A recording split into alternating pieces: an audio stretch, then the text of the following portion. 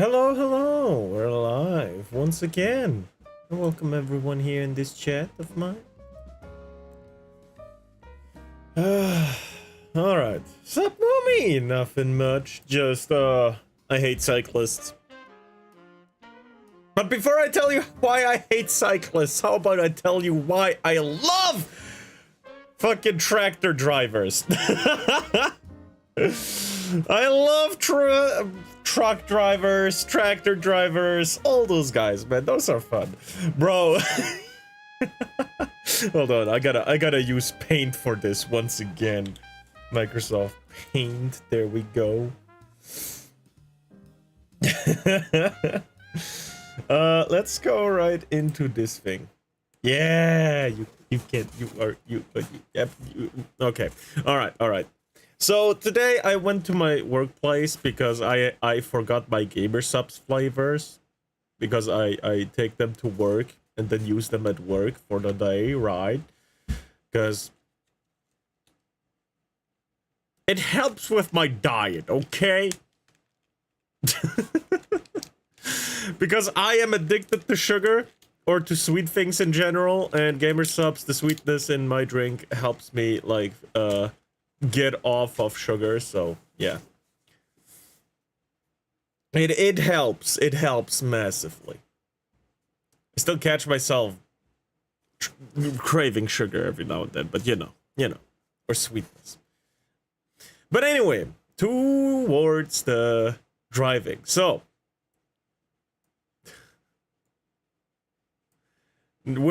holy shit, that's bad.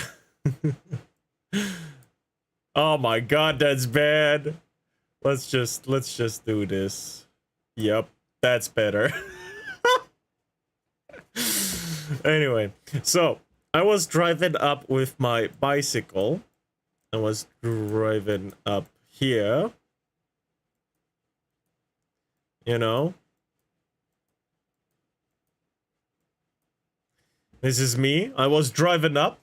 And I got overtaken by this huge ass tractor, right?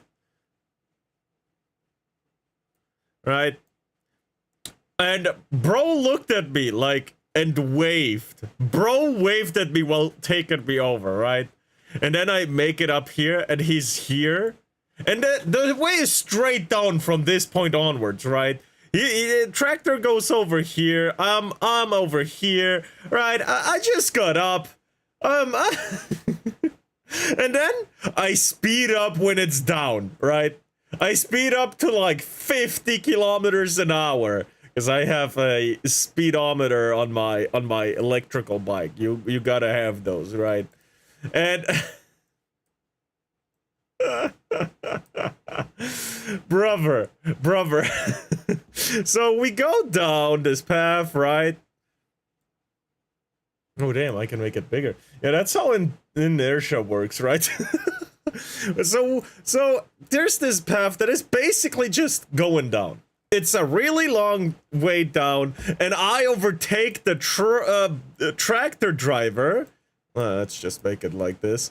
I overtake him, look back, and do the fucking pilot thing, right? So, and he just looks at me smiling. And then top-down view. Let's change top-down view.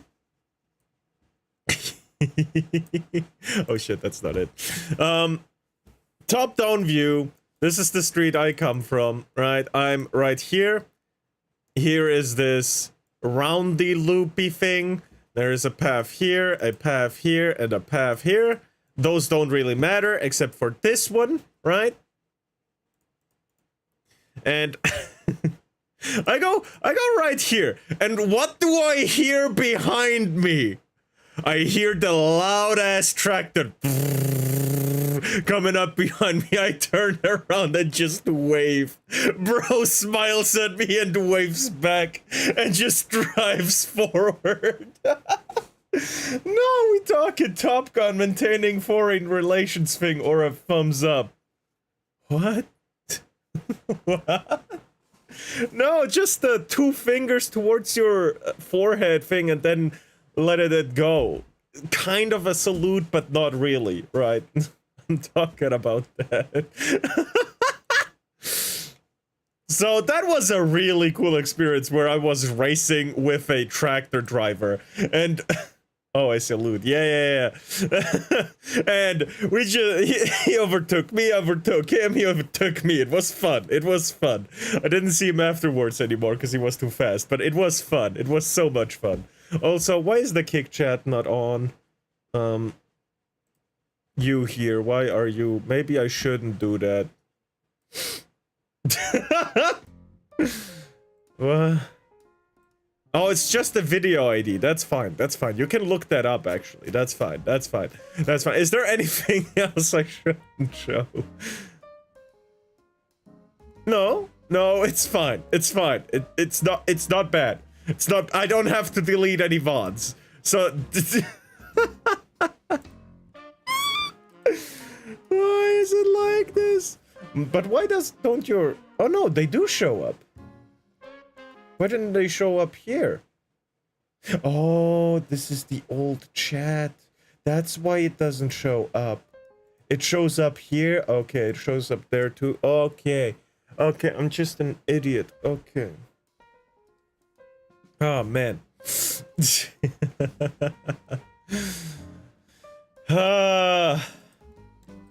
Even more? What the fuck? Oh my god. People, stop. You like tractor drivers? Could you say you're a tractored to them? Oh my god. Oh my god, the fucking dad jokes. I love them, man. The dad jokes are fucking on top. Why, Pippa? What?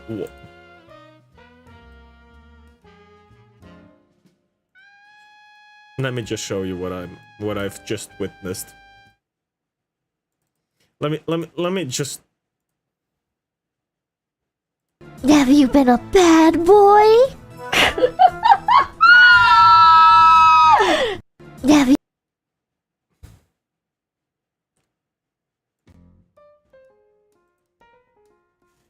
Yeah. Mm-hmm. What the fuck? Who's shooting me this early? Why? I don't know, she got dared or something? I don't know. My honest reaction. No, sir, don't do it! Hello, students. I'd like to ask you to submit a question for me to answer in my next video lecture. Please feel free to draw on any topic we might have already covered or anything I haven't talked about yet. I look forward to hearing you. If you had a portal gun, would you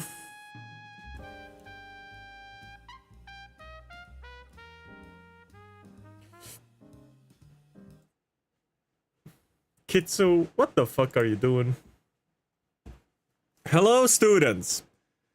I'd like to ask you to submit a question for me to answer in my next video lecture. Please feel free to draw on any topic we might have already covered or anything I haven't talked about yet. I look forward to hearing it from you. Why do my video games nowadays make me buy the currency on a web page off app and then claim in-game and then convert into one of several different currencies that cannot be exchanged or any other sometimes can, but it's like a one-way conversion.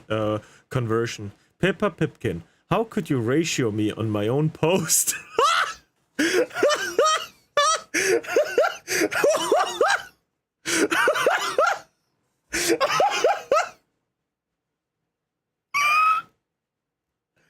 Ain't no fucking way.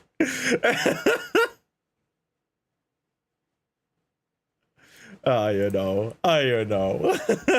If you had a portal gun, would you fuck yourself? No. I'm not that desperate. I say that, but...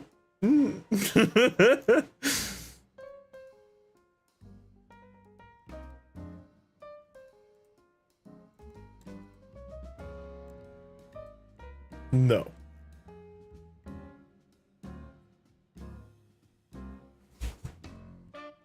No.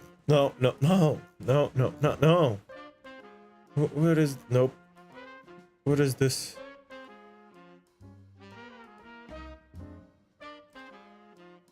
Play for hours, get bored of the map rotation and no big maps. That's probably enough Battlefield for today. 30 minutes go by, start missing it, load it up, play another 4 hours, repeat 3 times per day. Alright, bro. Yeah. Now, I wanna go for something. What do I go for? What do I search for?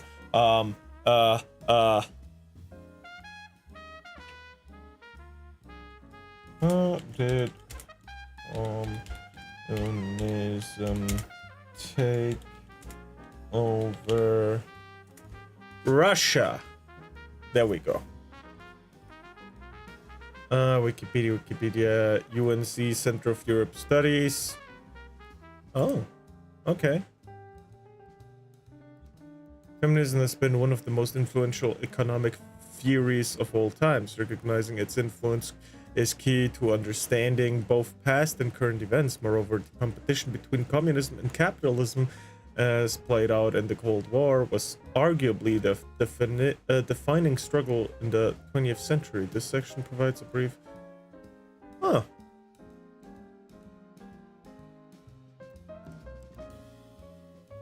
Oh, there's a lot here. Yeah, okay, let's go through this. I can always search for more.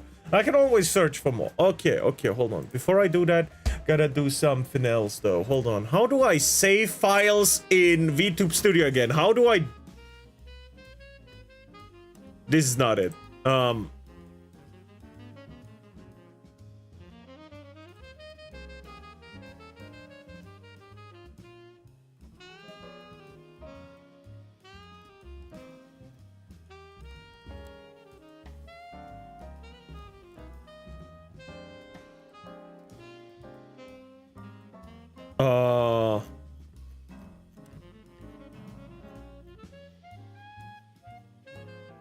How do I...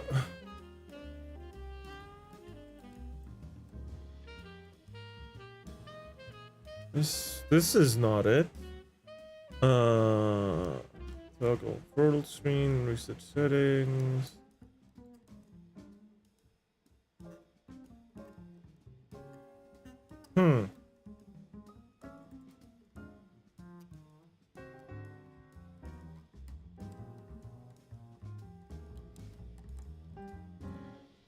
Did I not change the name for this model?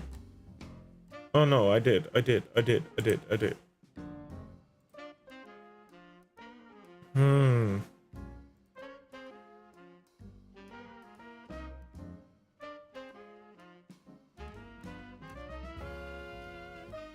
Huh. It's not in there. How do I open?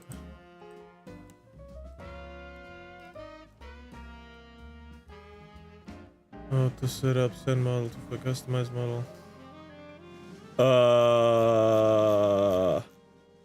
I have no idea.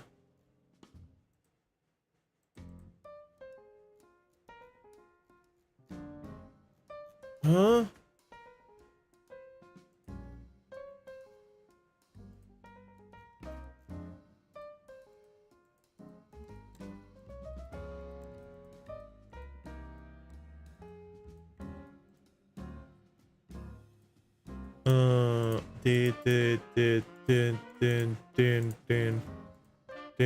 All right. Oh yeah, the reason why I hate cyclists, bro. I am in an oh shit. Whoops. Sorry. What the fuck? Anyway, so I was in front of an intersection. I didn't have to go into it, right? I would have just driven straight, but in front of me is a huge, what do you call it? A huge row of cars because they can't drive. There's the barrier is down, right?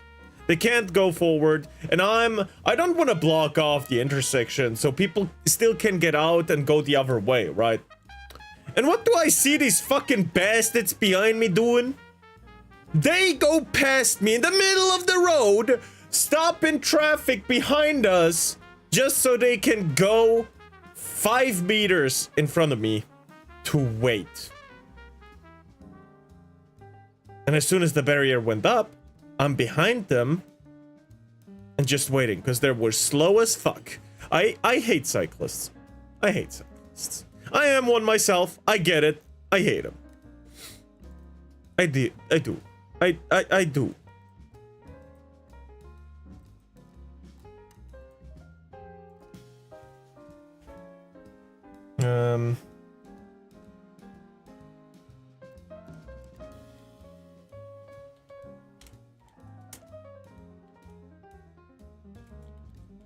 There we go. And I hate fucking cyclists.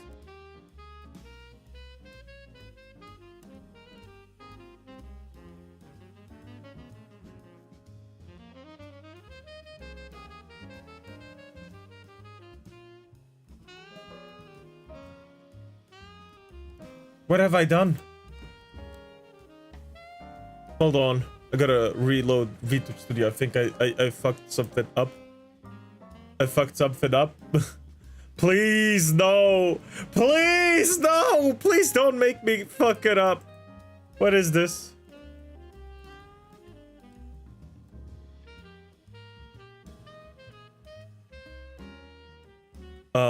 Is it back to normal? Oh, it's back to normal. It's back to normal.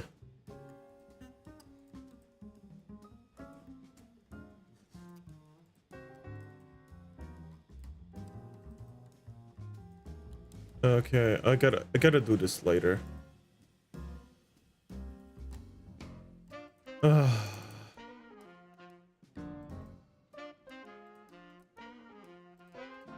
Man. You really gotta save each and every one of them separately? Oh, God. Oh, God.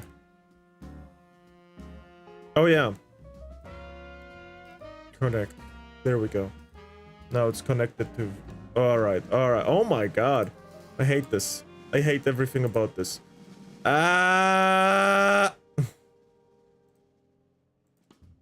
It's fine. It's fine.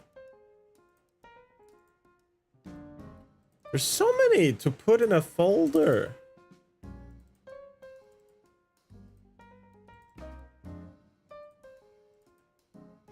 Can't I just copy this one? Whatever. Now, if I open up this one and just do the thing I kinda did before, but reverse. Yeah. Okay. Now I can go do this. Oh, I'm kind of stupid. Am I not?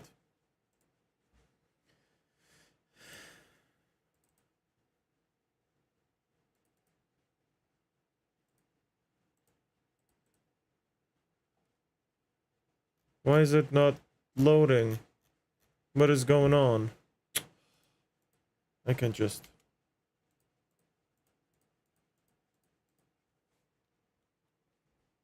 What? Discord? What the fuck was that?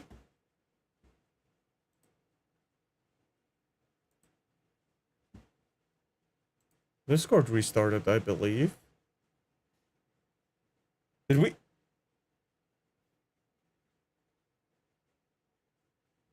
Hello? Are we live still?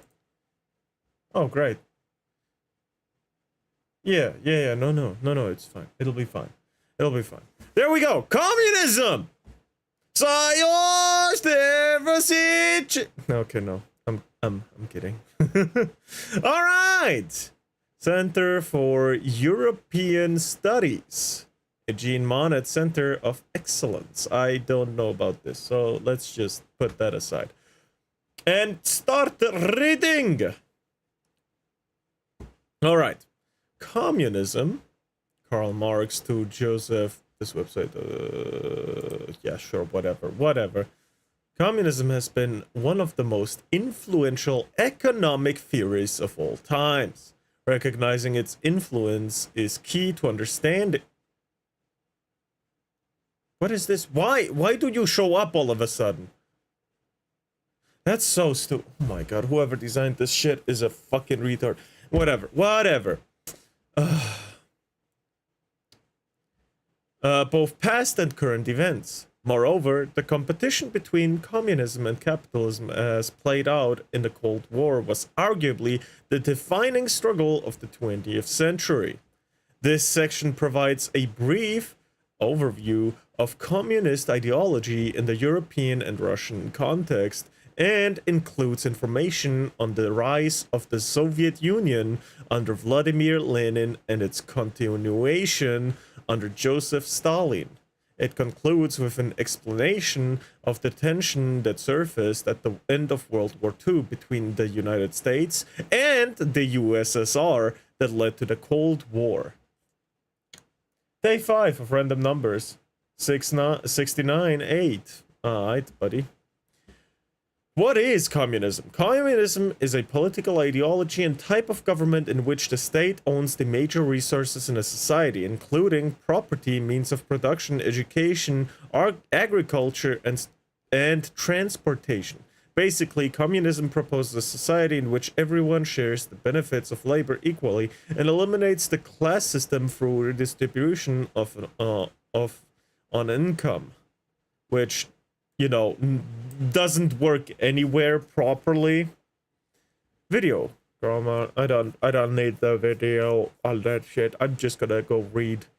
The father of communism, Karl Marx, a German philosopher and economist, proposed this new ideology in his Communist Manifesto, which he wrote with Friedrich Engels in 1848. The manifesto emphasized the importance of class struggle in every historical society and the dangerous instability capitalism created.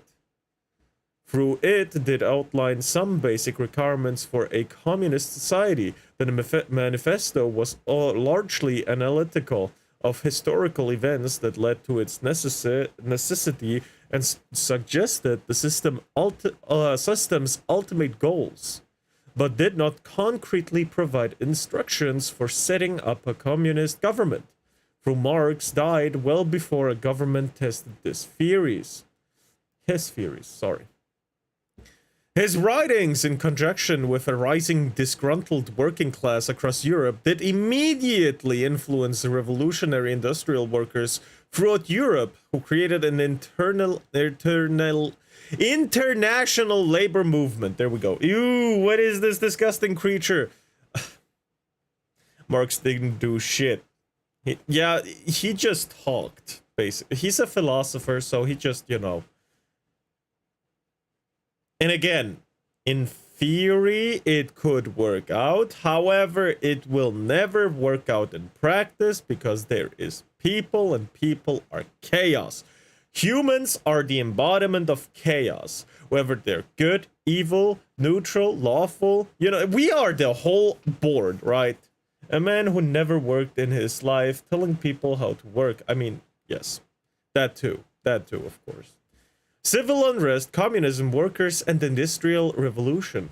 As envisioned by Marx, communism was to be a global movement inspiring and expediting inevitable working class revolutions throughout the capitalist world.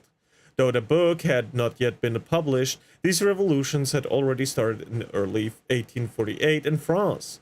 The new urban working class that lived and worked in terrible conditions throughout Europe got fed up with their life of squalor as they saw upper-class citizens, the bourgeois as Marx labeled them, in the manifesto, living lives of luxury. The ideas and goals of communism appealed strongly to the revolutionaries even after the 1848 revolutions collapsed. For the next several decades, fed-up lower-class workers and peasants held tight to the legacy of the 1848 revolutionaries and communist ideology, waiting for the right moment to capitalize.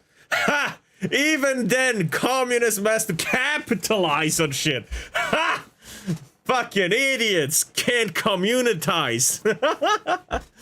A man who never were. Oh no, I already read that. The Russian context.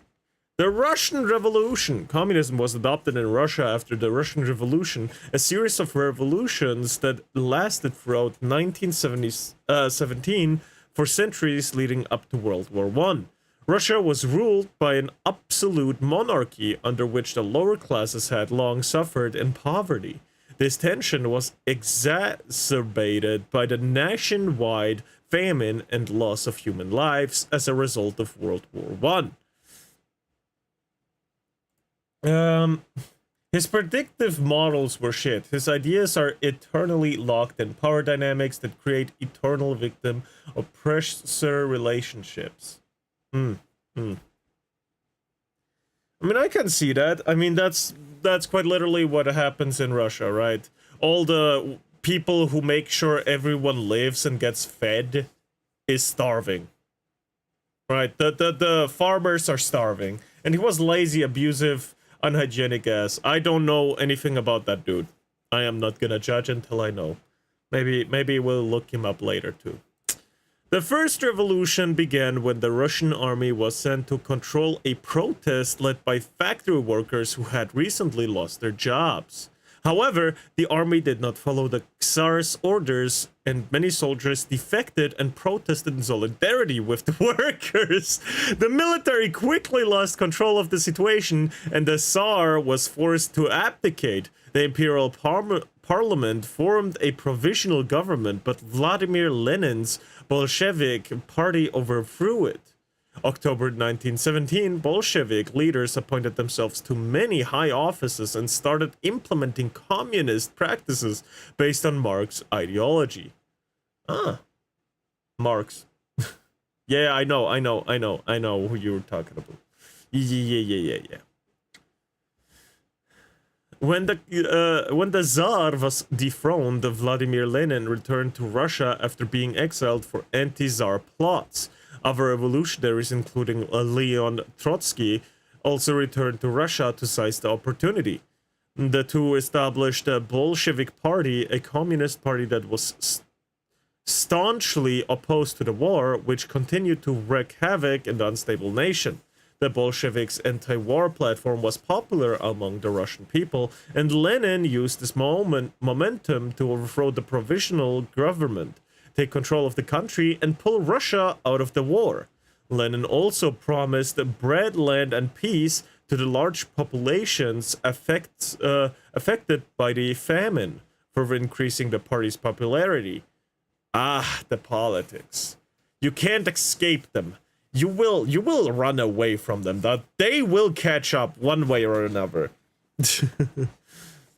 However, when the Bolsheviks gained only 25% of votes in the 1917 elections, Lenin overturned the results and used military force to prevent democratic assembly. Okay, there we go. There we go. There it is.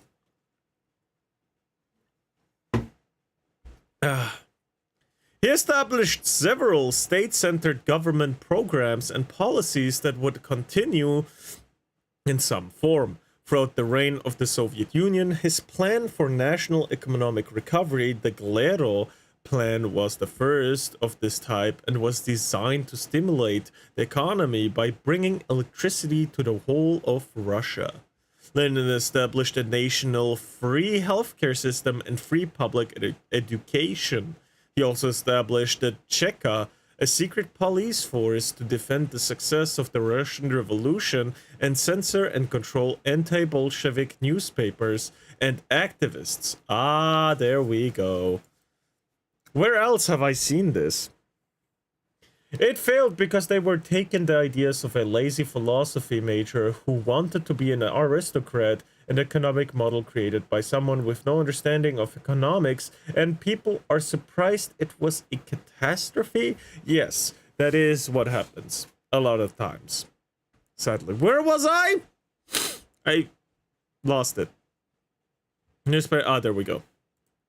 Following two failed assassination attempts, Lenin, following a suggestion from military leader named Joseph Stalin, authorized the start of the Red Terror, an execution order of former government officials under the Tsar and provisional government, as well as the royal family. Shortly thereafter, the country dissolved into civil war between the ruling Bolsheviks and the White Guard, a loose alliance of anti-Bolshevik parties, including Tsarists, right-wing parties, nationalists, and anti-communist left-wing parties. Both sides engaged in terror tactics against each other, included mass executions and the establishment of prisoner of war labor camps. Where? I guess the only difference between how Hitler came to his power and how the USSR came to power is that they didn't go after Jews. And they didn't like they did make an evil party, each other. But you know, the only difference is that they didn't go specifically after Jews, but otherwise they're the same evil, no? That means every Marxist academic was a midwit, which explains why they were Marxists communists. Ah. Holy shit. And wreaked havoc on the country's already weak agricultural and economic system. Following the end of the war in 1921, Lenin established a new economic policy which allowed for private businesses and a market economy. There we go! There we go! In a communist regime, we implement capitalism, and it works! Despite its direct contradiction with Marxist ideology, he also annexed Armenia, Georgia, and Azerbaijan to provide geographic and political protection from the party's political and ideological enemies. He died in January 2024 of a heart attack. Every time. Why can't we never escape heart attacks with politicians? Was the FBI already founded? Well, hold on.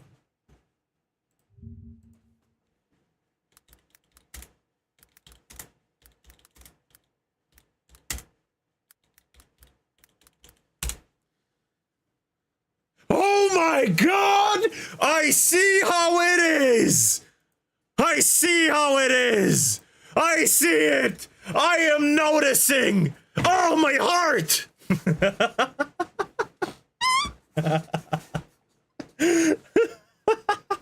Sorry. I had to. The jokes write themselves, man. After his death, several members of the Communist Party's executive committee of Politburo vied for control of the government. Mind you. My FBI agent just activated the heart attack pill next to my heart. The rise of Joseph Stalin. Joseph Stalin, born Lozeb Bessarionos de Jugashvili in his native Georgian, was a key military leader throughout the Red Terror and the Civil War.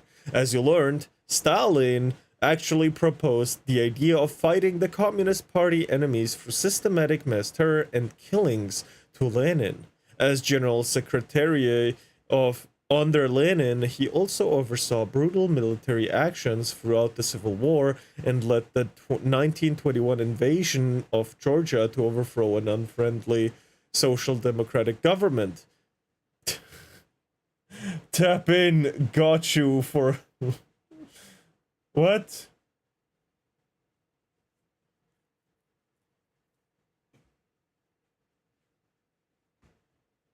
What is 4LUF? For what? The prosecutor agency formed in America because of anarchist terror attacks by immigrants fresh from Europe. Oh my god. Yeah, no. Yeah, no. I'm glad I live in the country I live in. In Georgia, Stalin took the lead in establishing a Bolshevik regime in the country. Hardline policies that forcefully repressed any communist opposition.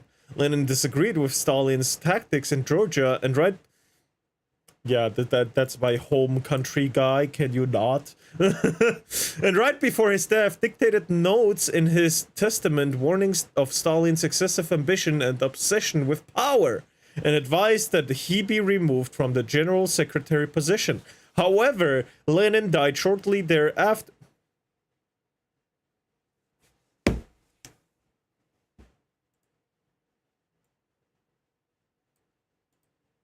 Just saying. Just saying. I'm just saying. I'm just saying, okay?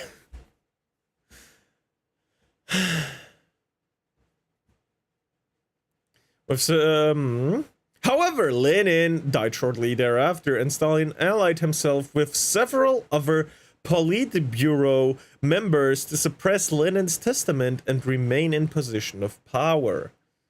Over the next few years, Stalin isolated his major opponents in the Communist Party, eventually throwing them out.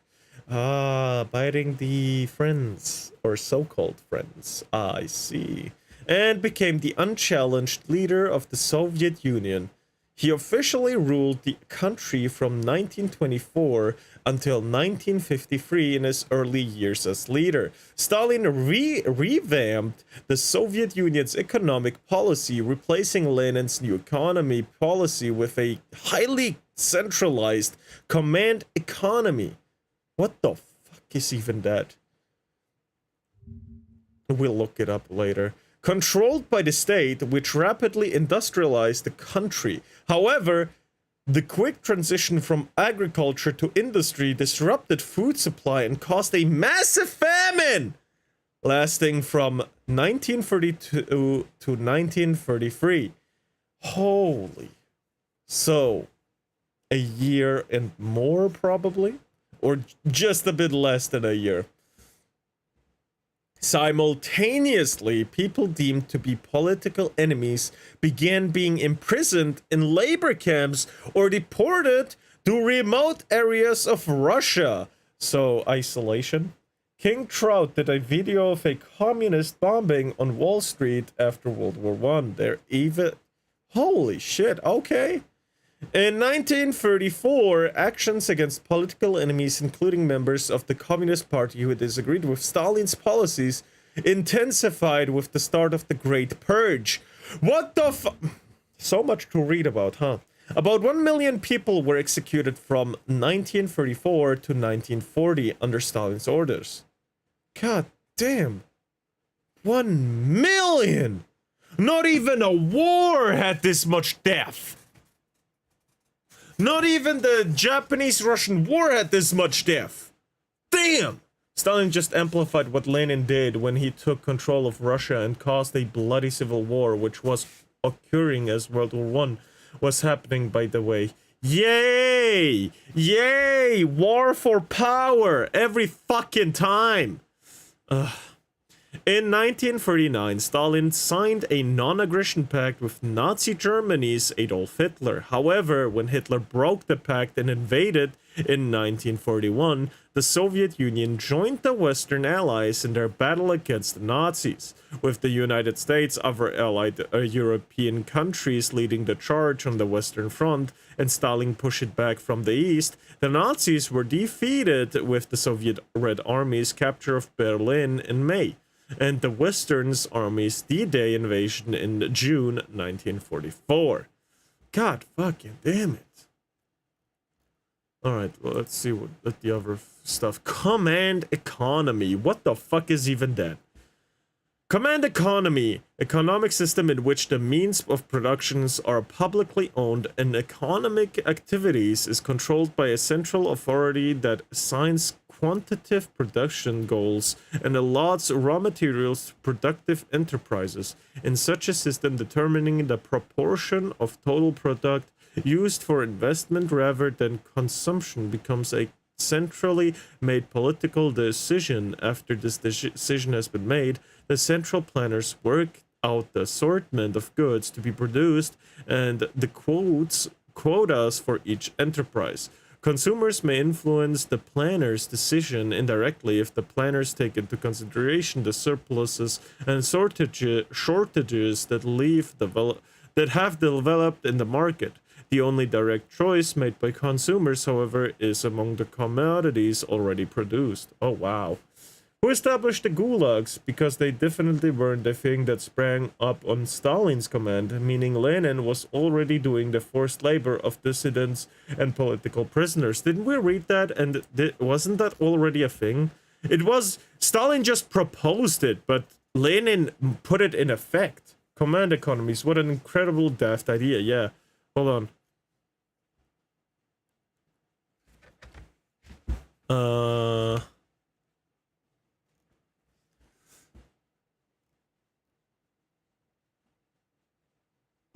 Yeah, shortly the cultural war, to establish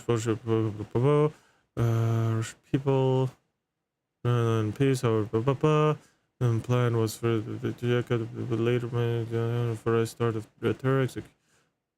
Ah, there we go. Following two failed assassination attempts, Lenin, following a suggestion from a military leader named Joseph Stalin. Okay, so it was Stalin's suggestion, but Lenin acted upon it. So Lenin is definitely at fault, but got influenced. That's for sure. Okay, we got the facts straight now.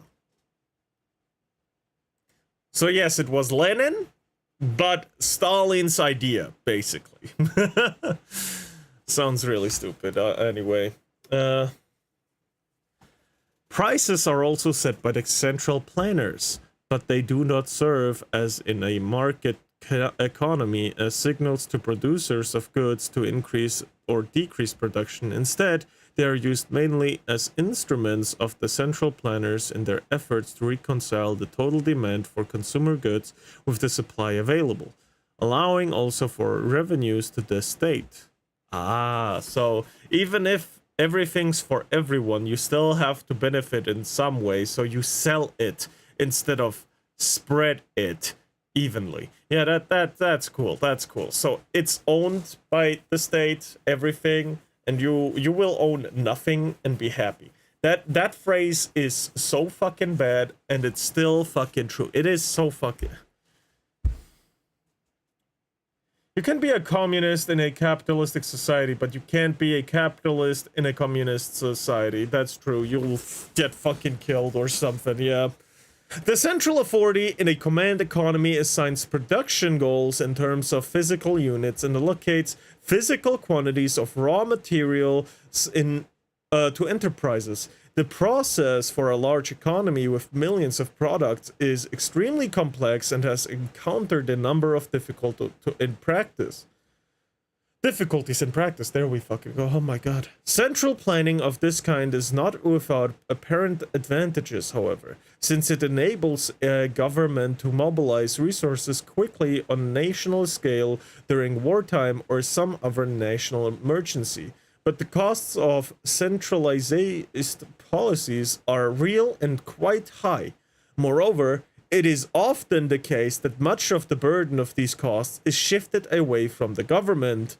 One example is the military draft, which largely shifts to cost of mobilizing troops from the government to the draftees, who could be employed at a higher rate of pay elsewhere. Command economies were characteristic of the Soviet Union and the communist countries of the Eastern Bloc. and their inefficiencies were among the factors that contributed to the fall of communism in those regions in 1990 to 1991. Almost all remaining communist countries, except North Korea, because they... No, not North Korea. I'm not gonna talk shit. Incorporated market elements into their economy is to varying degrees while maintaining one-party rule. Command economies were famously criticized inherently unworkable in the early 20th century by two economists of Australian school, Ludwig and Mises and F.A. Hayek. There we have it. Communism will never work. It will just not work out for the common people, you and me. It will never work out. For us, nah. We have a better shot at living in a capitalist society, even if some of it is bad. We just have to band together instead of forming sides which are easily controlled, like in America right now.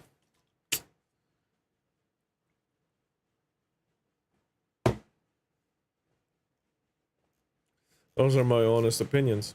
Monetary policies, I don't care.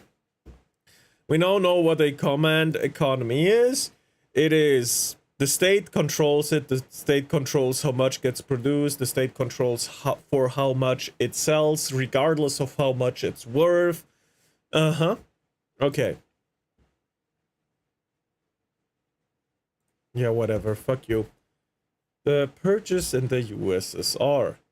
The purchase in the USSR started in the mid-1930s and continued throughout the late 1930s. Joseph Stalin had shared power with Zinoviev and Kamenev in the time after the death of Lenin, 1924, and he had no intention of ever being put in that position again.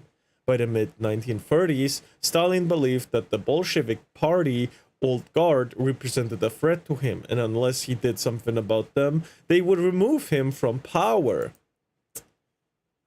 Without the positive incentive from private ownership, which collectivism doesn't allow, the only incentives are negative ones, and constantly beating someone with a stick without even the slightest possibility of the carrot even existing doesn't really do much but make people live under constant fear, which will only create rebels and extremely demotivated people.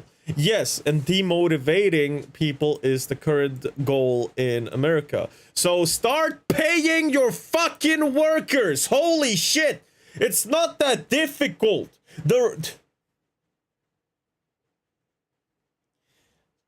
The minimum wage should never rise. The minimum wage is purely there for survival. What needs to be lowered, however, are prices overall. The prices need to go down. And stop telling me, but my winnings, but my earnings! You earn 5 times the amount you invest in. Shut the fuck up. There's so many people who invest $2 and sell it for 50. It's so fucking incredible. Yeah, it's a luxury product. Fucking bread. Holy shit. Anyway.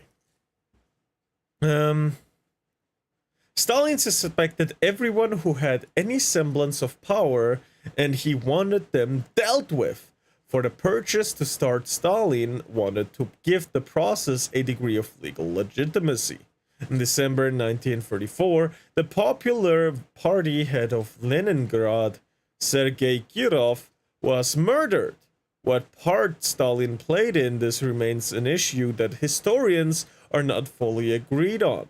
Stalin, adhering to his policy of making the whole issue look legitimate, asked the Politburo for their support to purge the party so that certain elements could be removed.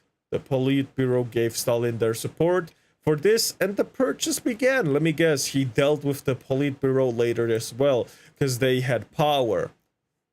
The first people rounded up were labeled Trotskyists, They were put in prisons run by the NKVD, who, according to the very few that survived this experience, used both physical and psychological torture to gain information about other traitors to the cause. What? Oh no, it's fine. I thought I heard a voice, but I didn't. I just looked into my Discord, nothing. That's good. That scared me for a second there. Information about them, other traitors to cause. The NKVD also did what it could to get signed confessions out of those they dealt with. Stalin himself upped the ante when he signed a decree that made families liable for the crimes committed by their husband or father. Ah, go after the families if you can't go after the man. I see, I see. Children aged 12 could also be executed under this decree. Oh my god. Basically, no one was safe. However, the people that had good reason to be very fearful were those who Stalin believed were a challenge to his position. And one of those most common charges made against an arrested person was plotting to kill Stalin. The NKVD needed a confession, and they proved very adept at their work. One member of the NKVD stated that given the time he could get anyone to sign a confession that they were the King of England, given the nature of the work they did. Wow.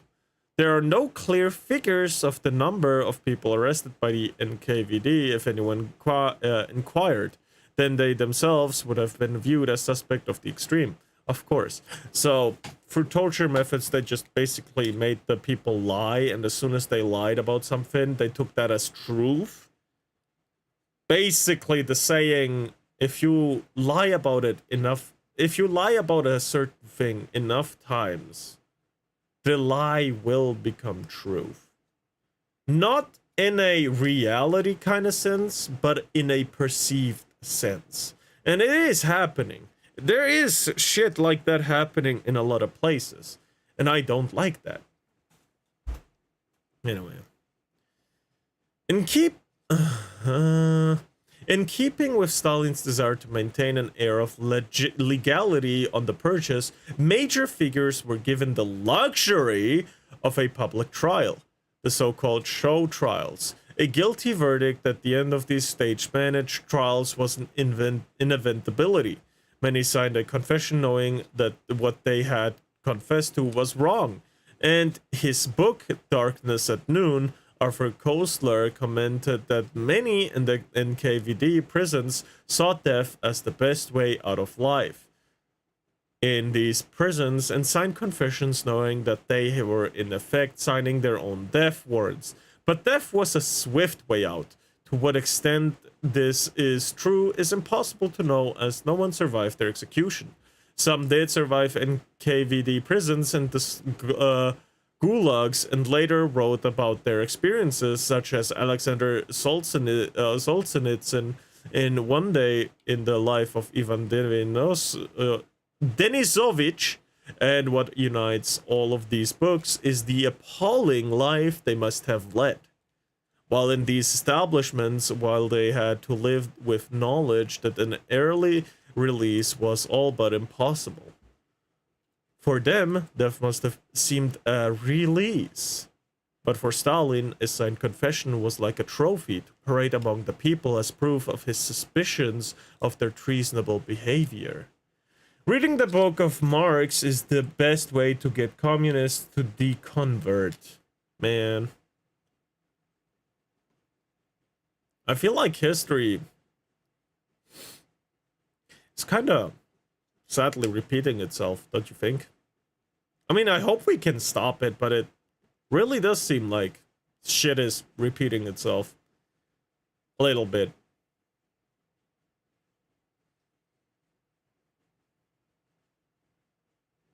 Anyway. It has been estimated that between 1934 and 1939, 1 million party members were arrested and executed. During the same period, it is thought that 10 million were sent to the gulags, with many of them dying either in transit or as a result of the terrible living conditions they had to endure.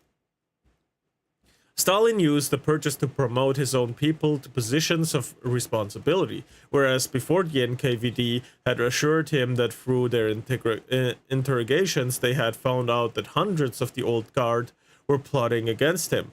Stalin could feel content that while the purchase went on, he had loyal people in place. These people would have known what had happened to their predecessors. The newspapers openly published trial reports with Stalin's blessing, and by the very nature of this, they would have known that it was common sense to be openly loyal to Stalin, as he was their benefactor. True. Yeah. I've read the manifesto and Das Kapital, their shit in argumentation and logic. Wow. Do I really gotta read that? Whatever. I'll read it. Not everything went as the NKVD had planned. Nicholas Krestinsky is a case in point. He was arrested for being a Trotskyite. On the first day of his trial, he started in an open court that he had been forced to sign a confession and to confess to certain crimes for which he was not guilty. I plead not guilty to the charges of having had connections with the German intelligence.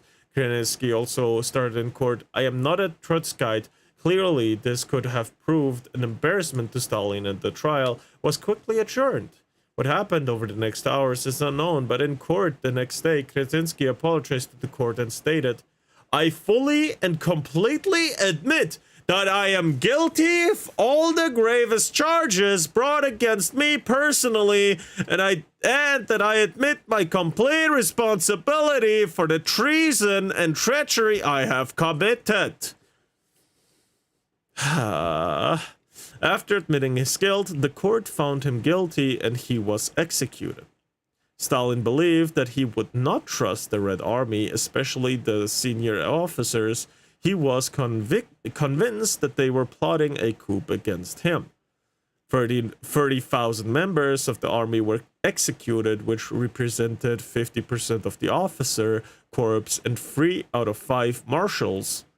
Military historians have part blamed this call off Red Army officers for the Wehrmacht's success during the first few days of Operation Barbarossa. It's the only book which makes me want to verbally rip into Marx and Engels. Oh God. Yeah, I'll read it. I'll fucking read it.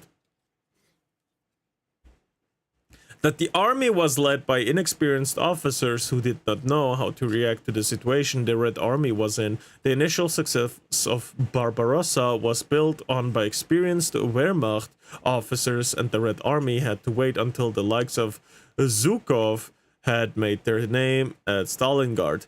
Zhukov, does he have a burn scar on his face and is trying to restore his honor? You see what I did there. Sorry, this is not a joking matter, actually. With the army purged as well as the old guard, Stalin now felt strong enough to purge the NKVD. There we fucking go! He's purging every powerhouse in existence to be the last one standing. And everybody who helped him is getting fucked alongside them because you're too powerful, you need to go. Holy fucking hell. And here I am thinking that all these mangas and manhwas where this one guy tries to save the world and his buddies betray him because he's too strong and they want to rule the world or some shit is too fucking cliche, while it happens in reality. It's so fucking funny. Holy shit. The very organization that had been carrying out his desired purchase, Stalin was scared that senior NKVD officers knew too much and had this information could be held against him in future years. Stalin announced that the NKVD had been infiltrated by fascists and that they had arrested and executed innocent people. Levin Triberia was appointed to hunt out the fascists in the NKVD. Many of those who held senior positions in the NKVD were found guilty and executed, including 3 former chiefs of it. This feels like such a big piece of pro-communist propaganda. Holy fucking shit. Why is this... It can be argued that the purges finally ended on August 20th, 1940, when Stalin's nemesis Leon Trotsky was murdered by a Soviet agent in Mexico. In fucking Mexico?! Trotsky was in the process of writing a biography of Stalin. His last words in the incomplete work were, "Stalin's first qualification was a contemptuous attitude towards ideas." Okay. Wow. Wow.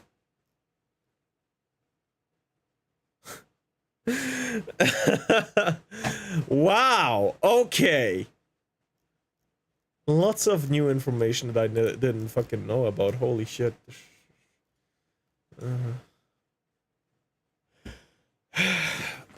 Now, what did you call it? The Manifesto of Marx? Marx Manifesto? Hold on. Let me search for that shit. Let me search for that dipshit.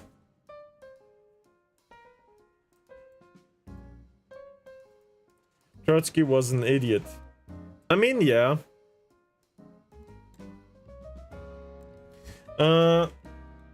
Marx ideology.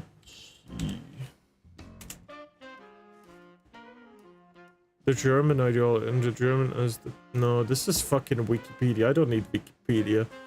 Marxist Internet Archive. The German ideology. And yet he's presented by modern Marxists as a genius. Oh, God. Oh, that kind... Okay, fuck.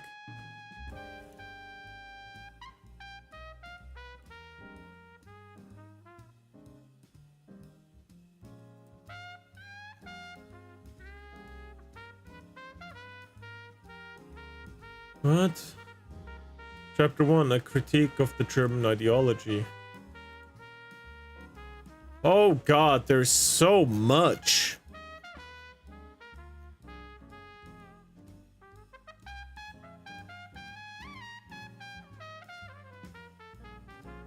The illusions of German ideology. Wait.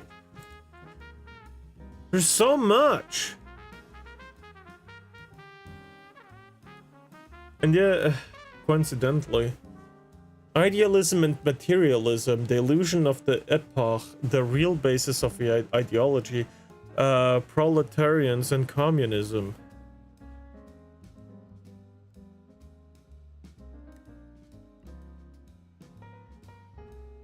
Most neo-Marxists are Trotskyists.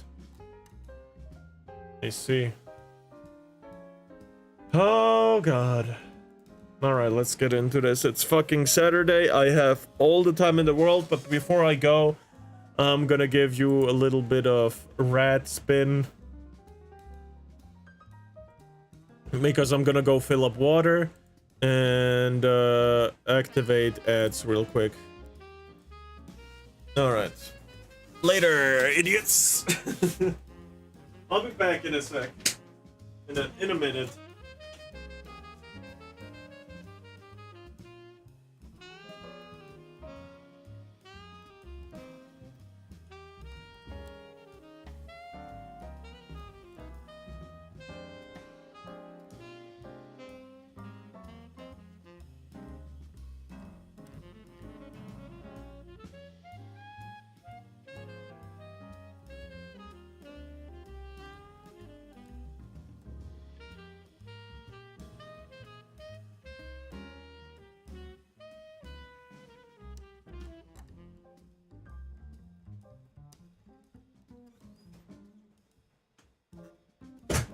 Alright. What flavor should I add to my gamer subs? I have no idea. I've just had melon before, so I want something else. Oh, I know what I want. I want a scoop of Sakura Splash by Silvervale and and a scoop of Blowhole Blast by Shy Lily. That's a real nice combo right there. I gotta tell you, if you didn't have that yet, try it out. It's so fucking good.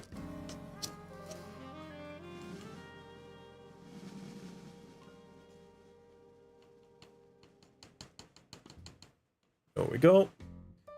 Full scoop.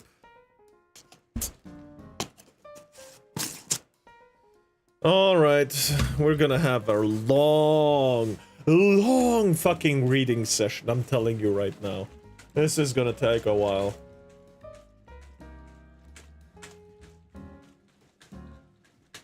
Alright, while this does its thing, we're gonna go ahead and start reading. Oh shit. Sorry.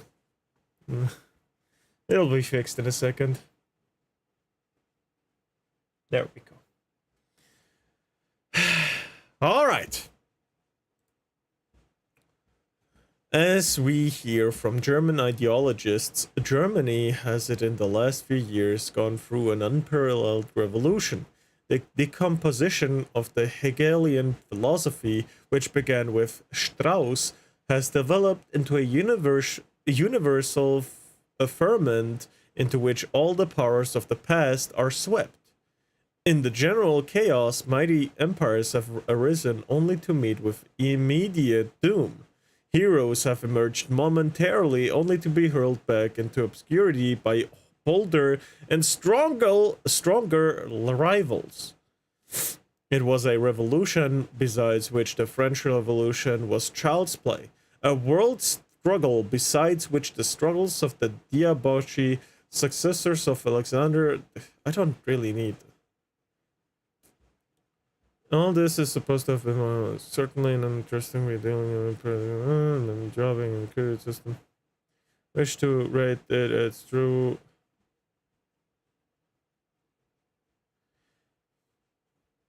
Germany criticism has, right up to its latest efforts, never quitted to the realm of philosophy. Far from examining its general philosophic premises, the whole body of its inquiries has actually sprung from the soil of a definition philosophical system that of Hegel, that of Hegel.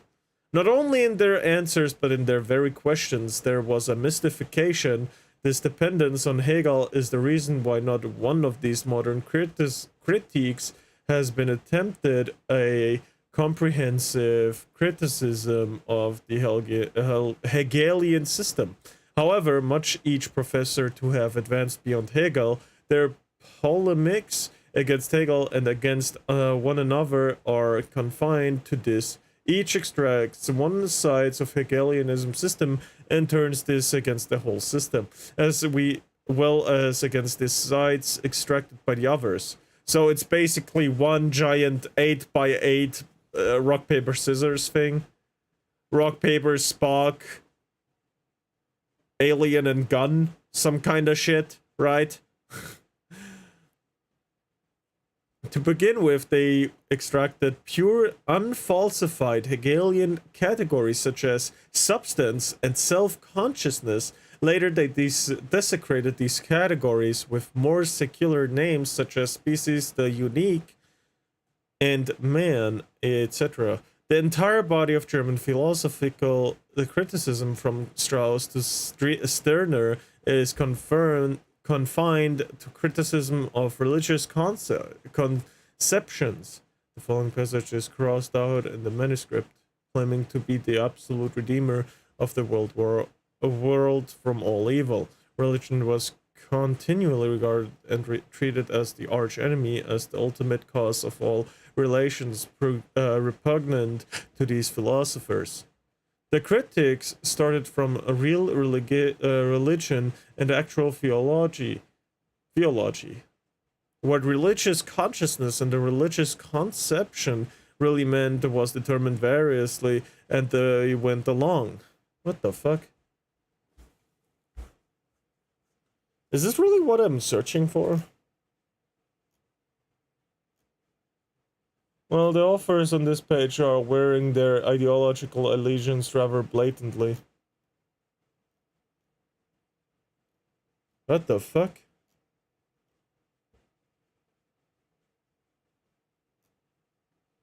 Oh, man.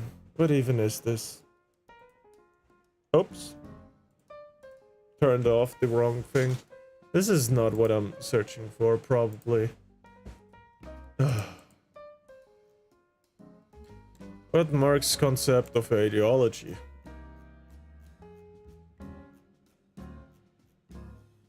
Okay, this seems a bit better. What was okay, hold on.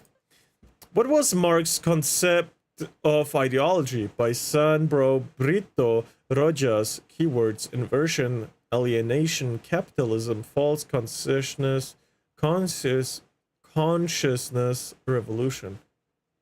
What was Marx's concept of ideology? What is this picture?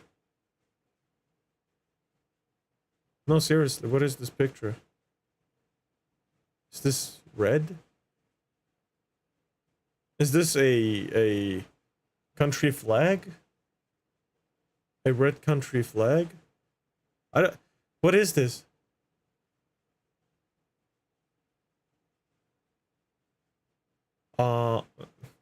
Whatever. Today, as it has increasingly become a cliche to say, ideology can make almost anything among social theorists, philosophers, and social scientists with Marxist or non-Marxist backgrounds. It can refer to a wide range of meanings, which we can thoroughly group into two different approaches: a neutral conception of ideology and a critical or negative one.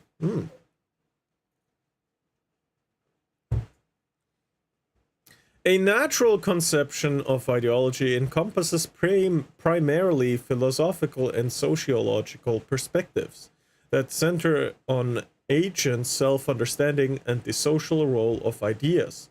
Within this framework, various conceptualizations of ideology emerge. 1.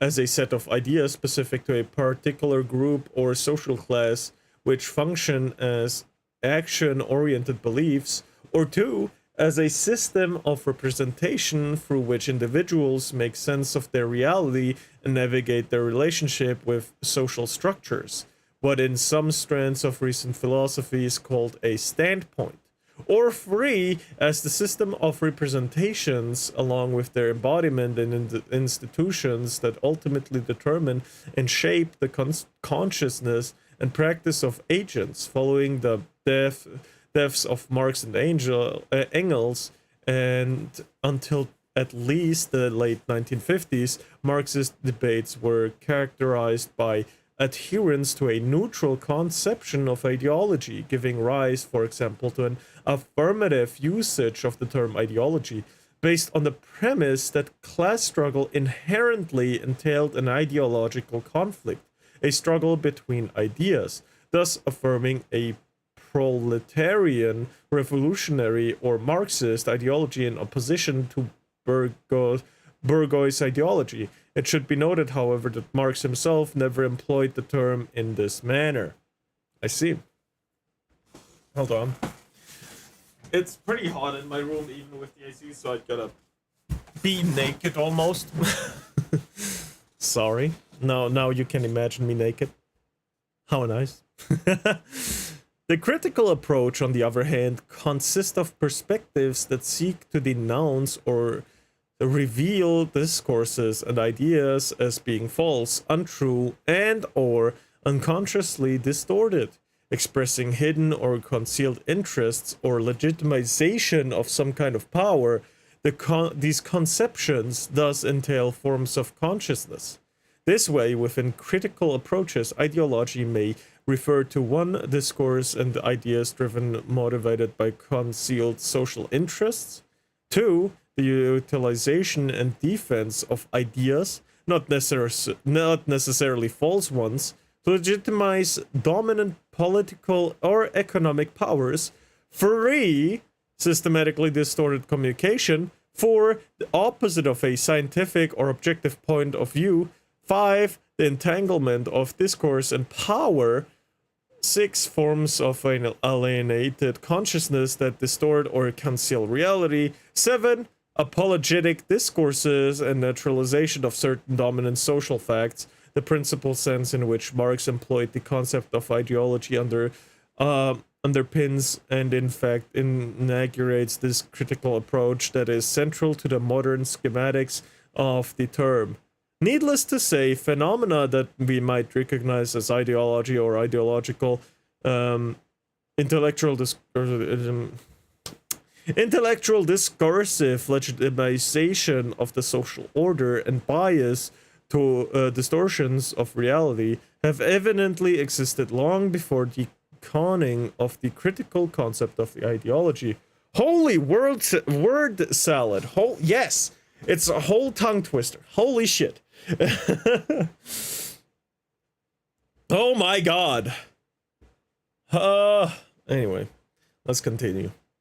Finally, it is important to mention that running through these two approaches of framework, there is also a division between those, most commonly who emphasize the idea of spiritual reality of ideology and those who focus on the materiality of ideology or the way in which this ideal reality is embodied in material structures, practices, and institutions that possess the power of shape social agents and their actions. So the difference between the perfect world that you envision and the world we have right now, right? The difference between it should be like this, but it is like that, right? Boobies. God, I hate dialectics. As we can see then, ideology is a concept imbued with a dense, complex range of meanings. There is no way of combining all of them into a grand totalizing theory without falling into eclecticism. A better way to deal with this contemporary semantic pandemonium will be to assess what is valuable or what can be discarded in each of these approaches. One central task in this regard is to clarify Marx's use of the concept, which, while not always methodically systematic, remains without doubt one of the most theoretically and philosophically significant and influential accounts of ideology. Fucking. Oh, me too, buddy. I hate those dialectics. Ideology is a relatively recent term. Emerging in the modern era, the term was coined as developed at the turn of the 18th to the 19th century by Destat de Tracy, a French liberal philosopher and politician of the late Enlightenment, whose economic investigations would be relentlessly criticized by Marx in Capital. Academic impenetrability on purpose. Fucking. I hate you too, Iron.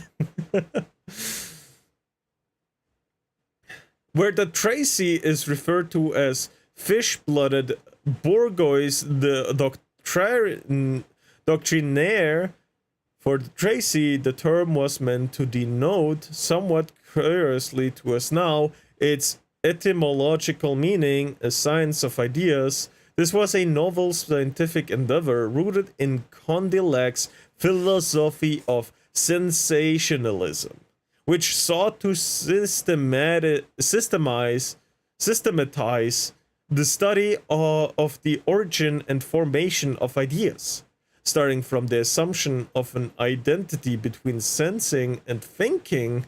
A historically significant yet somewhat vague use of the term was introduced a few years later by none other than Napoleon, precisely in his diatribes against the Tracy and the group of intellectuals from the revolutionary elite to which he belonged.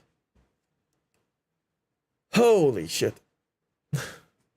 The by then emperor condemned the science of ideology and its leading representatives, whom he baptized as the ideologues, denouncing it as a source of metaphysical speculations, abstractions detached from French reality, and in incapable of helping to resolve its problems. Napoleon was thus the first to use the term in a pejorative and denunciatory sense, to refer to ideas divorced from the political reality to which they were addressed. The manner in which Napoleon used the term soon became influential, and the ideology began to be used in a pejorative, disqualifying sense. Indeed, this Napoleonic... Buddy! Holy words! Why? Napoleonic use was the direct prosecutor of the critical uses of the term and of Marx's development of the concept. I could literally put all of this into ChatGPT and tell me, do it readable. Holy fuck. The true purpose of dialectics is to put up a wall of obfuscational words with purposefully contradictory and opposing concepts just to hide the truth from others. Think how the wizard in The Wizard of Oz is hiding behind a curtain operating a massive machine. Oh, funny. The terms ideology, ideological, etc. appear in many of Marx's texts, though mostly incidentally with the exception of the German ideology. Nevertheless, the social phenomena and relationships to which the concept responds are present in Marx's writings, even when the word is not, from his young philosophical inquiries to his critique of philosophy to his principal project, the critique of political economy. Marx's analysis of commodity fetishism enables us to grasp how there can be certain ideology inscribed with materials conditions. Holy words! What the If you have something that actually tells me shit, please don't feel any burden to link it to me. I will gladly look at anything else other than this. Because this tells me a lot, but doesn't explain a lot, you know? These are a lot of words that just don't string together. Whoever wrote this is an idiot. You can't tear down Marx's dialectics with more dialectics. Yes. This is so much word salad. If the purpose was to teach people about it, it's not doing a good job.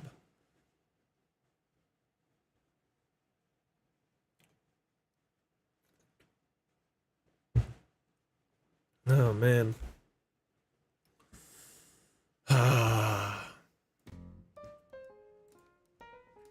Let's search for something else. What is this? Marxism, a body of doctrine developed by Karl Marx and to a lesser extent by Friedrich Engels in the mid-19th century. It originally consisted of three related ideas: philosophical and theory of history, and in economic political. Okay.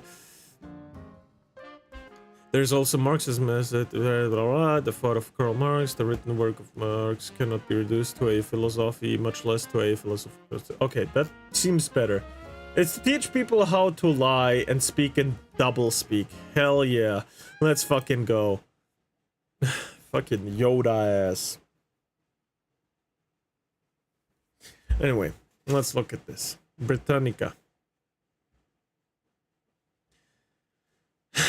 Marxism, a body of doctrine developed by Karl Marx and to a lesser extent by Friedrich Engels in the mid-19th century. It originally consisted of the three related ideas: philosophical anthropology, a theory of history, and an economic and political program. These three things. There is also Marxism as it has been understood and practiced by the various socialist movements, particularly before 1914. Then there is Soviet Marxism as worked out by Vladimir Ilyich Lenin and modified by Joseph Stalin, which under the name of Marxism, Leninism, became the doctrine of the Communist Party set up after the Russian Revolution, 1917. Offshoots of this included Marxism as interpreted by the anti-Stalinist Leon Trotsky and his followers, Mao Zedong's Chinese variant of Marxism-Leninism, and various Marxism in the developing world.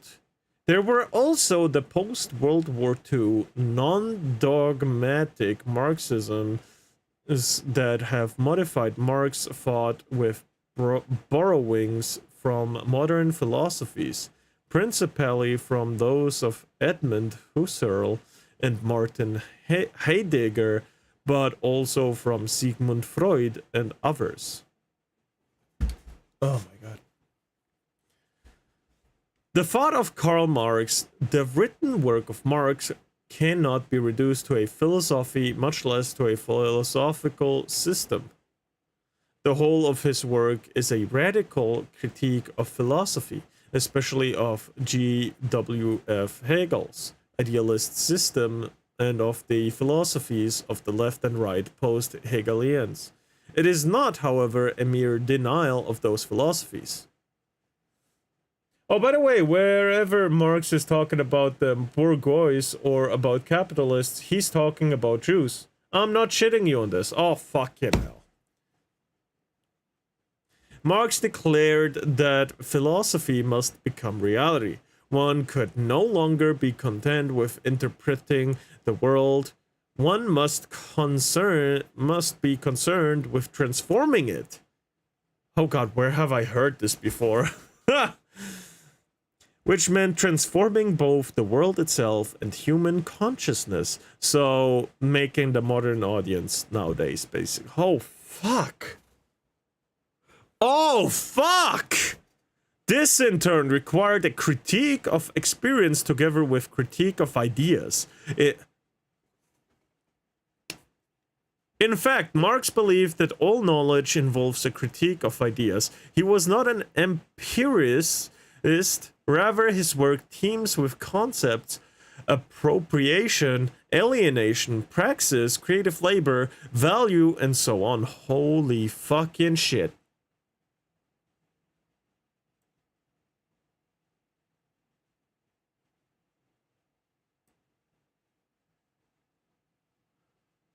Oh shit. It's the same damn thing. Where have I heard that shit before? Was it on Bridge? Was it on Bridge? Kirche? Please? Why does she have to be correct? Why is she correct? I'd much rather she be wrong about this and the world is actually just okay. But it's not. Creating the new man was a goal of the Soviets. Oh yeah. Oh cool. That's not concerning at all. Fuck. That he had inherited from the earlier philosophers and economists, including Hegel, Johann Fichte, Immanuel Kant, Adam Smith, David Ricardo, and John Stuart Mill. What uniquely characterizes the thought of Marx is that instead of making abstract affirmations about a whole group of problems, such as human nature, knowledge, and matter, he examines each problem in its dynamic relation to the others, and above all, tries to relate them to historical, social, political, and economic realities. New man, modern audience. Yes, I see what you were saying. Historical materialism.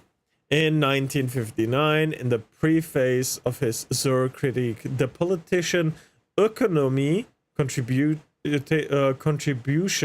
to the critique of political economy, Marx wrote that the hypothesis that had served him as the basis for his analysis of society could be briefly formulated as follows. Oh god. There we go. In the social production that men carry on, they enter into definite relations that are indispensable and independent of their will. Relations of production which correspond to a definite stage of development of their material forces of production. The sum total of these relations of production constitutes the economic structures of society. The real foundation on which arises a legal and political superstructure, sure, and to which correspond definite forms of social consciousness. The mode of production in material life determines the general character of the social, political, and intellectual process of life. It is not the consciousness of men which determines their existence. It is, on the contrary, their social existence which determines their consciousness. Raised to the level of historical law, this hypothesis was subsequently called historical materialism. Marx applied it to capitalist society, both in Manifest der Kommunistischen Partei. I recommend reading the works from authors like Adam Smith, Friedrich Hayek, and Milton Friedman as an intellectual palate cleanser in private if you feel like you need it. Probably, man. Hold on, let me just screenshot that comment. Oh my god.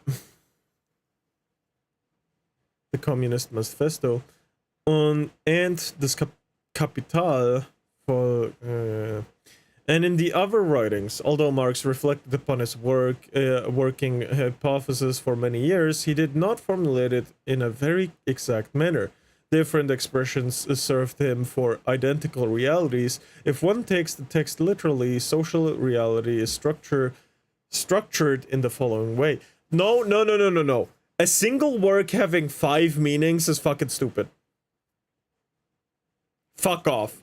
No. If your work has a understanding meaning, a literal meaning, and all that, no, that's fucking stupid. Fuck you. Underlying everything as the real basis of society is the economic structure. This structure includes A, the material forces of production, that is, the labor and means of production, and B, the overall relations of production or the social and political arrangements that regulate production and distribution. Fuck you, it's not distribution, you're still selling shit. Even in the communist regime in fucking Russia, they're still selling their stuff, even though the government is doing it. Not today, fuck you. Even though the government is doing everything and forcing labor upon people, even though the people are doing labor, they don't get anything out of it. They still have to buy it. It's so stupid. Although Marx stated that there is a correspondence between the material forces of production and the indispensable relations of production, he never made himself clear on the nature of the correspondence, a fact that was to be the source of differing interpretations among his later followers. Above the economic structure arises the superstructure consisting of legal and political forms of social consciousness. Holy fucking hell. What is this? My eyes, the means of production are also the workers. Yes, I know. It's so stupid. That correspond to the economic structure. Marx says nothing about the nature of this correspondence between ideological forms and economic structure, except that through the ideological forms, individuals become conscious of the conflict within the economic structure between the material forces of production and existing relations of production expressed in the legal property relations. In other words, the sum total of the forces of production accessible to men determines the condition of society. Production, so the size, the means of production means enslaving the workers. Yes, I understood that part. But I didn't say it out loud, so I guess it has more weight to it when you say, yes, enslaving the workers. It has more weight to it. You're right. I should have said that. Where's my mouse? There it is. Okay. And is at the base of society. The social structures and the state issue continually from the life processes of definite individuals, as they are in reality, that is, acting and materially producing the political relations that individuals establish among themselves, are dependent on material production, as are the legal relations. This foundation of the social on the economic is not an incidental point. It colors Marx's whole analysis. It is found in Das Kapital as well as in the Deutschen Ideologie, written in 1845 to 1846, the German ideology, and the ökonomisch-philosophische Manuskripte aus dem Jahr 1844. Economic and Philosophic Manuscripts of 1844. Nice. This is, oh god, oh god. Analysis of society. To go directly to the heart of the work of Marx, one must focus on his concrete program for humanity. Okay, let's just listen. This is just as important for an understanding of Marx as are the Communist Manifesto und Das Kapital. Marx's interpretation of human nature begins with human need. Man, he wrote in the Economic and Philosophical Manuscripts of 1844. Man is first of all a natural being. As a natural being and a living natural being, he is endowed on the one hand with natural powers, vital powers. These powers exist in him as aptitudes, instincts. On the other hand, as an objective, natural, physical, sensitive being, he is a suffering, dependent, and a limited being. That is, the objects of his instincts exist outside him, independent of him, but are the objects of his needs. Indispensable and essential for the realization and confirmation of his substantial powers. That's a whole lot of words of saying you have the means to move, think, and having instincts like sense of touch, smell, hear, see, you know, all those things. That's a whole lot of words of saying you have instincts and need food. However, this wasn't happening as Marx predicted, and Gramsci, as a cope, created a framework to cause the people to rebel by subverting the institutions instead of admitting his senpai was wrong. Oh wow. Oh wow, who would have thought? Oh man.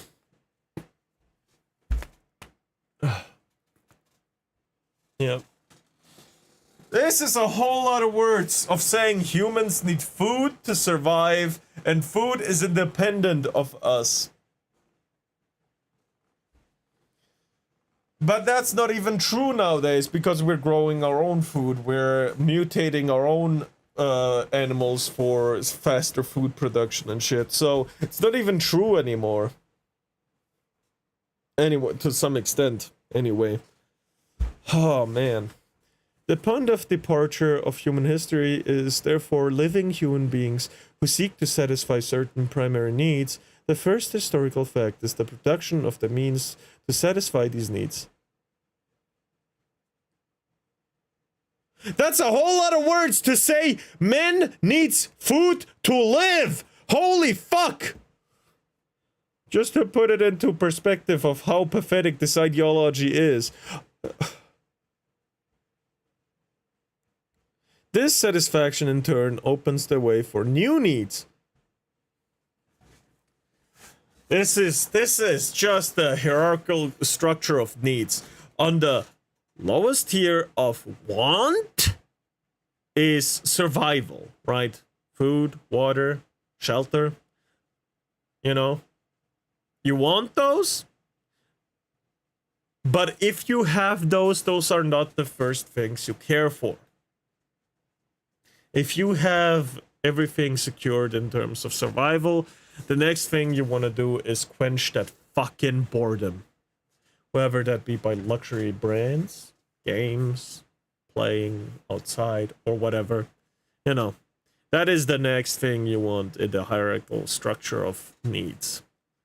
It's fucking useless, but it quenches the fucking boredom. Human activities is thus essential a struggle with nature that must furnish the means of satisfying human needs. Drink, food, clothing, the development of human powers, and then of human intellectual and artistic abilities. Oh my god.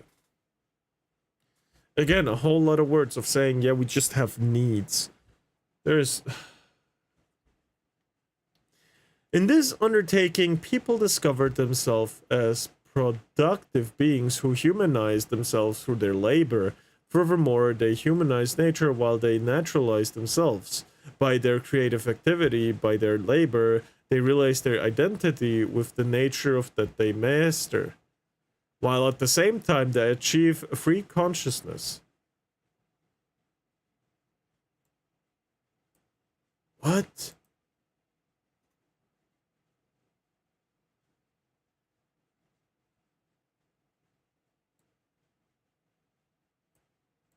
Alright. Born of nature, they become fully human by opposing it, becoming aware in their struggle against nature of what separates them from it. They find conditions to their fulfillment. What I've been writing in opposition is to show how shit it is, and how if Declare directly studied how all the arguments of modern and past Marxists disintegrate under marginal scrutiny. Yeah, it's like the fucking Schrödinger's cat. As long there is infinite possibilities, as long as it remains unobserved. As soon as you observe it, the possibilities end, and it's just a dead cat.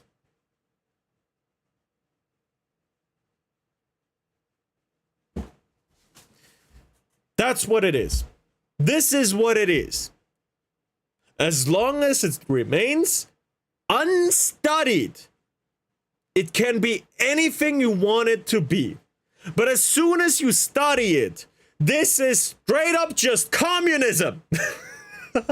Straight up enslaving the workers. This logic is an Ouroboros. I don't know what that is.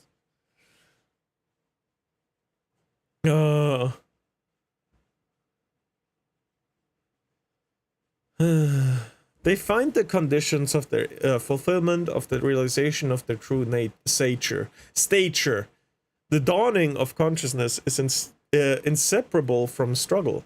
By appropriating all the creative energies, they discovered that all that is called history is nothing else than the process of creating man through human labor. The becoming of nature for man. Man has thus evident and irrefutable proof of his own creation by himself. What? Understood in its universal dimension, human activity reveals that for man, man is the supreme being. Okay, this I understand, but holy shit, fuck this stupid argument. It is thus vain to speak of God, creation, and metaphysical problems. Fully naturalized humans are sufficient unto themselves. They have recaptured the fullness of humanity in its full liberty. That is fucking stupid. Sorry, but no. Bro, both these arguments are stupid. My father has argued with me about God has created humans, right? I was like, alright, how did he create us? And then he asked me, well, how did humans come? I said, through evolution. And he said, that's the tool of God. And I'm like, that it? That all? You using my explanation to explain your shit? No. That's fucking stupid. The intellectual masturbation is blatant. Holy fuck. In all my arguments against religion with my father, I still love him, but he's He's very, very religious. Let's call it that. I don't want to denounce my dad and his beliefs, but oh my god. But he is just very, very religious, right? And sometimes it's very hard to converse with him, that's all. Living in a capitalist society, however, the individual is not truly free. He is an alienated being. He is not at home in his What?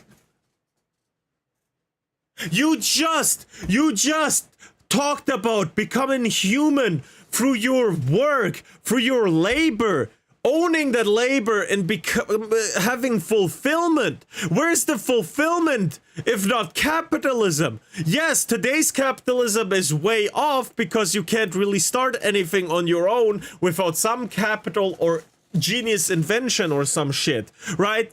There is ways, but really, it's not really entirely possible anymore today. But first, when it started, basically anyone could open a fucking meat shop, a hairdresser, something, right?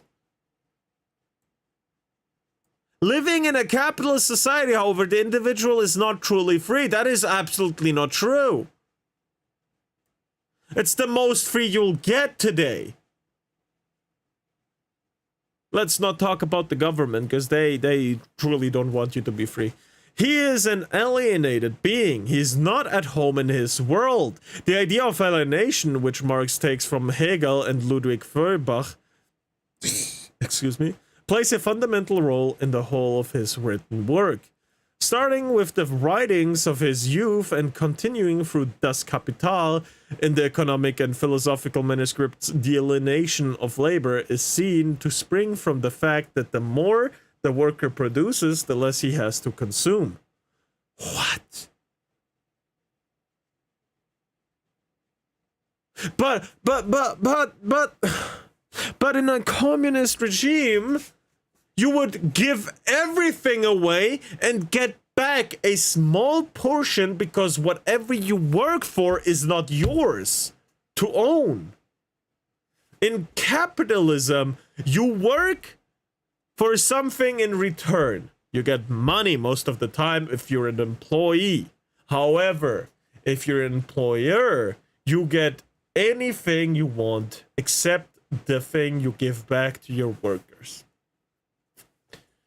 So if your goal is to be self-sustaining, you own your farmland. Therefore, everything on the farmland is yours. You can keep a big amount and sell the rest, for example.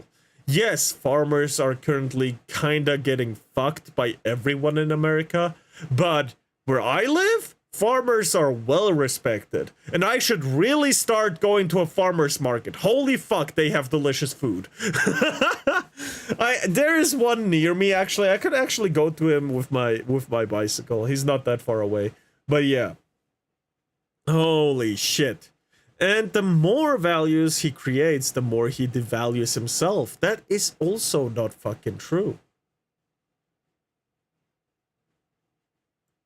What happens currently is that all these fucking millionaires become millionaires for products they don't own, through money that doesn't exist but still gets used, through water that doesn't exist but still gets sold. You know, the fucking debt marketing, which is absolutely fucking stupid. The employer also takes all the risk, meanwhile the employee gets a steady paycheck. True. The core functions of capitalism still work, but it got like warped a lot by like all the major big companies. I think anything beyond like 10 million should never have existed as a company. Anything beyond 10 million should never have existed.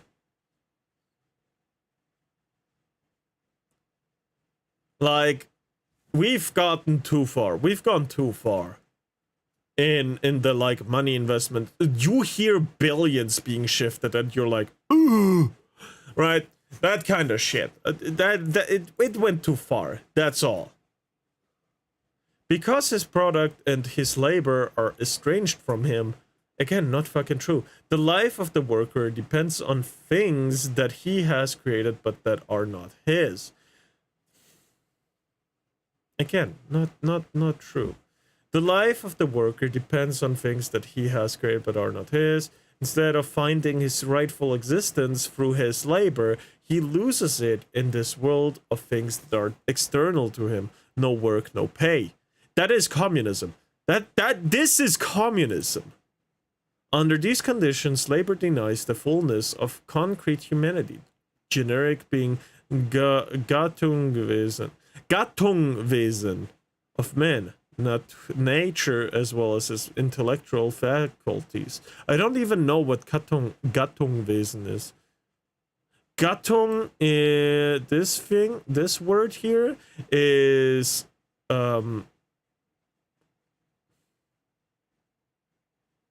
race? Is it race? I think it's race. And Wesen is creature. A creature's race, kind of man, nature as well as his intellectual faculties, is transformed into a being which is alien to him, into a means of his individual existence. Yes, we want to be individuals, you're correct, fucking hell. Nature, his body, his spiritual essence become alien to him.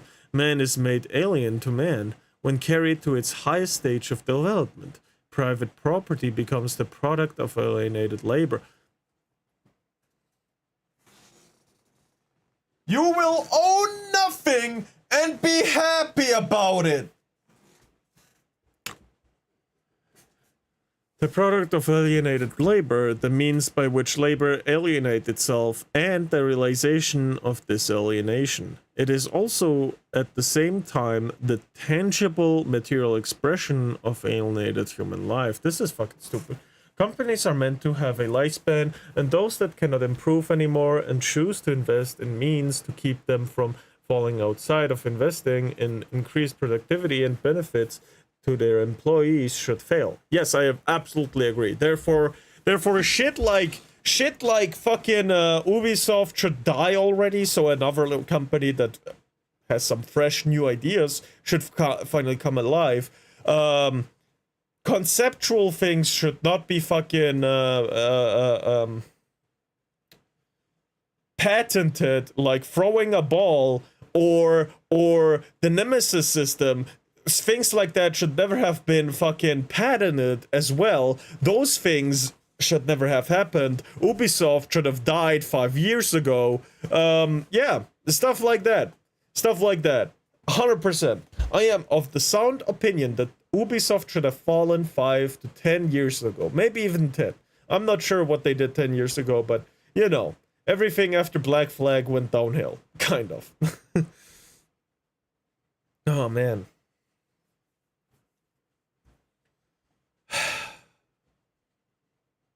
Bro described capitalism in a really good way, I gotta say. If you realize that he's trying to switch the meanings between capitalism and communism around, you notice that capitalism gives you the freedom to do labor and to own it, while communism doesn't. Communism is your labor is for everyone else, and that makes you human. While capitalism, in his words, are you do labor, but you sell it, therefore it's not yours, therefore you're unhappy. So many institutions are compromised and need to be retaken. True. Although there is no evidence that Marx ever disclaimed this anthropological analysis of alienated labor, starting with the German ideology, the historical, social, and economic causes of the alienation of labor are given increasing emphasis, especially in Das Kapital. Alienated labor is seen as the consequences of market product. The division of labor and the division of society into antagonistic classes. Classes are a thing that shouldn't exist as well. Employee and employer is the only class that should be there. As soon as your company gets too big for the boss to keep the employees in check, we're talking past 200 people, you're too big. You don't need to grow anymore. In other words, Marx was talking about his fucking ass. Man. As producers in society, workers create goods only by their labor. These goods are exchangeable. Their value is the average amount of social labor spent to produce them. Yeah, but in what you want in communism, you will never own those labors. You will never own those labors in your communist regime.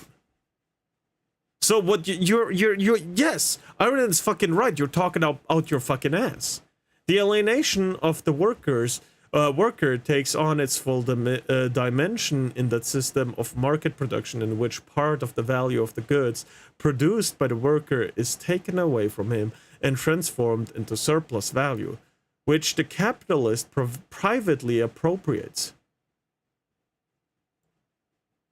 It's not appropriation, he buys it. You cannot just take away shit in capitalism. You can't just say this is mine now. You can't just be the government, take it away. You have to buy it somehow. And government contracts are very lucrative, I heard. SIG 320 P 320. I heard it's very lucrative. Market production also intensifies the alienation of labor by encouraging specialization. But you talked about being professional at a work gives you a identity, a labor identity, and now specializing in a job alienates you from it? You're what?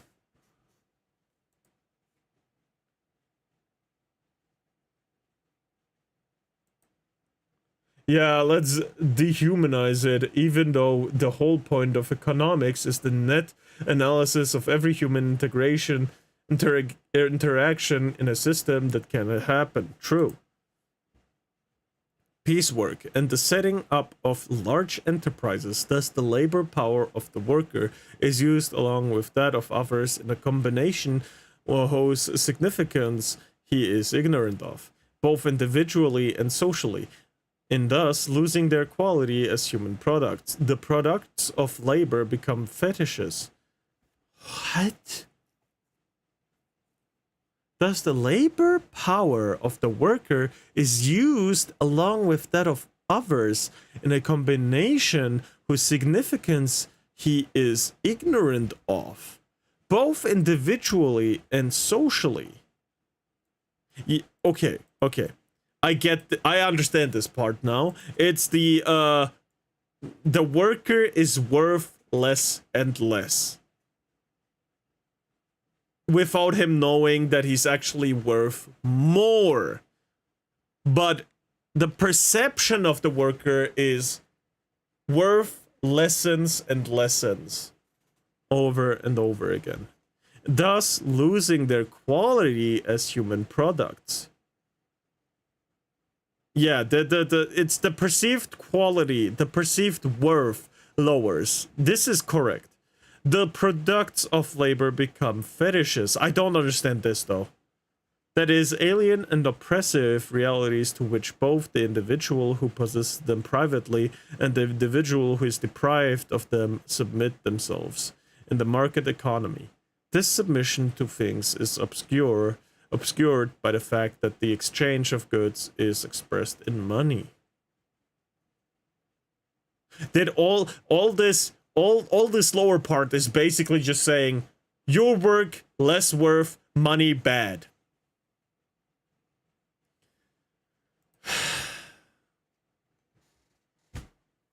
So I want to continue reading this. This is very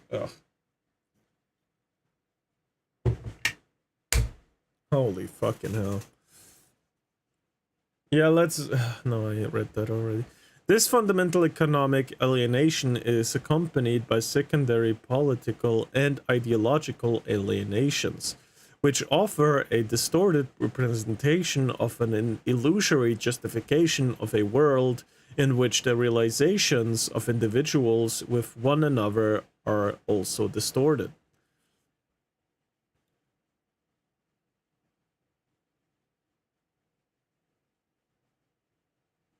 This is the idea. Your Marxist allegiance is showing Britannica. True. The idea that people from that people form are closely bound up with their material activity and their material relations, the act of making representations of thinking, the spiritual intercourse of men seem to be direct emanation of their material relations. This is true for of all human activity, political, intellectual, or spiritual. Men produce their representations and their ideas, but it is a living men acting as they are determined by definite development of their powers of production. Law, morality, metaphysics, and religion do not have a history of their own. What? Men developing their material production modify together with their real existence, their ways of thinking, and the products of their ways of thinking. In other words, it is not consciousness which determines existence, it is existence which determines consciousness. This is a whole lot of words of saying you can't think until you're born.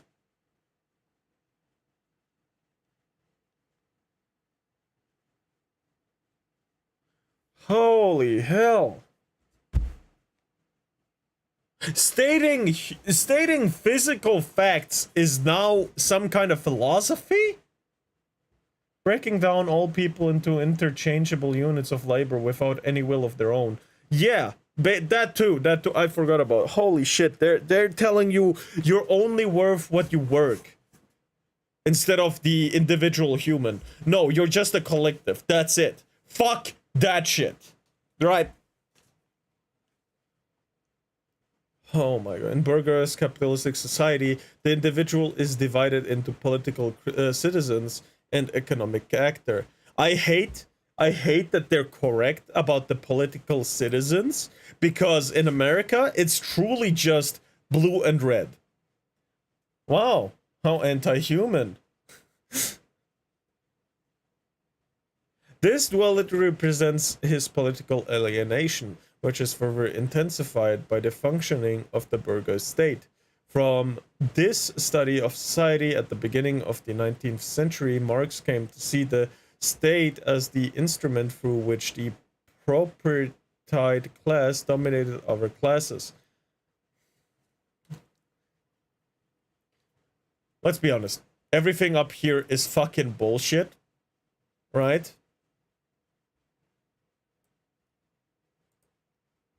But this part, he is 70% accurate, right? Let's say that.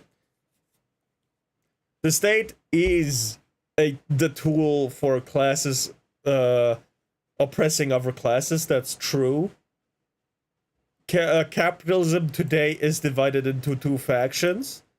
This is the duality, the representation of political alienation. That is also true for today. Social alienation that is instigated by actors that wish to disrupt the will of people. True, you're correct. That's where the inaccuracy comes from.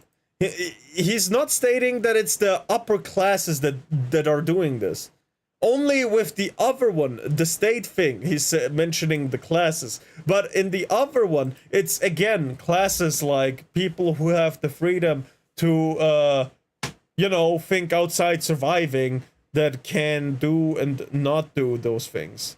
We should go over Bezmenov's warning again. Oh god. There's so much more. Holy. Ideological alienation for Marx takes different forms, appearing in economic, philosophical, and legal theories.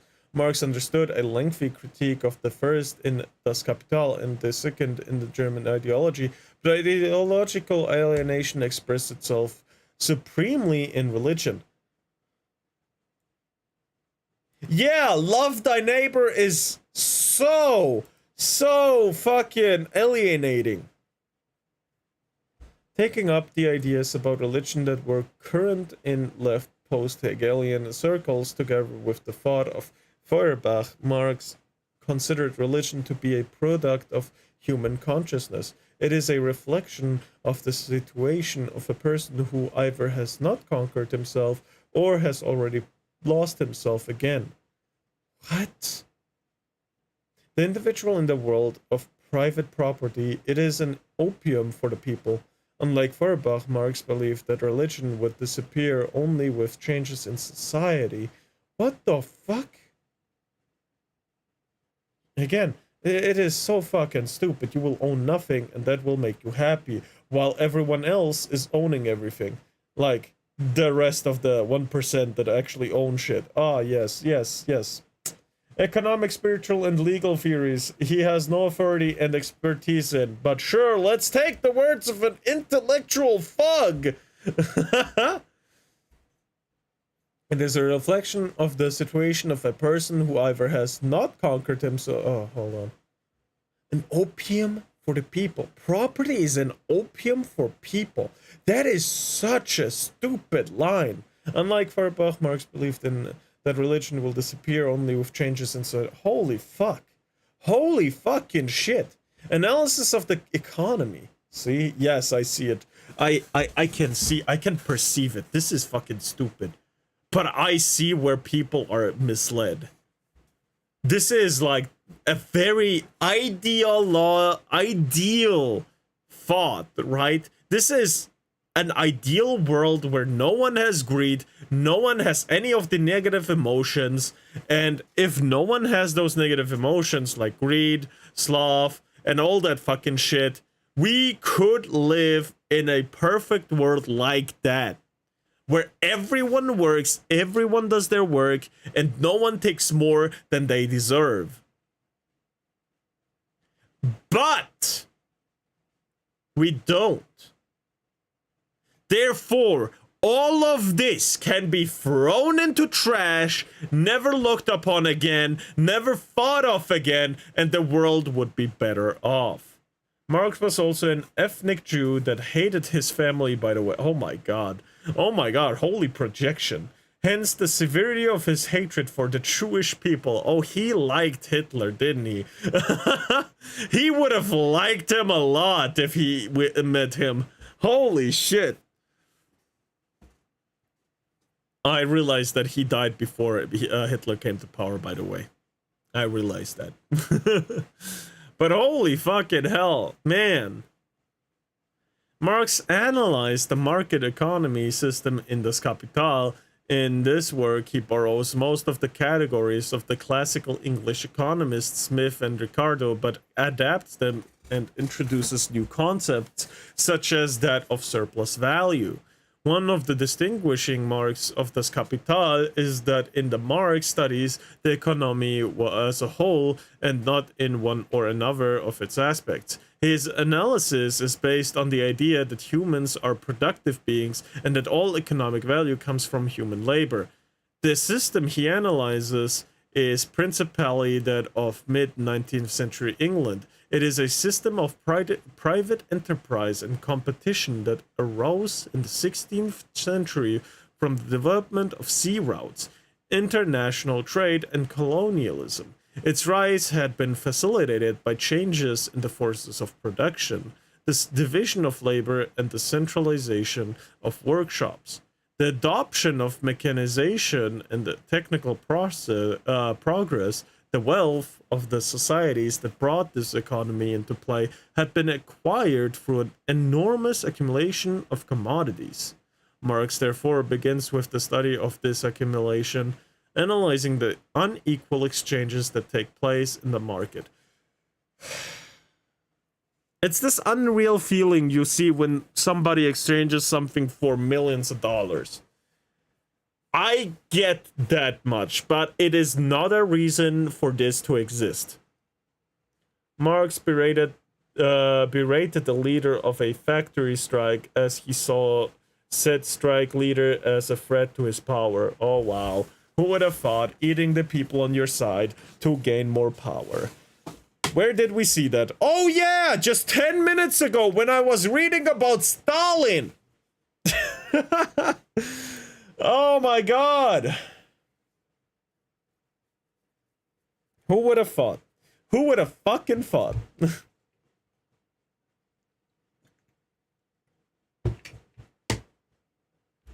I think I had enough of this commie gobbledygook. Marx and the Engels also hated the proletarian mass. God fucking damn.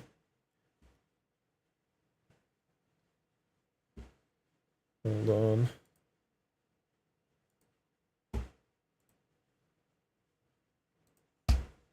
Hold on. You want me to read something else, right?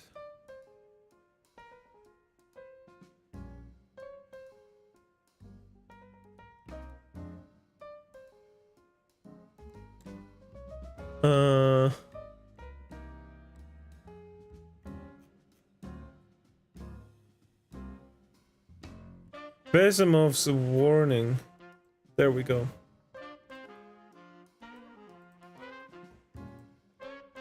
Besimov's warning, was that a thing? A video? It's that dude that escaped from Russia, right?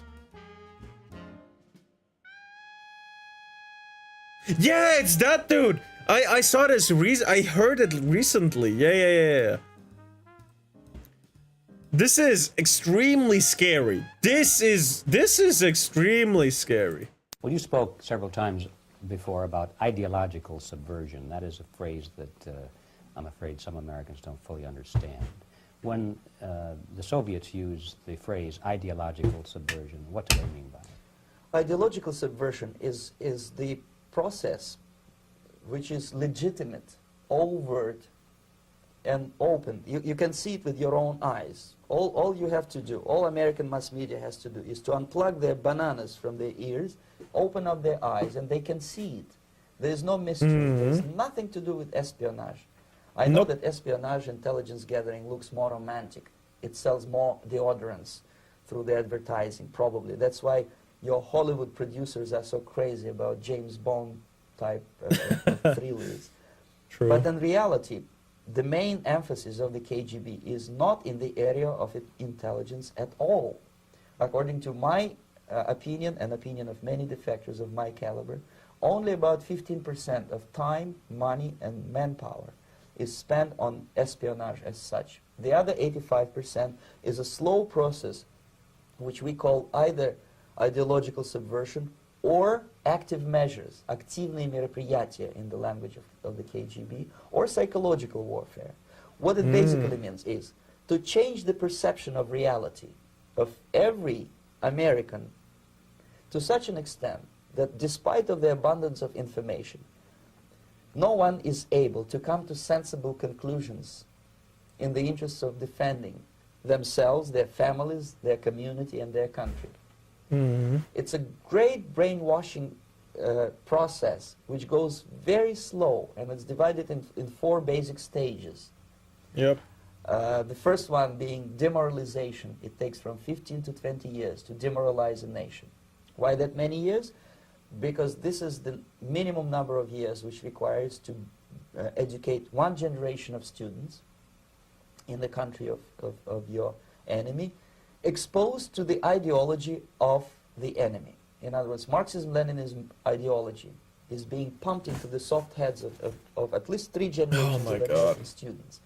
Every now and again, when I think the communists might have a point when it comes to economics, I reread Das Kapital to remind myself just how stupid communists are and communism is. Hence why I agree with Liberty Prime from Fallout. Communism is the very definition of failure. You are correct. If we look at China that recently had a boom, China only could boom recently and recover all the fucking famines and shit because they introduced capitalistic norms and regulations such as ownership and, you know, ownership of companies and shit like that. That is only, their boom was only possible by providing the carrot that is missing in communism. They realized that beating a dying horse is not gonna bring it back alive, right? Without being challenged or counterbalanced by the basic values of Americanism, American patriotism. The result you can see, most of the people who graduated in the 60s, dropouts or half-baked intellectuals, are now occupying the positions of power in the government, civil service, business, mass media, education system. He's you are correct. stuck with them. You cannot get rid of them. They are contaminated. They are programmed to think and react to certain stimuli in a certain pattern.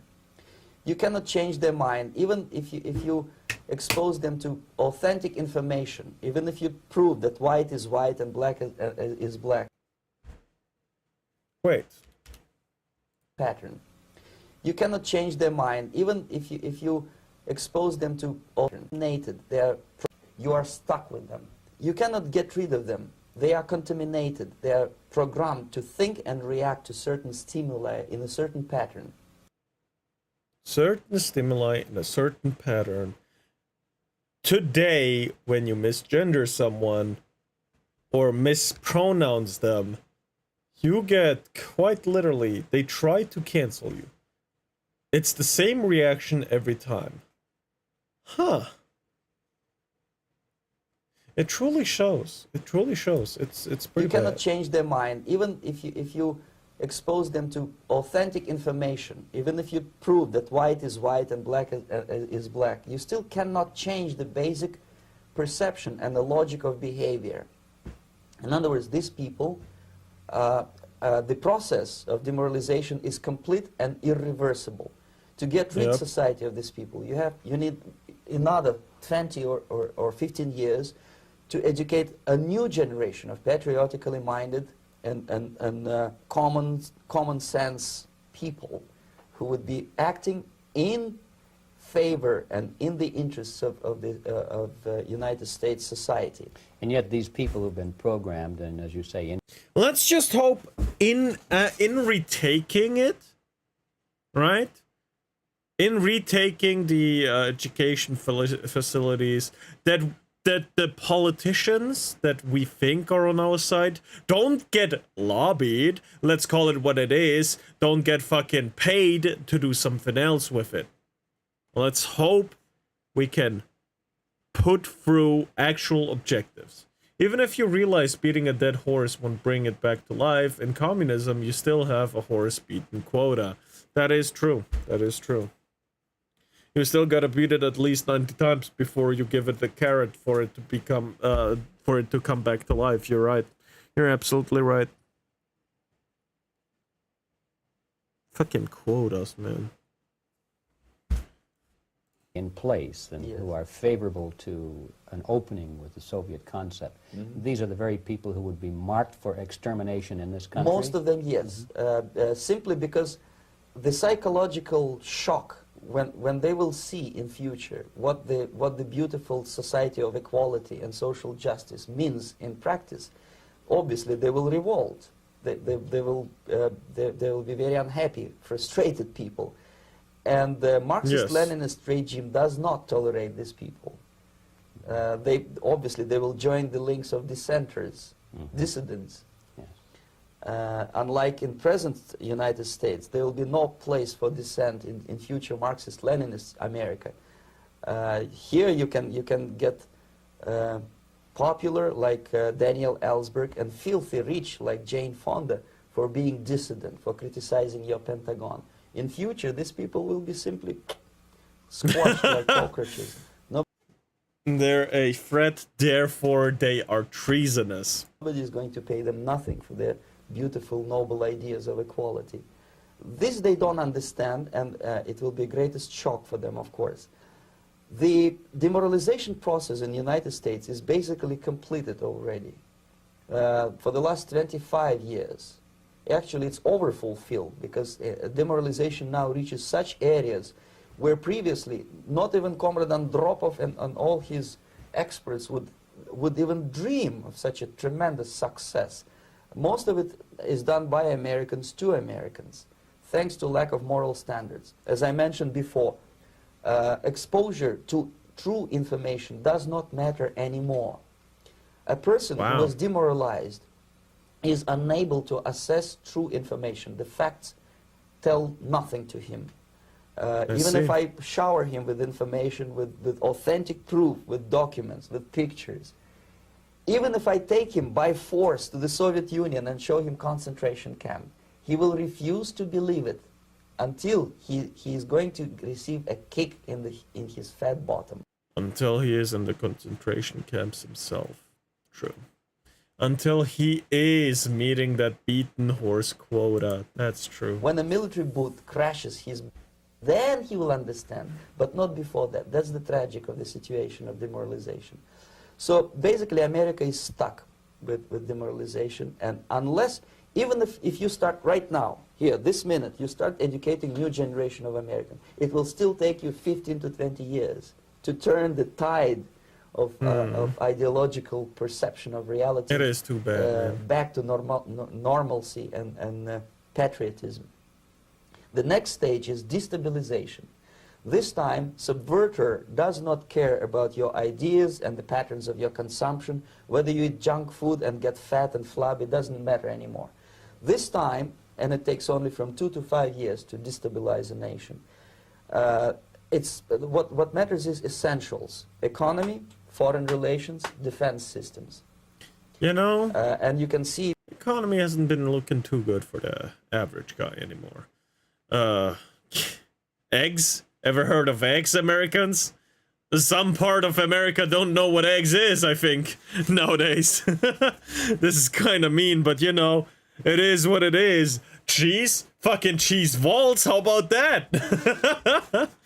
I mean, holy fucking shit, right?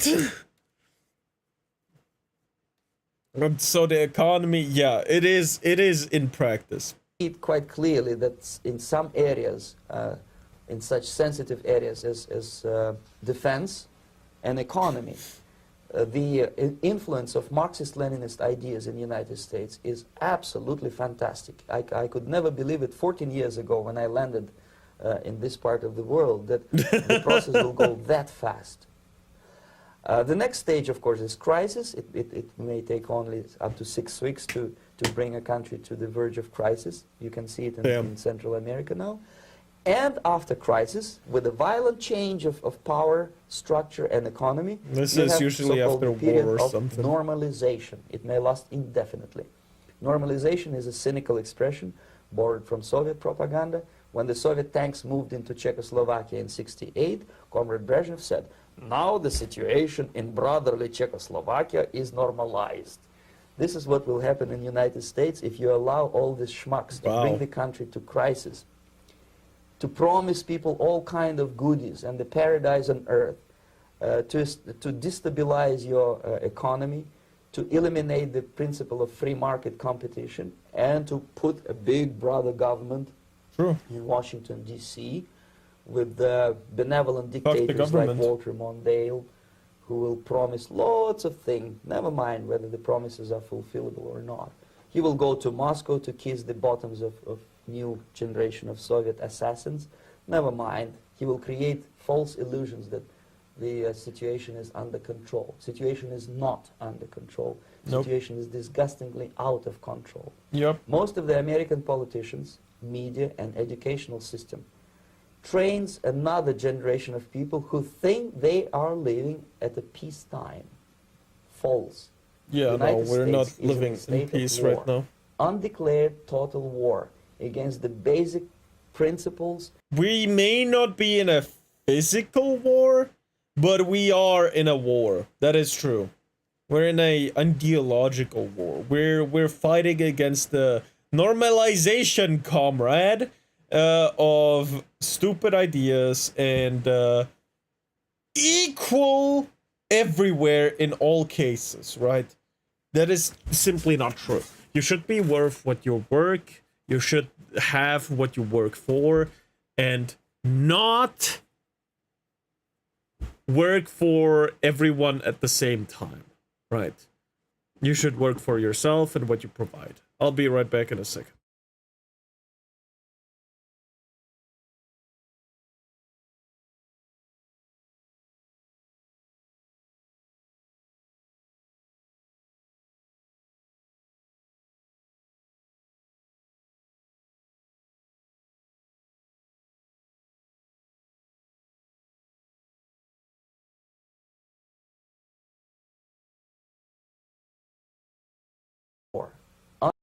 So, sorry. This is why I constantly try to push for retaking, for retaking academia. If we cut off the main point of indoctrination there and in early education, or just take it out of the hands of the state and turn it over to local communities, then they'd be truly fucked. Not necessarily, because then the target would change, but the road to Rome, there's many roads that lead to Rome. Sadly, that is true for both the communists and us, right? It's true for both.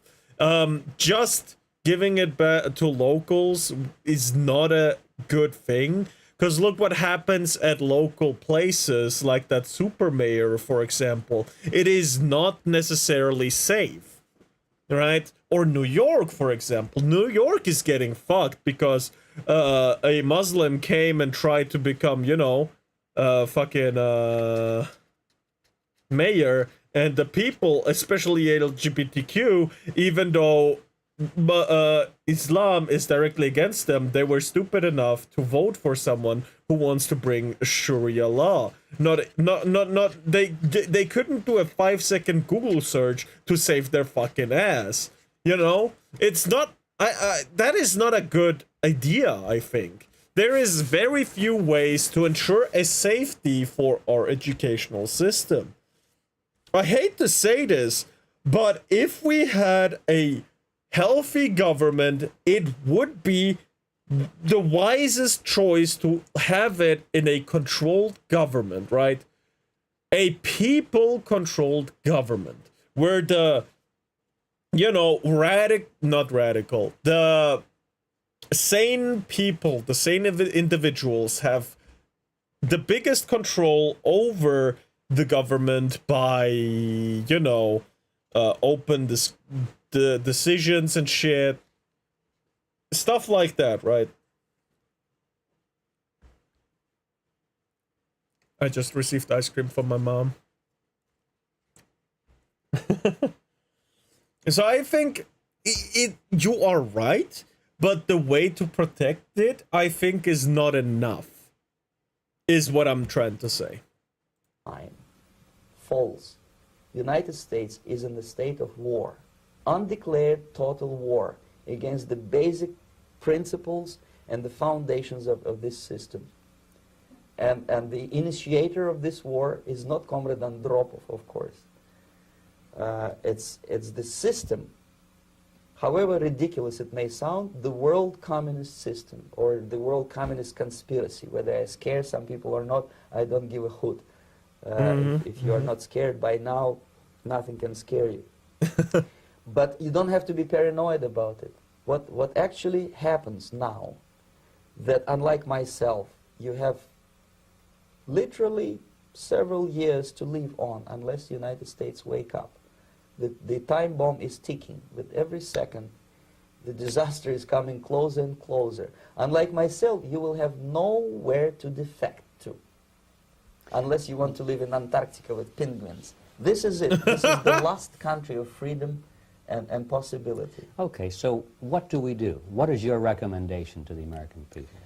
Well, the immediate thing that comes to my mind is, of course, there must be a very strong national effort to educate people in the spirit of real patriotism, number one. Number two, to explain them the real danger of socialist, communist, whatever, welfare state, big brother government. if people will fail to grasp the impending danger of that development, nothing ever can help United States. You may kiss goodbye to your freedom, including freedoms to homosexuals, to prison inmate. All this freedom will vanish, evaporate in 5 seconds, including your precious lives. The second thing, the moment at least part of United States population is convinced that the danger is real, they have to force their government. And I'm not talking about sending letters, signing petitions, and all this beautiful, noble activity. I'm talking about forcing United States government to stop aiding communism. Because there is no other problem more burning and urgent than to stop the Soviet military-industrial complex from destroying whatever is left of the free world. And it is very easy to do.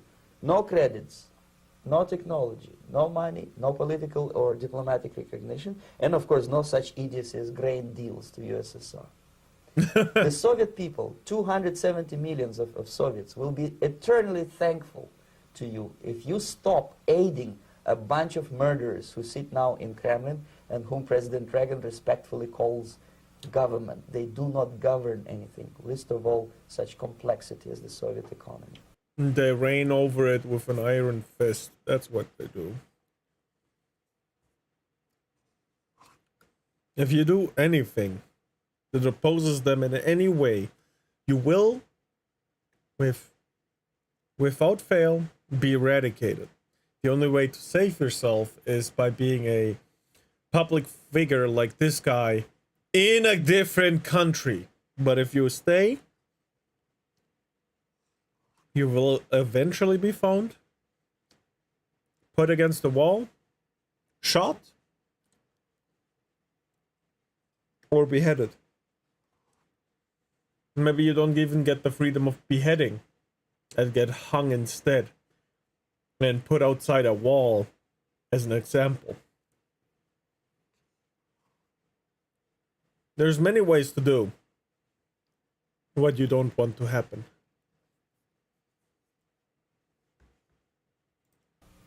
So basic, two very simple, maybe two simplistic answers or solutions, but nevertheless, they are the only solutions. Educate yourself, understand what's going on around you. You are not living at the time of peace.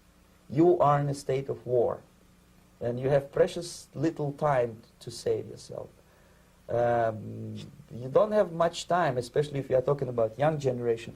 There's not much time left for convulsions. Yep. To the beautiful disco music. Very soon it will go, just overnight.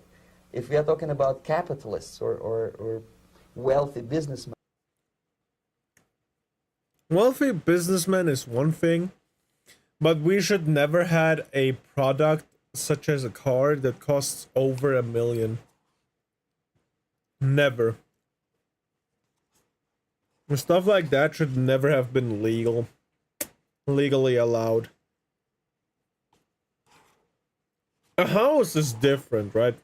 Because villas can span and be big, like fucking humongous, right? That's different. But a car? If it's not a fucking drive-away house, then it's never supposed to be over $1 million. Nowadays, anyway, right? All those fucking Bugattis, Lambos, Ferraris, worth millions of dollars, should never have existed.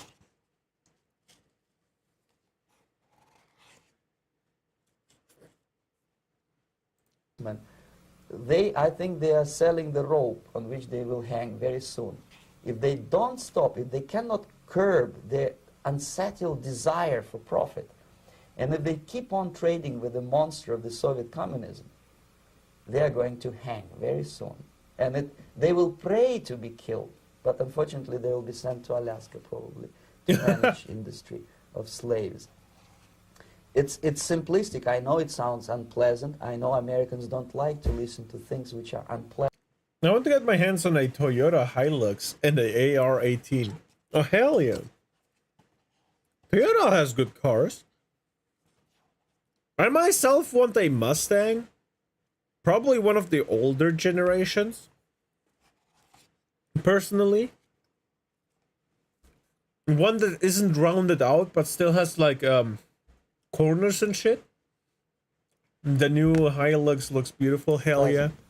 But I have defected not to tell you the stories about such idiocies as microfilm, James Bond type espionage. This is garbage. You don't need any espionage anymore. I have come to talk about survival. It's a question of survival of this system. You may ask me, what is it in for me? Survival, obviously. Because unlike, as I said, I am now in your boat. If we sing together, we'll sing beautifully together. There is no other place on this planet to defect to. Damn. Wow. KGB. Too bad the fucking chicken tax makes importing them prohibited in America. Oh my god.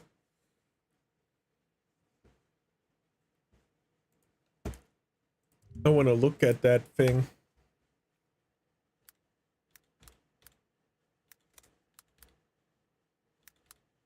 Toyota. Oh, that's a nice fucking thing. I personally want a Mustang. I don't know what generation or whatever. You know, these are too fucking rounded out, right? Oh, this one's pretty nice, but again, too round. This one's better, this red one. Oh, this is good. This is not bad. Even this one is really fucking nice. But again, these rounded fucking corners make me This fucking thing is pretty good, but I would like it to be a bit more you know, cut here instead of like the rounded edges. Man. But yeah, these things. Not the new bullshit, but the old ones are really nice. Yeah. Stuff like that. Needs to be more boxy and aggressive. Yeah!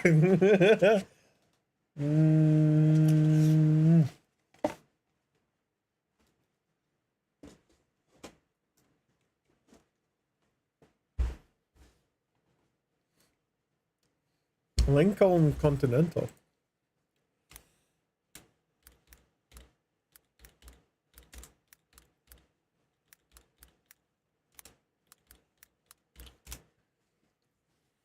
Oh!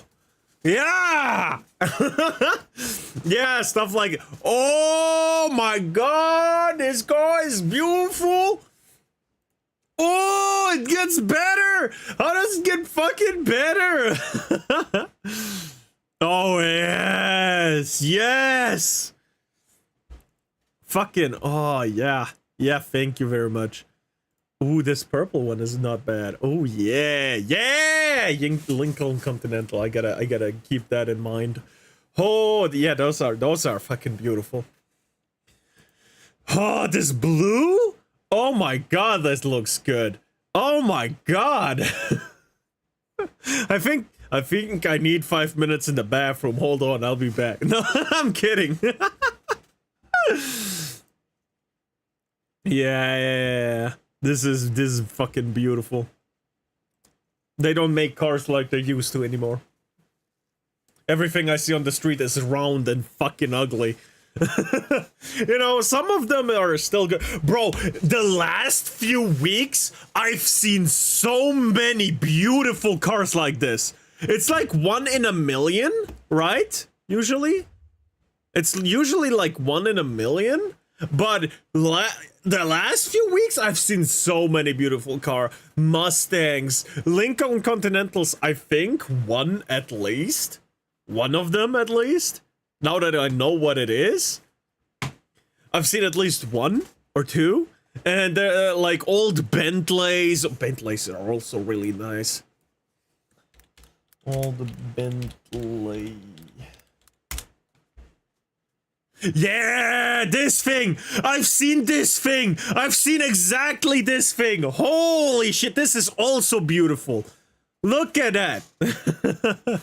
Some of these oh, yeah. No, I've seen this. This is so fucking beautiful. Holy shit. Yeah. Those are also fucking beautiful. Hell yeah. Why so many good cars all of a sudden? They don't make them like they used to, man. But just as a finishing touch on the whole government issue and on the commie shit.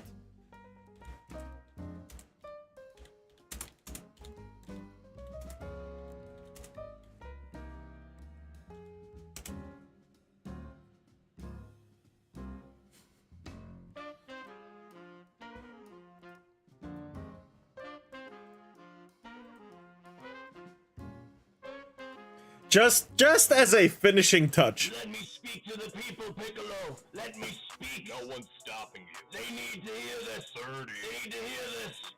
One thing. I'm not a big fan of the government. 30 on 30. I'm not a big fan of the government. 30, 30, 30. I'm not a big fan of the government. 30, 30, 30, 30. Fan of the government. Not Fan, a big fan. Not a big fan. 30. I'm not a big fan of the government. Not a big fan of the government. Not a big fan of the government. Not a big fan of the government. Not a big fan of the government.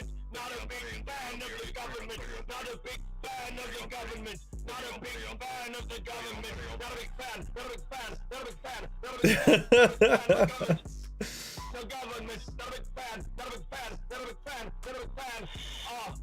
The government, the government, the government, the government, the government. Fuck the government. just as a finishing touch to all this, we'll continue with this stuff eventually, but I'm kind of drained. So let's look at a little bit something more fun. 10IQ Gaming came out with more of the gaslighting and shit. So let's go look at it. Okay. God fucking damn it. Fuck you. Fuck you. Ladies and I gentlemen. don't understand how anyone could trust the government or big corporations like in league with the government. Bro, we gotta ban lobbying. We gotta ban lobbying specifically. Because let's call it what it is. Fuck, I forgot the word. Bribing. It's a bribe. It's bribing. It is bribing fucking politicians and political movements. It is bribing, not companies, corporations. Yes. Let's go back to just having companies instead of corporations. Corporations are too fucking massive. All those massive things should never have existed. No, but lobbying should be fucking banned. It is, let's call it what it fucking is, and it's bribing. It's bribing. Bribing is illegal, but lobbying is legal because it like goes around it or some shit. Like, I don't fucking know. Gentlemen, we have a part 2 of an investigational series. Now, if you haven't seen part 1, go over and take a look at that. I am going to bring forward some more things that stand out to me. I recently looked over Riley's VODs. Now, thankfully, me having an issue with her VODs being constantly hidden and privated and videos on YouTube being taken down and deleted and whatnot, Riley has put VODs back up. However, if you take a look, Only some of them. I mean, she's put most of them back up. Yeah, this one, gone. Who the fuck just starts taking down VODs and then putting some back up during cheat accusations? I don't know. This one, gone. Yeah, don't know. Who knows? Hold on.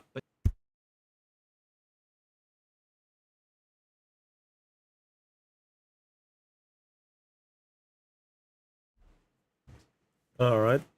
But yeah, they're back up for your guys' enjoyment. If you want to watch them, since I, stated that probably not a good idea to start privating VODs once people accuse you of cheating. Riley came to my channel. Now, the only issue in my first video that she would address or reply to is, oh, I just unprivated the VODs, but she wouldn't explain the ban on Twitch in October 2024. No answer for that. No answer for all the other issues that got raised in the video. Just went around my comments answering the same question like 7 times. The VODs are back up. The VODs are back up. Okay, congrats. Reject collectivist modernity. Return to privatized tradition. Yes. Apparently, she... Whoa. Anyway, or, you got... The VODs are back up. The VODs are back up. Okay, congrats. Wow. You put the VODs back up that you privated once you got accused of cheating. Or you got temp banned, so they all got privated, but selected ones didn't. But now, most of them are back up, but 2 aren't. Anyway, we have Tarkov gameplay from Riley. When we saw Riley recently playing, when all that Battlefield stuff went down, Riley had Tarkov installed on her PC. Now, on her Twitter, there is only 2 clips of Riley playing Tarkov. Not a big fan myself of Tarkov. Is anybody having a collie or a corrugated hose?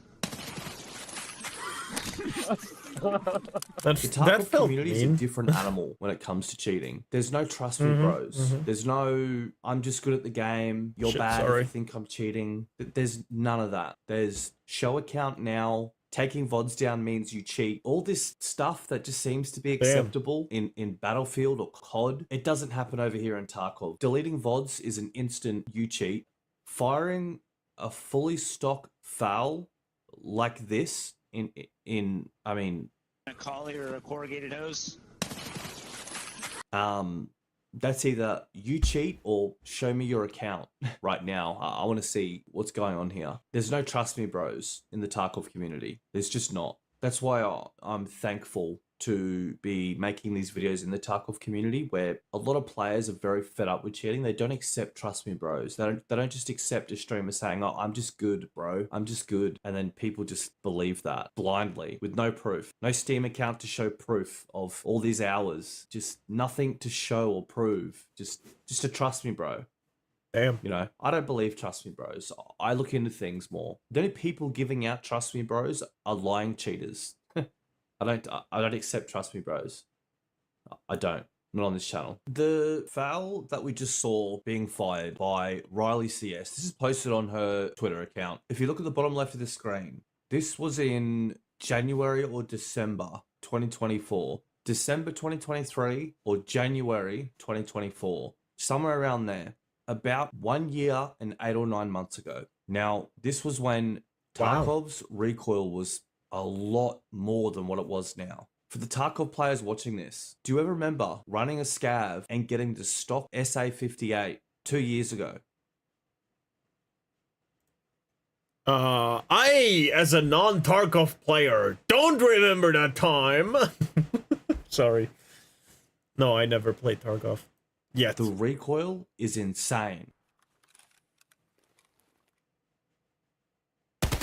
Whoa! Oh shit!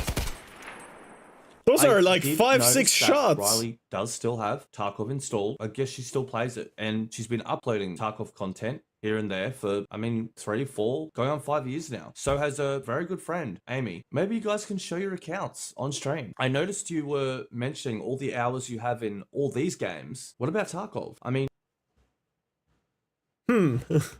have like 4K in Destiny. I don't fucking care how many hours you have in Destiny.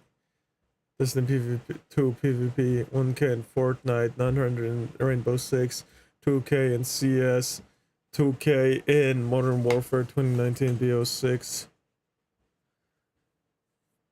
2K on Valorant, 1.5K in Kovacs, and 1.5K on Battlefield as a whole. So a fuck ton, lol. To control recoil like that, you must have a bit of experience in the game, no? Surely, right? Can we see your account? Or is that just another trust me, bro? Now, I'm not saying controlling recoil like this is not possible. I know you're going to gaslight me and say, oh, he's just bad at the game. Do you ever prove anything? Do you ever show your Steam? Yeah, that with is all these no hours that you recoil have? Do you at ever all. prove anything? I've been doing this for years, and in my time doing this, I have come across a lot of actual people that were good at a game. Actual people that were just crazy. I've come across people doing this that blew my mind. God damn. That's whoo.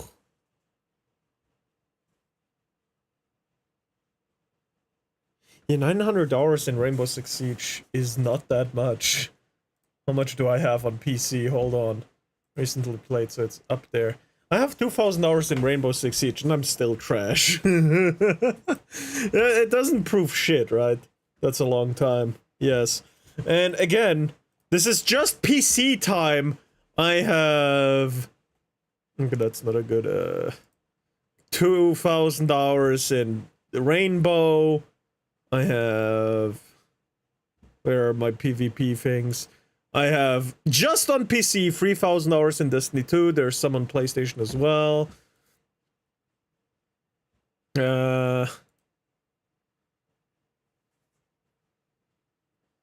Where else are fucking PvP things? I have some hours in the test servers on thing, but it's not that much, so you know. I don't have that many fucking games like that on PC. Kinda stopped after PlayStation, huh?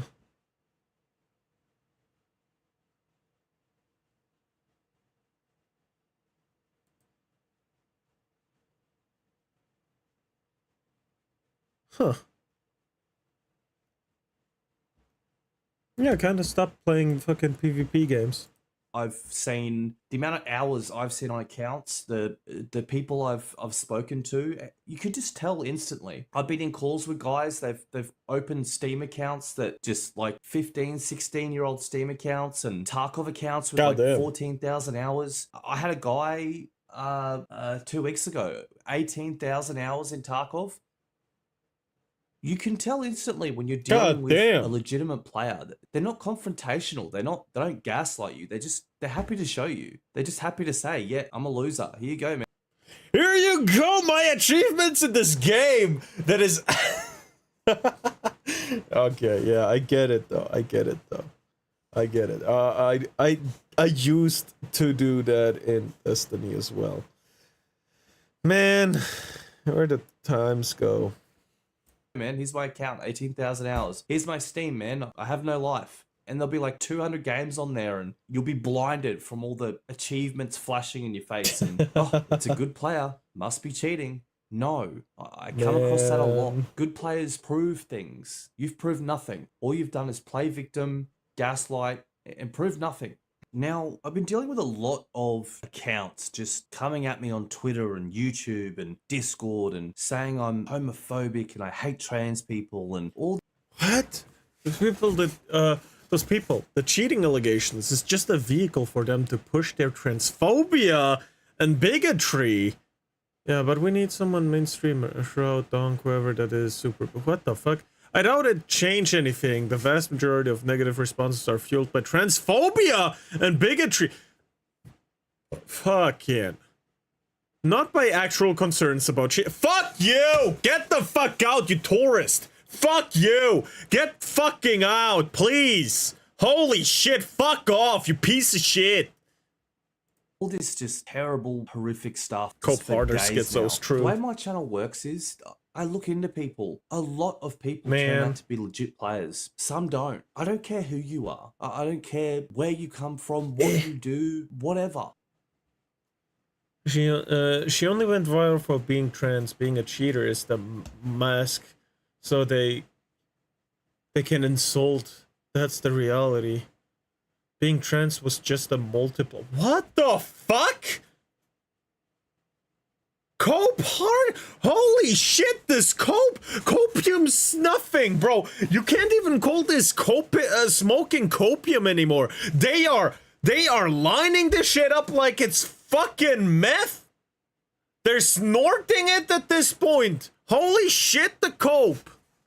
I just care about the cheating in video games. It's Me like too. people can gaslight this into whatever they want. It's just about the video games. I decided to look into the people in Riley's community and Ender's community, the main people that are defending Riley, that know her so well. I thought to myself, maybe they know something I don't. Because regardless of what she shows, they will just keep moving the goalpost until all they can say is that the reason she's not being banned is because she is trans. I agree that her first ban, like a few days ago, is because she got mass reported and that's it.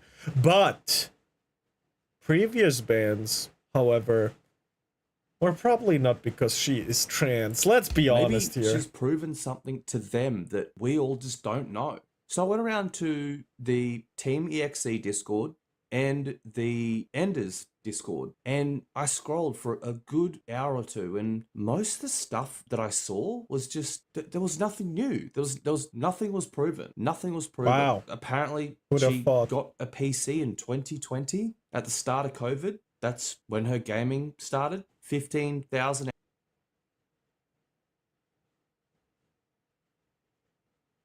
She started 2020. Hello, Frosty. She started 2020 and is already this good at aiming. Goddamn, that's talent. Not just hard work, but also talent. Holy fuck. Hours of gaming, apparently. I mean, she must have a couple of thousand on Tarkov. So, I mean, usually most people to rack up 15, 16,000 hours, it takes them 7, 8, 9 years. Yeah. True. And they have accounts to show, not like 6 or 7 privated Steam accounts. I decided to look into these people furiously defending Riley online. Now, Enders was the first one. I'm going to get into a couple of these conversations and things that people are saying and ideas that these people have of why. Or no one cares because a cheater is usually habitual. Someone bought some skill. Yeah. Why everything is happening the way it is, and going through these discords, the entire argument for everyone in these discords was they're just cracked at the game. All of this is just bullying because The usual, not showing any substance and just making claims. That's the usual. everyone hates trans people. Everyone just hates VTubers. Everyone's just bad at the game. Everyone just hates VTubers. Fuck you. How about that, you piece of shit? And they can't understand. Twitch how hates someone's anything good. VTubers-esque, man. Okay, no, that makes sense. That makes sense. Twitch does hate VTubers. Twitch does hate VTubers. That is true. Hold on. I thought it was in a public relations kind of way, but no. This is Not true. one single person had any, like, it was all just that. That's all it is.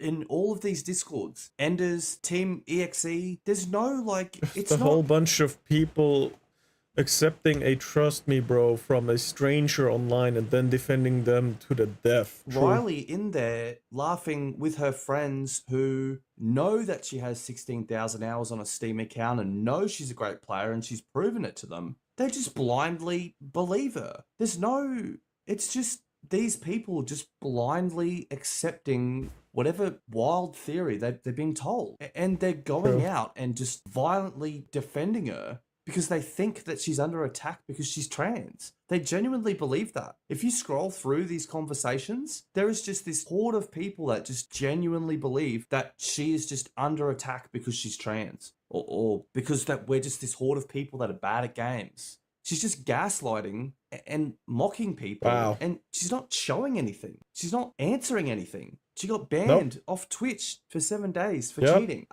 Everyone's answer is, well, everyone just hates VTubers. They're just bullying her because she's trans. No. That's not logical. That's not logical. These people are not logical. Yes. Because also the VTuber hate didn't start that early. Right? I mean, yes, at the start of VTuberism, that's a weird fucking word, but at the start of VTubering, it was hated, but I believe it was for being new and being anime, right? Because anime was hated and, you know, something new at the same time. Oof. Get the Copacabana song. I'm smoking the cope at the Copacabana.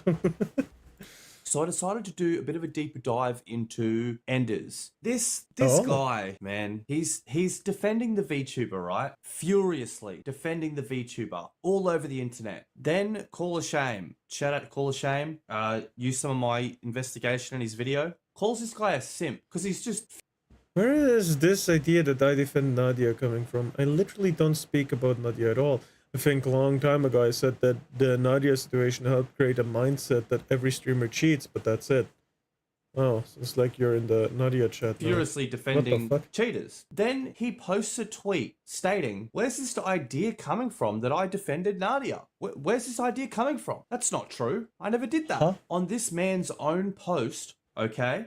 On this man's own post, Life. Bad Boy Beeman and other channels like his are probably some of the worst channels on YouTube. I don't even play Warzone, and I've heard about Nadia cheating, so I watch it. It's so blatantly obvious that she isn't cheating, just a circle jerk of bots who are trash.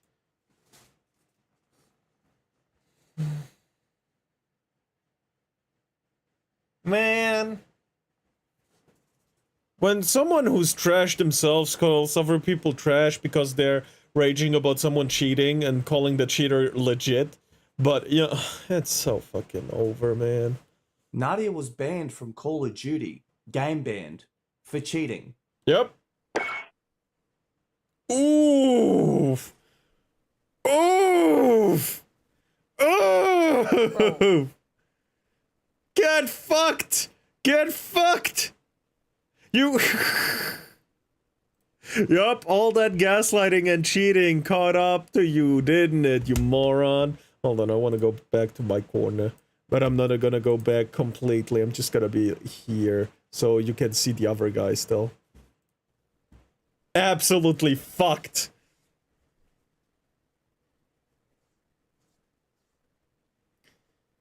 Oof. Oh, I just got banned. Oh no, who'd have thought? For what reason? Bro, I just got banned.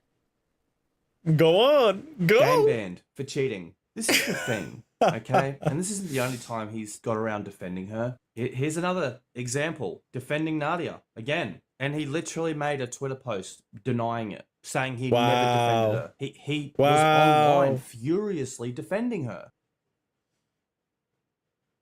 Oh, you're talking about my Discord stream. Oh my god, Frosty, you piece of shit. Anyway, let's ignore Frosty. Same way, in 2-3 months' time, he's going to be denying the fact that he defended Riley when she gets game banned. I never defended her, guys. I never defended her. No, you didn't. Stream. How come you never went to an offline tournament to compete since you're insane at FPS? What I think's happening right here is a long-time viewer asking, hey man, how come you've never performed at a LAN before? How come we only ever get to see you play from home, bro? All these years and you've only ever played from home, bro. Why don't you go to a LAN, dude? Yeah, I mean, he doesn't look too happy about this question. We'll check out his response and then I'll get to the point. So you think these things just pop up? Do you think there's just like offline Battlefield tournaments and like just like you think, let's say, right, there's an offline there's a LAN event for Mortal Kombat, but I'm an FPS player. Am I just gonna have to go play that? Or there's an offline Counter-Strike event. Like I don't play Counter-Strike, so I'm not gonna go to it. Like Man, why is he coping so hard over a simple question? You could have just said, I really don't like to. That's it. That's it. That's it. But he knows he's cheating. By the way, is this just 10IQ Gaming when he was cheating back in the day? Is that it? what kind of fucking thought process is this?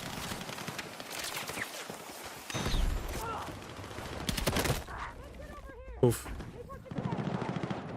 I noticed he was playing with a particular teammate. The name was familiar to me because I seen a lot of this same community of trans people saying that this creator was also extremely bullied for no reason. Oh, no. Another creator from Ender's circle of just cracked aimer COD pros unfairly bullied for some reason. No one knows, but we should just furiously defend them with based off just trust me, bros.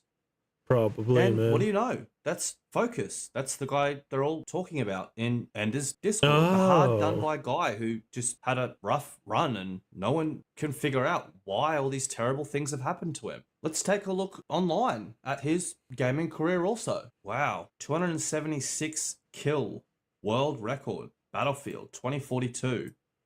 Why has no one heard of this guy?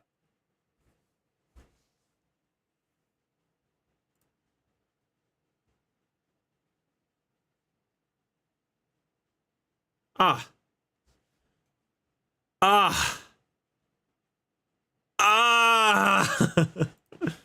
Bang. I see. 100% cheats. Wow. So, turns out Focus was banned. The reason for his ban on one account was because he was linked to this account, which was banned by, I guess, Battlefield 4 admins or God knows. But the reason his name was banned was because it was linked account to this account that was banned. My god. So I mean, you have a guy who furiously defends multiple cheaters, okay, while playing with banned cheaters. I mean, I'm looking at this guy's YouTube. If this guy cheated 8 years ago and he come out and said, yeah, look, it was a stupid thing I did, you know, who am I to judge? I don't see that video. I don't see it. I mean, I see world record claims, but I don't see the, yeah, I got banned and I made a terrible choice of cheating. I don't see that video.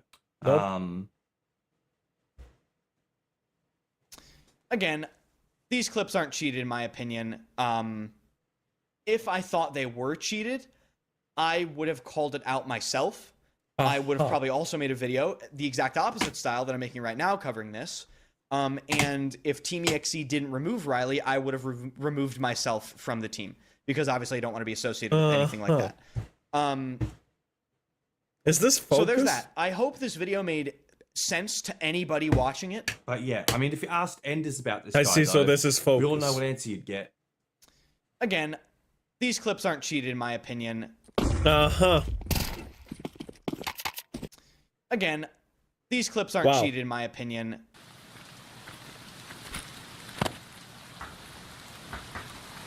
What's up over there? Oh, never mind.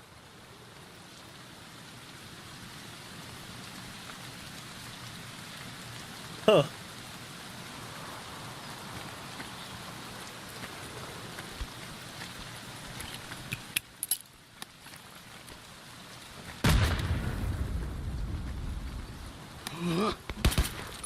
Wow. Oh, wow. Again, these clips aren't cheated in my opinion. If I thought they were cheated, I would have called it out myself. I would have probably also made a video, the exact opposite style that I'm making right now covering this. And if Team EXE didn't remove Riley, I would have removed myself from the team because obviously I don't want to be associated with anything like that. Because obviously I don't want to be associated with anything like that. Please don't get gaslighted. Please understand, guys. You need to be logical. You really do when you look at this stuff. I haven't even got to the gameplay yet. I haven't even been able to get to the gameplay yet. I'm just starting with the facts first before I make my way to the gameplay. I haven't even made it there. Oh no.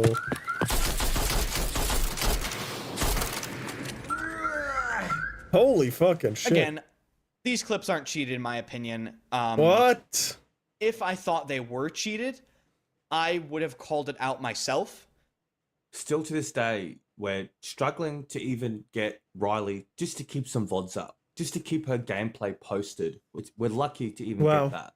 We haven't seen a Steam account. We haven't seen any proof of 15, 16,000 hours of gaming. All we've seen is a whole ton of Trust Me Bros, abuse from thousands of accounts with anime characters on them, online for days, no Tarkov account to show, a defense from Enders, who also defends Nadia.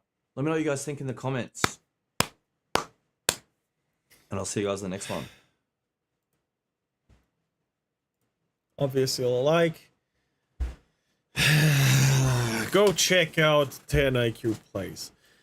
Absolute mad lad doing absolute work for the anti-cheater program here.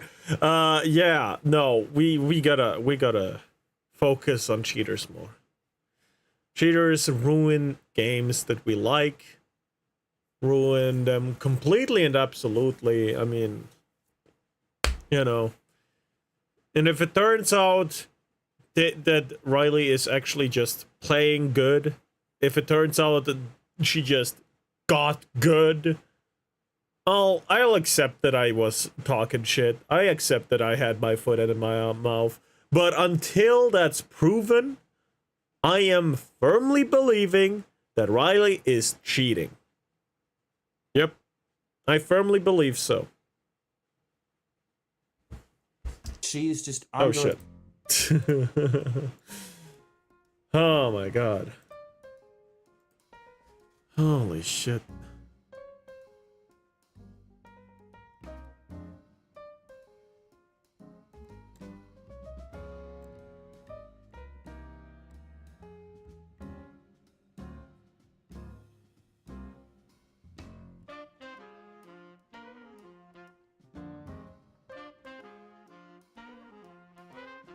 Holy shit. Holy shit, people are so hard coping on under a post I made. Holy shit.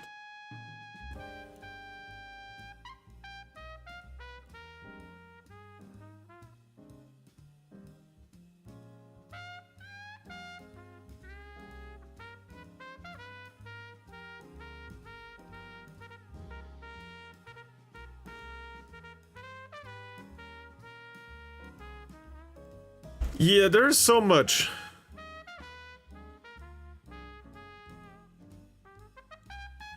There's so much coping going on. This is not just picking up your mouse. This is not just... Holy shit. Picking up your mouse would still have human elements to it. Holy fucking shit. The cope under my post is extreme. Holy shit. Nope. Oh, it's fine. It's fine. Yeah, Frosty, what are you doing right now? Nothing? Wanna play some Night Rain? Yeah, sure, whatever. I don't care about the bosses, man. You already know which ones I don't like, so... Yeah, no, I don't wanna play Libra Ivor, you piece of shit! Fuck off. Where is it? Where is my... Oh my god. Fiji Dieter 65. Hello and welcome to my kick chat. Hello. I hope your account is a bit older than 4 weeks or so. Truly. Who would have thought August 16th, 2025? Get the fuck out. Get the fuck out. Get the fuck out of my kick chat. Fuck you. Fuck you. Fuck you. Fuck you. Fuck you. Holy fucking shit, man. I really hate the bots that are going around on fucking Twitch, on Kick.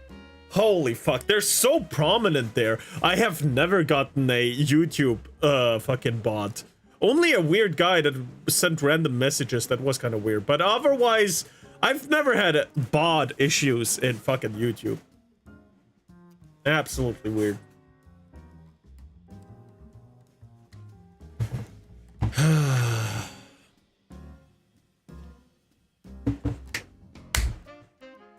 Man, I love the flavors I have of gamer subs. Man, these flavors are so fucking good. Also, let me just correct my stance here.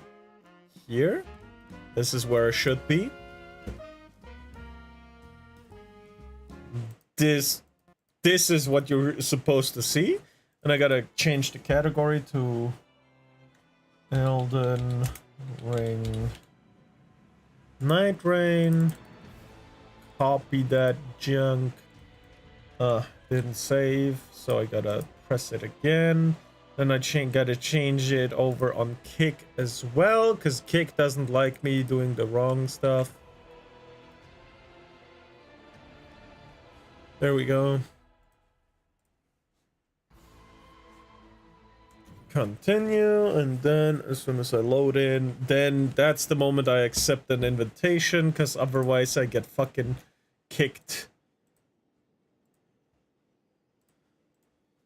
Hey Frosty, what's your opinion on fucking Rainbow Six Siege?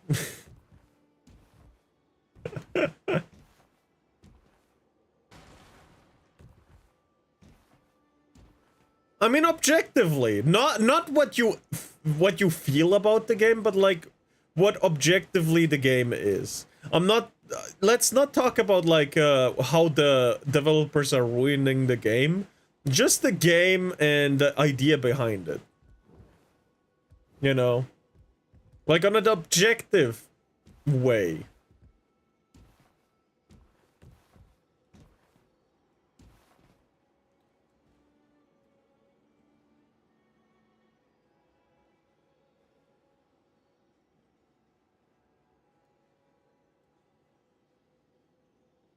Yeah, it's never the same.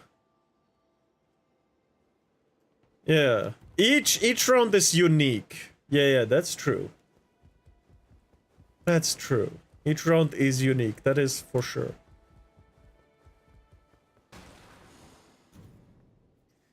Yeah, that's true. You're right. I've never thought about it this way. In Rainbow, you can play each and every round exactly the same, but it will never be the same. It will never play out the exact same way. You may have a play that is the same as in another round, but the rest of the round is not gonna be the exact same. You're right. It is kind of weird how accurate you described that, even though you hate the game. Holy shit. Holy damn. Trying my hardest not to fucking hate. Oh, we can go onto the stone. Left, Frosty, left.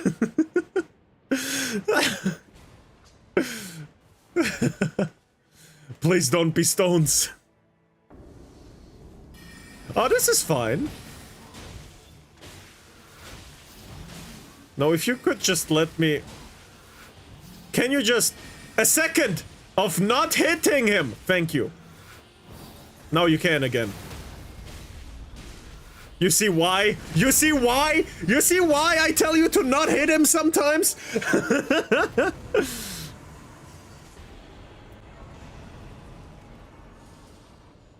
What? What? You see why white NBN... Ah! White NBA group is crazy.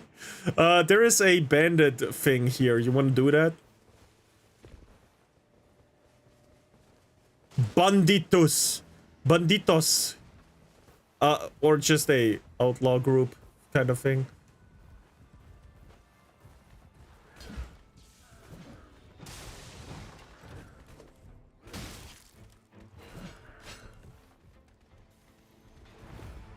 Oh.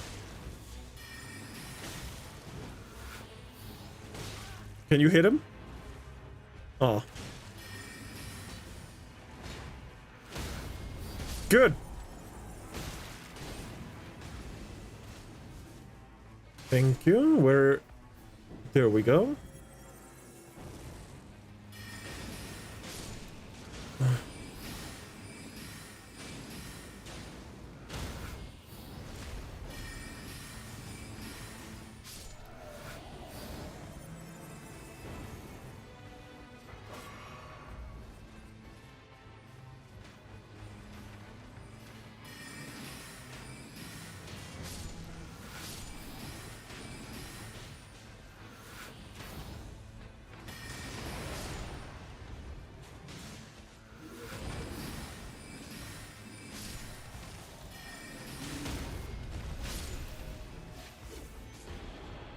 Damn.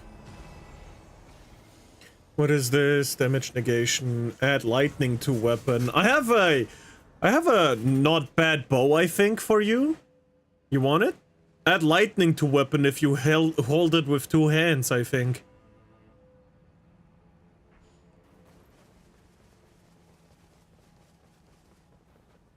I mean, with that one you could get extra elements, no? If you hold it with 2 hands.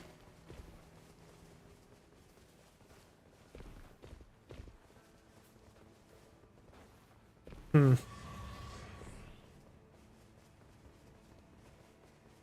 Okay.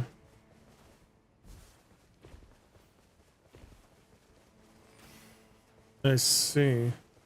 Doesn't it just do multiple elements at the same time?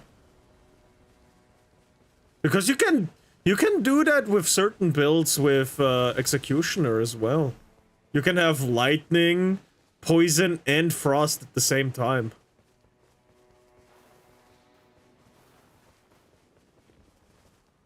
Kind of. Yeah, Castle, we need keys. You're right, you're right, you're right. It's fine. If I get the correct things, it'll be fine.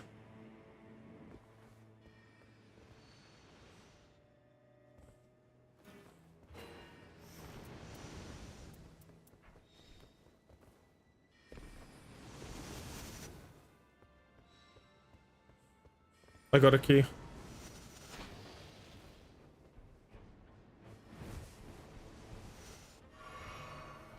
From the corpses, brother.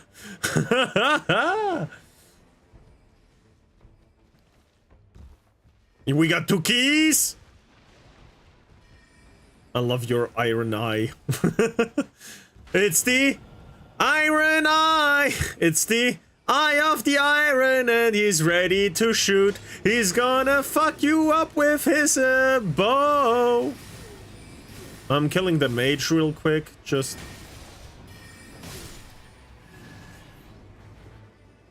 And I'm getting bows now. I mean... Shit. Oh, this could work. Oh, this could work. This could not work. What effect is it? You got him already. Wow, okay. Oh, you got a weapon. Improved resistance. Nothing really.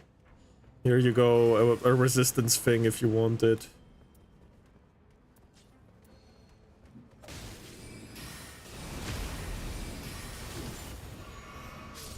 Alright.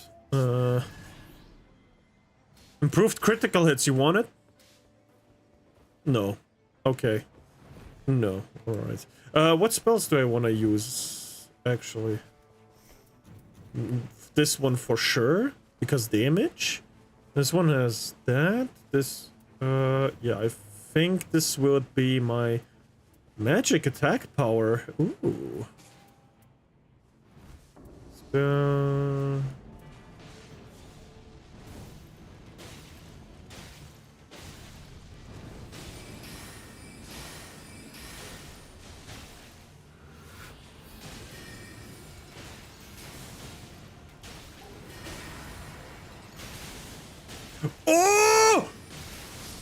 Oh!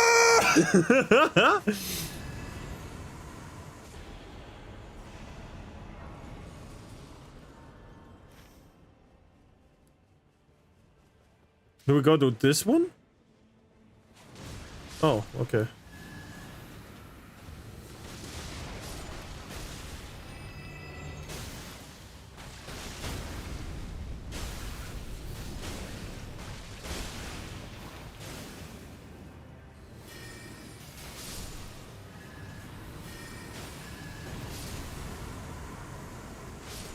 Oh, damn.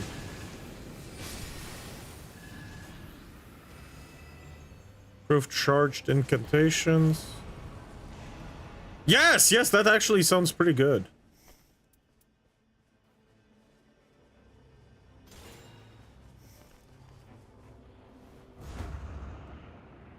It's the eye of the tiger and I'm ready to fight.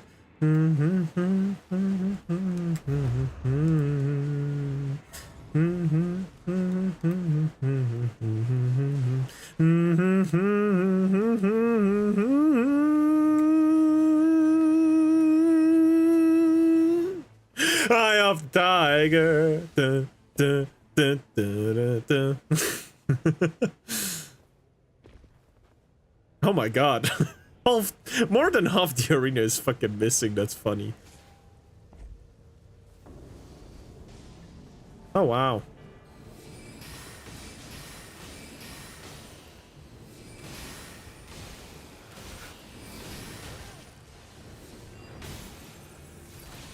Health!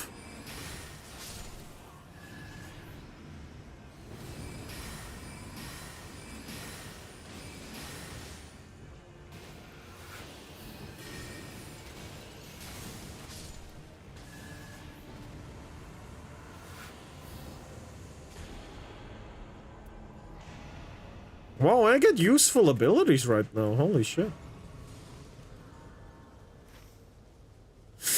You wanna go to this one and go to the cathedral on the way for keys?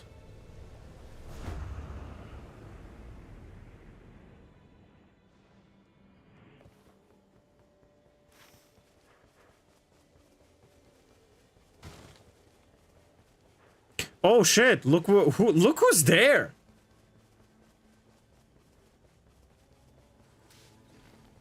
I hope he doesn't curse us. Why'd I say it? Oh, it's this one. I want to test that shit out. Hold on.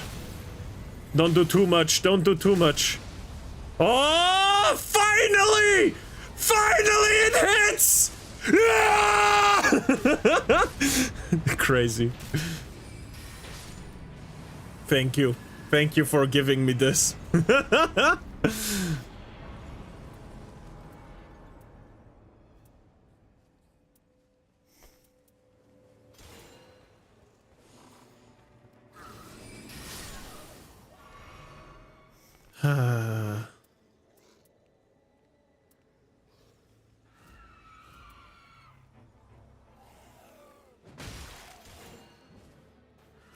Nice. Where are you going? Yeah, we can go later. There's a jump pad here that makes us go faster there.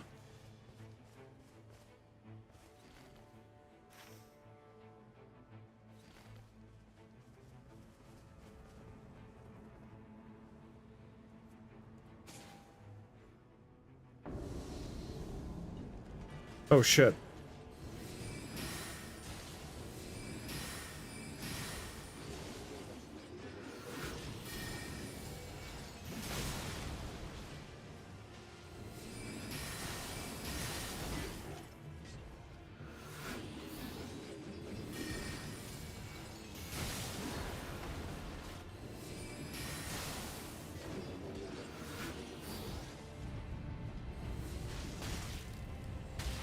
Stop shooting me. Stop shooting me.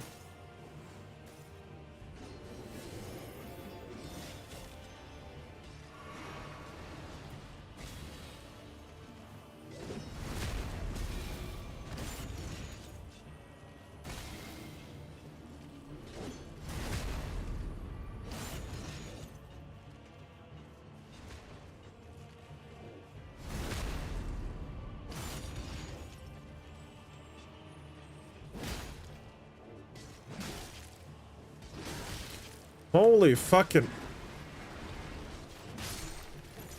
Holy fucking shit, bro.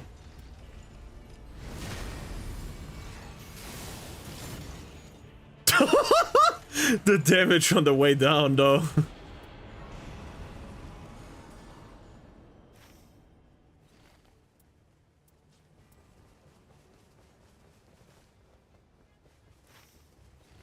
Is it worth it speed-wise?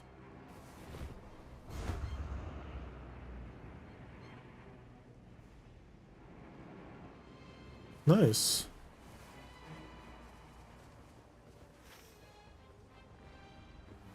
And we're on the way to the fucking guy. Holy shit.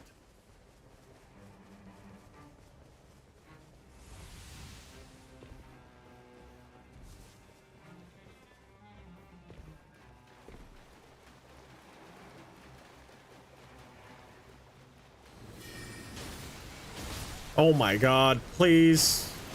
Why are you still going on me, fucking beasted?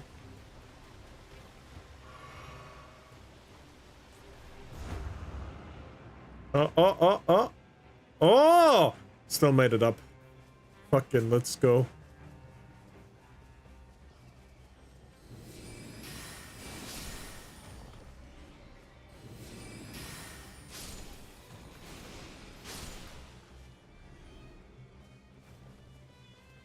What was the thing?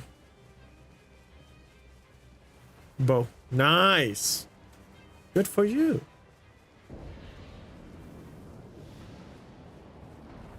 Oh, spiders.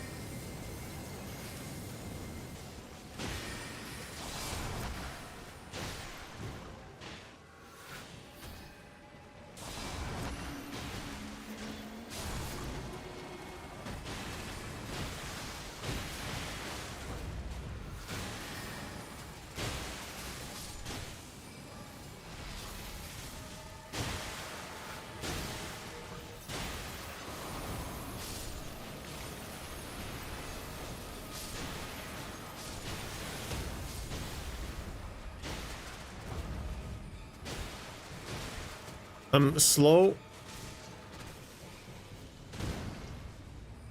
Where's the fucking... Oh, there it is.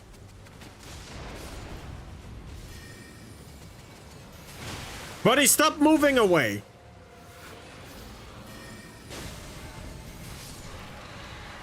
That's right. That's right. I'm the damage dealer here.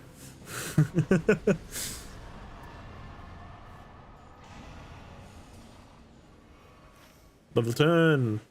You wanna fight the guy? Where he at? Behind me? Is he up? Where is he? I see. In that case, let me just go to the race. Ah, alright, alright. Alright, let's go.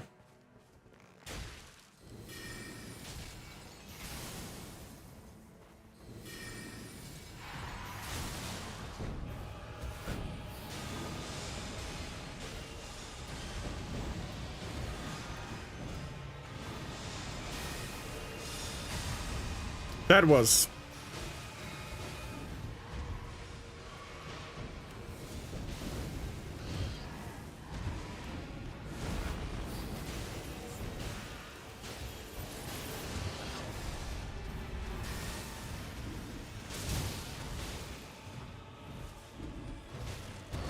You piece of shit, can you just let me heal?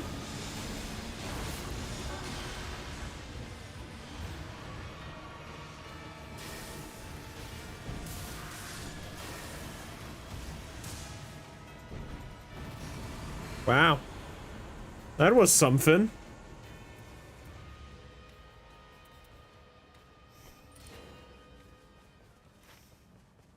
And that's all he gives us? Just a talisman? That's it? That's kind of fucking weak.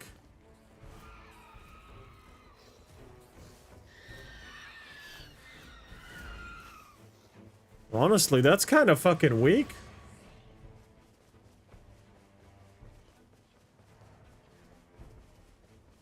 However, I do love the way I fucking stopped his attack midway.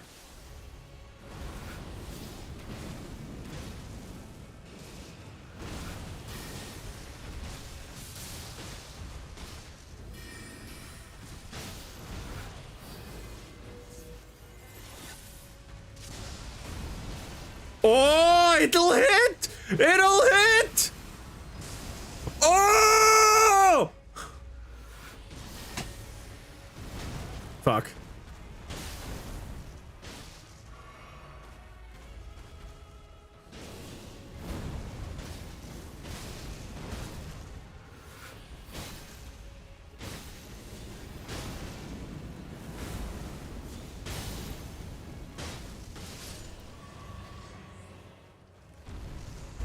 Pretty good, pretty good. Oh, I got a gold. Oh, it's a... Oh my god!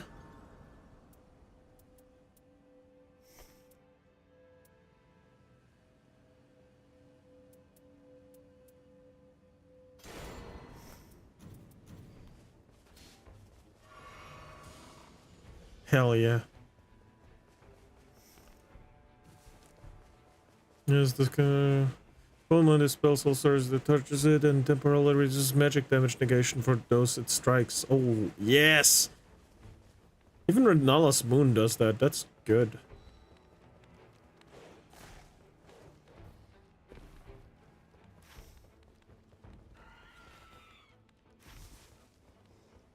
It also has the other thing, which is really nice.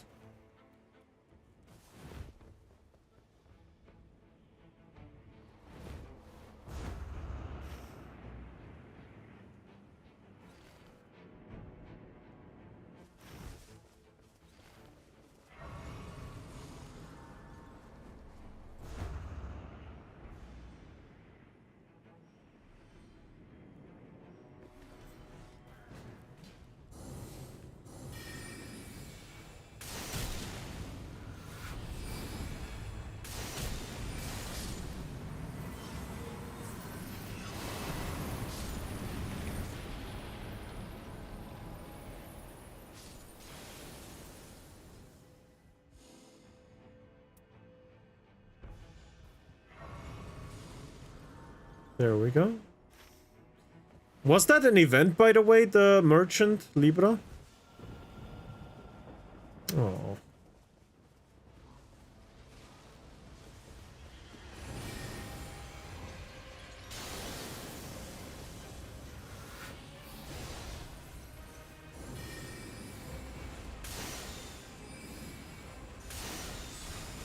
Oh, damn. I'm sorry.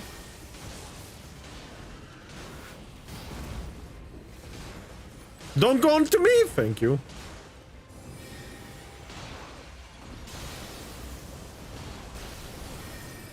And he's dead.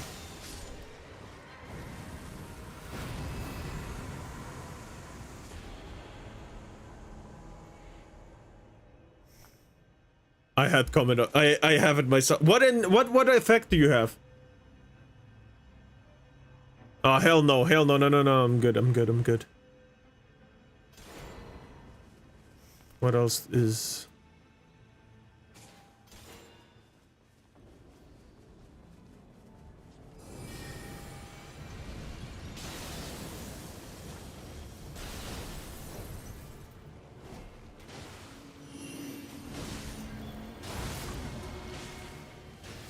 No, don't. Fuck you for going after me.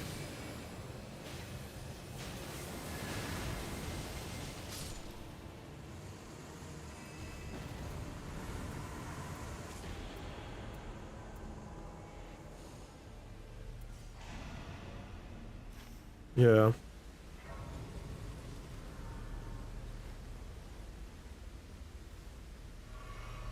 What? Yeah, that's the reason why you got HP back. That is true.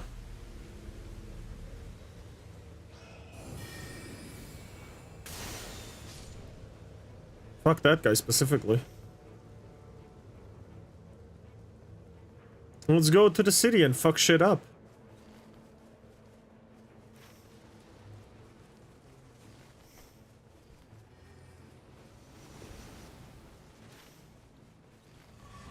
Let's go to the city, bitch.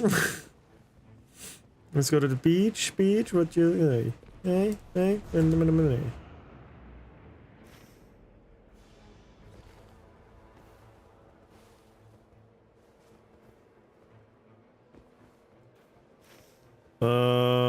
You want to do the dragon first or just go into the city? It's really, I think we'll be fine with Estelle.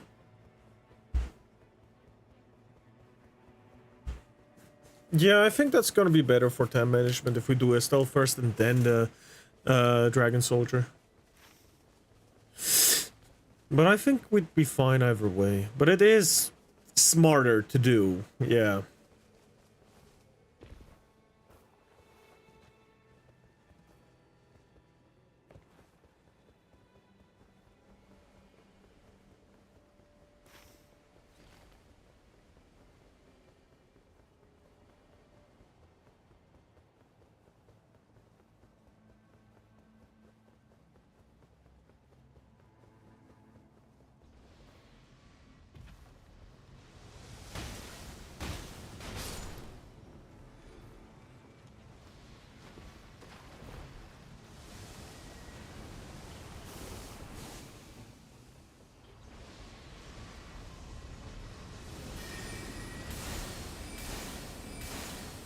It doesn't reach him.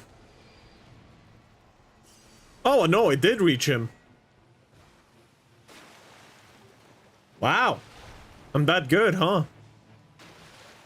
It's about sending a message. I thought it didn't reach him, but I guess I just need to take a single step forward? Maybe?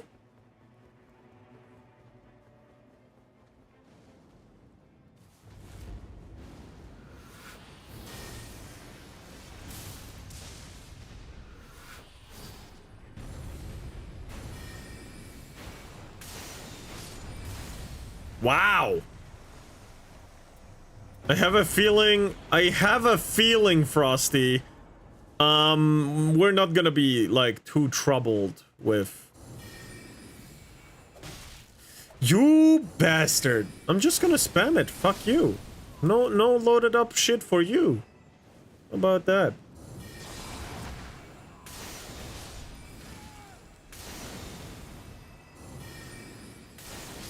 No, you don't.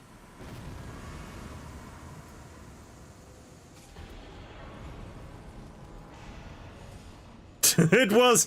You were the bait. Fucking cope.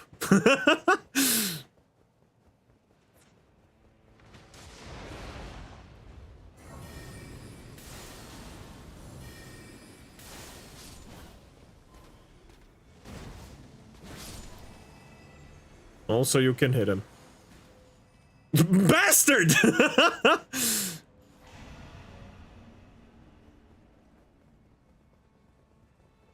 I died.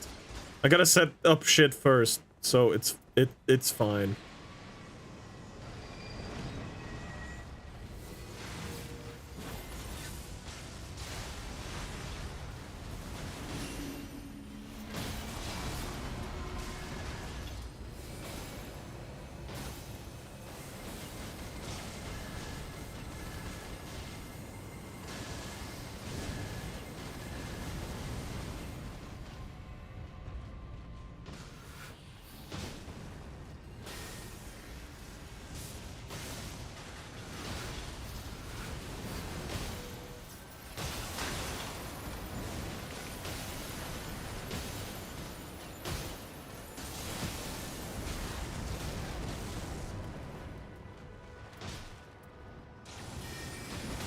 Oh, fuck it. Why on me?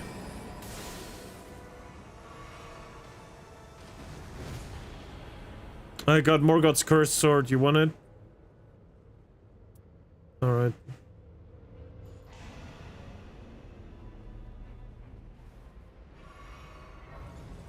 Okay, I guess we had less time than I thought. I guess.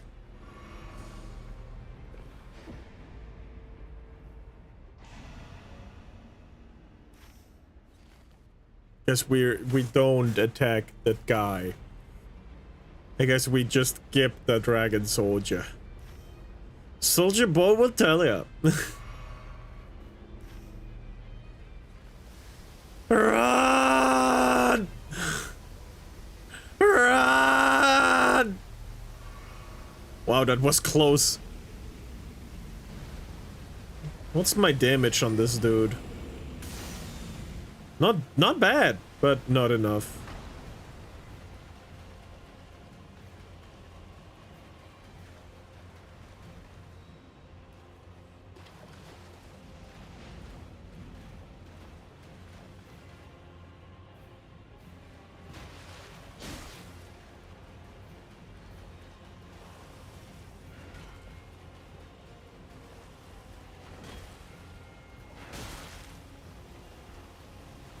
Fuck each and every one of you pieces of shits.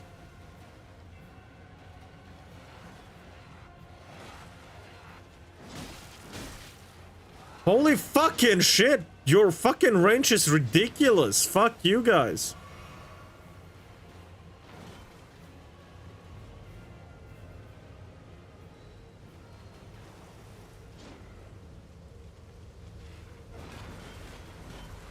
All right.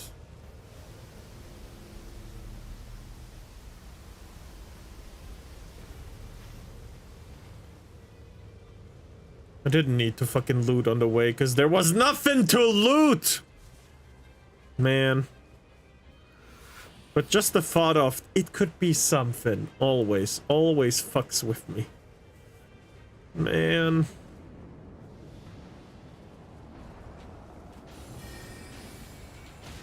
Gone.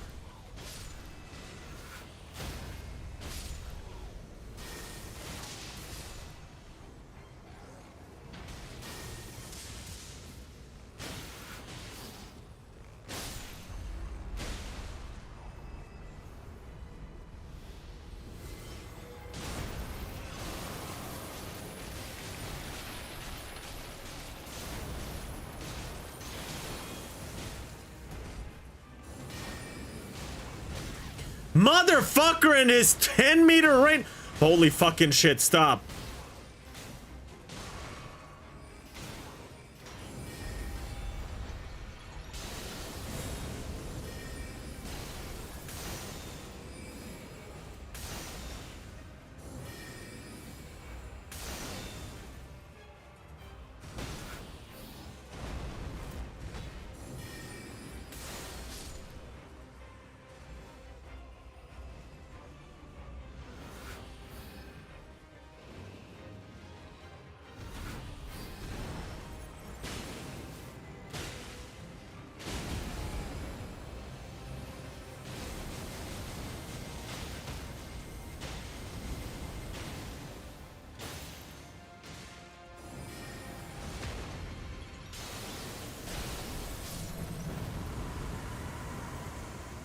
Nice.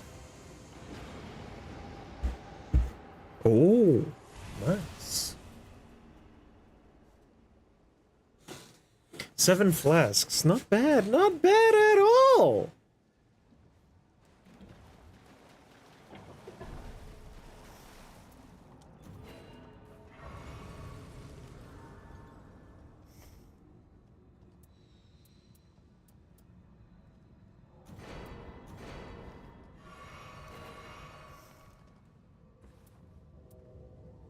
Oh my god, where did you get a third Starlight Shard from? But... shit. Wait, I can't just...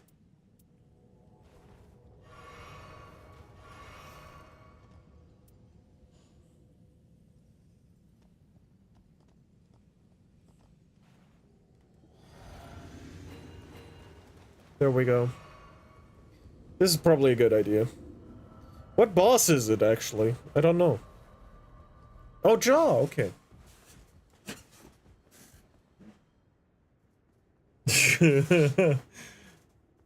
Right after a beer, that street bum blue shaped like a deer. DUI, I like to die.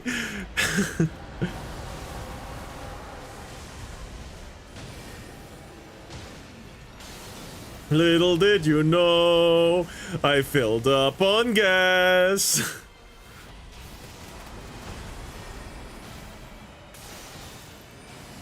Oh!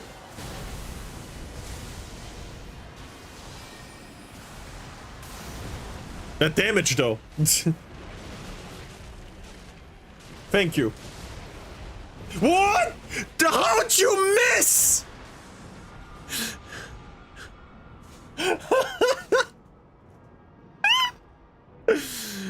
Bro, I gotta show you something later from a fucking stick fight, right? Animation. Please don't go after me, Mr. Dragon.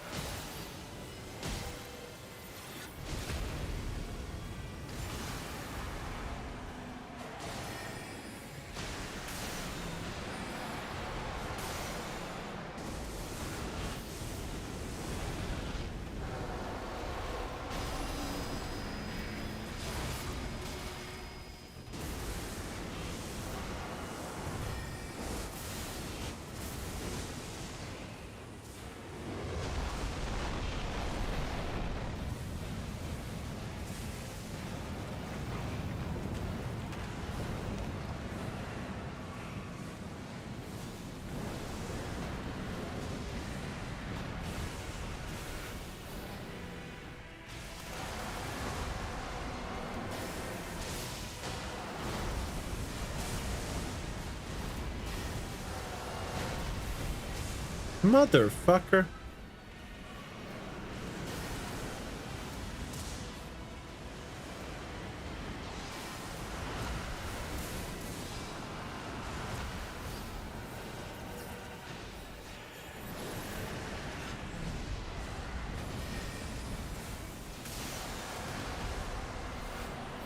Can you do holy damage?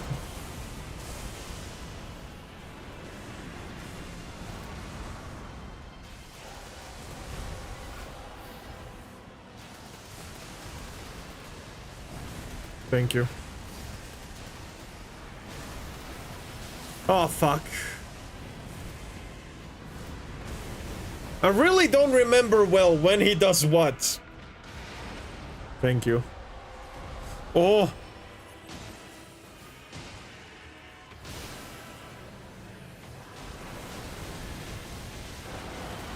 Don't care, didn't ask, go fuck yourself.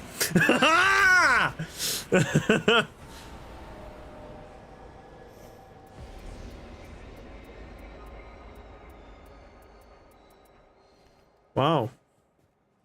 Don't really need those starlight shards. I need like 2 at most per boss fight.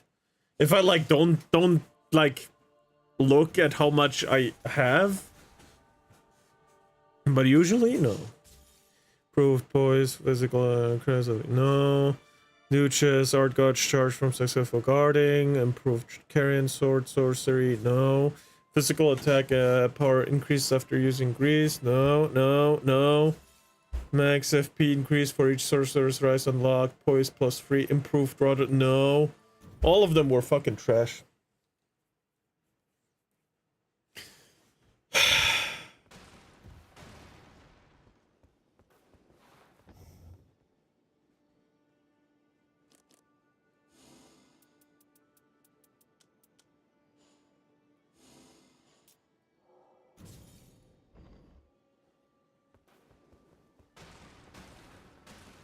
I'm ready for the next one.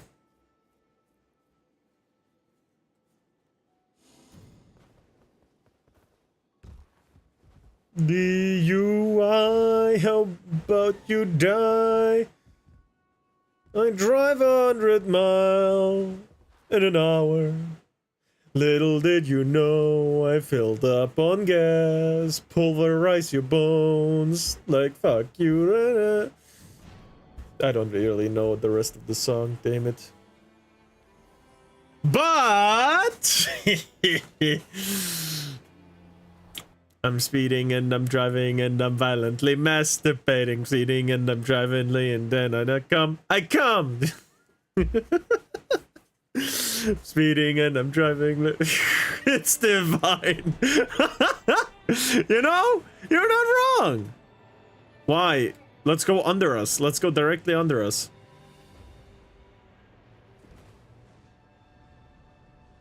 Under me. Come on. Come on. Thank you.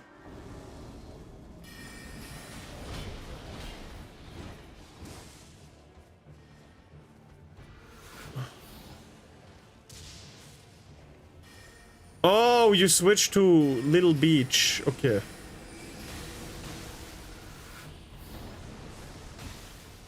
You're a little bitch, you know that?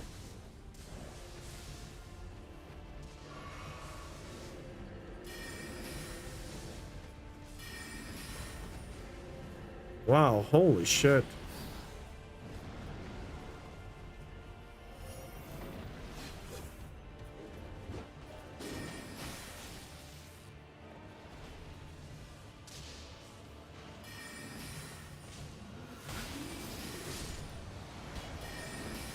Yeah. Fucking! How do I not hit you? How did I not hit? Let's go to the castle. Let's come back here later. Cause holy fucking shit.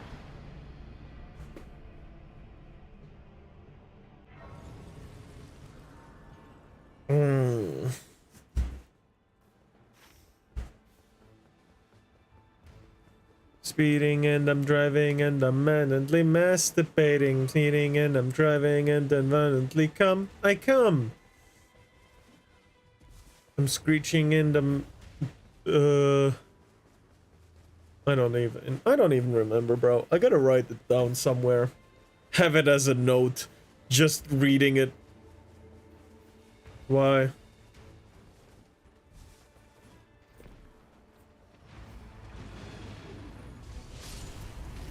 Oh my god.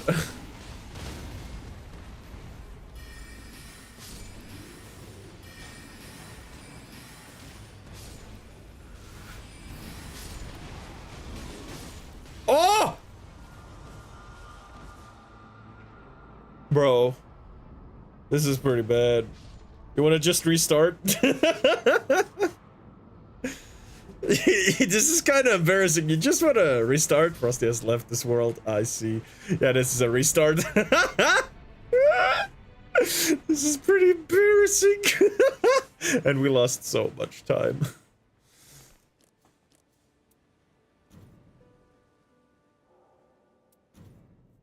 Yes. Man.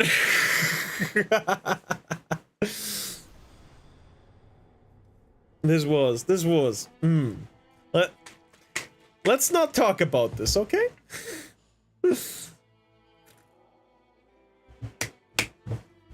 You already forgot? Okay. I don't know. I don't know what we forgot. It's almost like the last 5 minutes of my life are missing. King Crimson!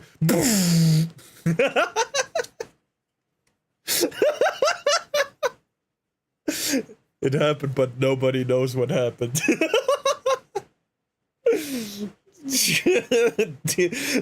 Hey, hold on. Hey, look, this pizza bread. It's called Diavo. Huh, that's weird. Why can't I say it? Diavo. What the fuck is going on? Do I have to restart the game? Diavo. Diavo. Why can't I say it? Diavo.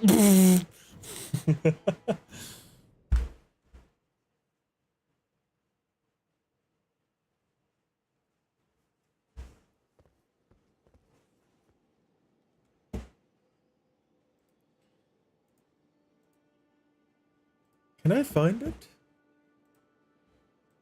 Hold on.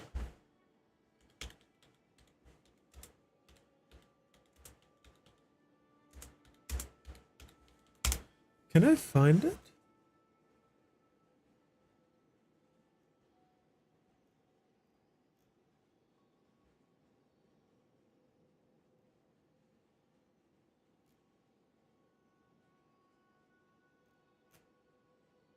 Uh...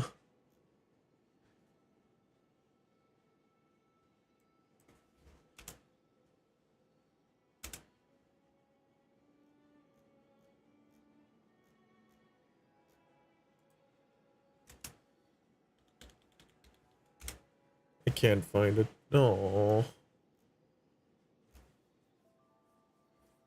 I cannot find it. Sage. Let's go. We're still in the party? Oh yeah, I accepted the request. Ah, fuck. I'm an idiot. Forgot a bit too much. Yeah, you're right. Speeding and I'm driving and I'm violently masturbating. Speeding and I'm drivingly and violently come. I come. And then I'm violently masturbating.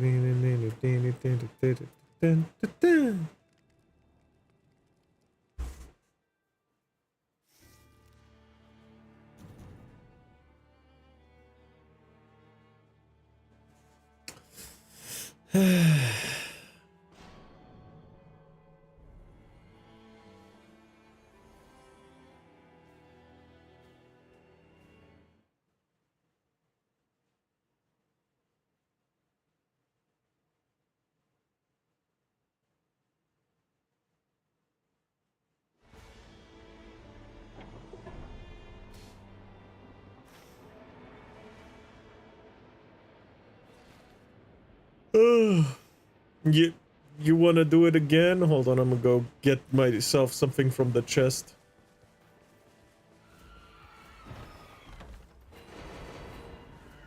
I just took everything. It doesn't seem that good. What did I get? Got a sword. Nox flowing sword. I got unlimited stamina. Mana, I mean.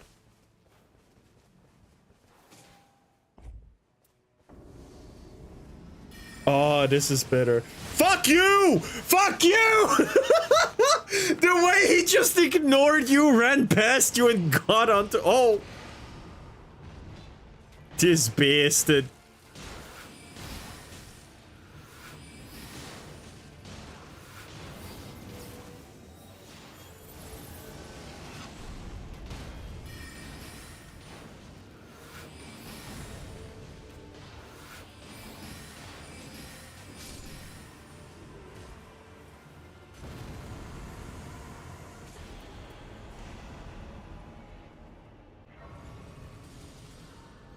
Wow, up to level 5 instantly.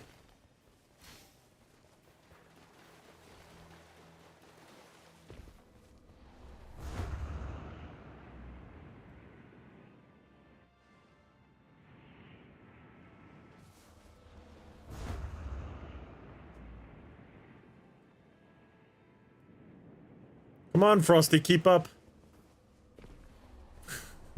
I know.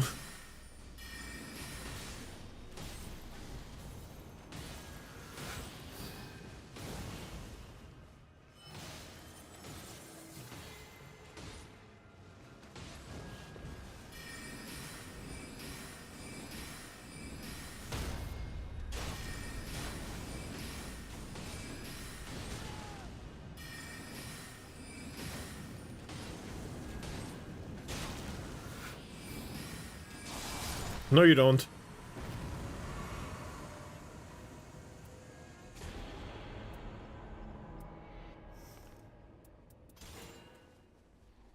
Oh, hell yeah.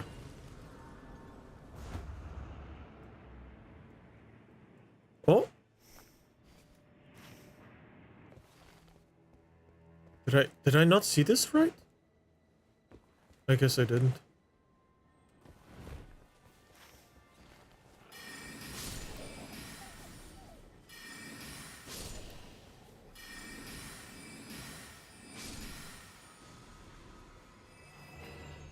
Oh.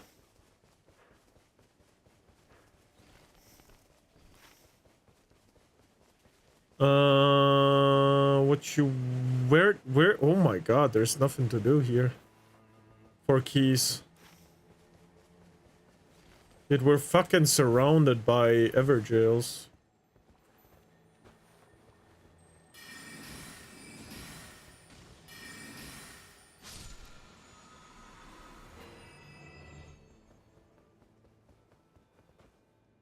Yeah, I'm coming up.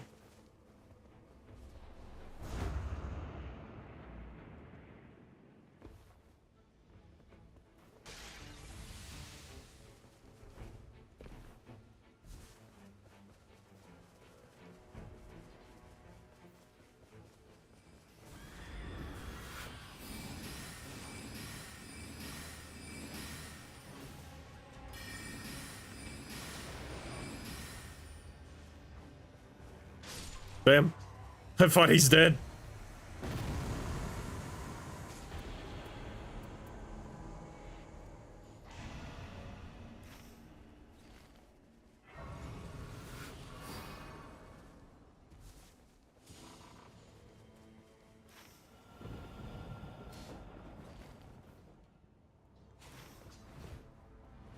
All right.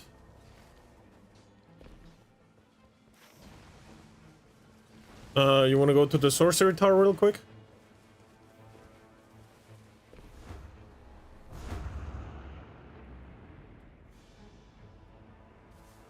Well, that's not a real quick, but okay, it's inside. Oh, that's cool.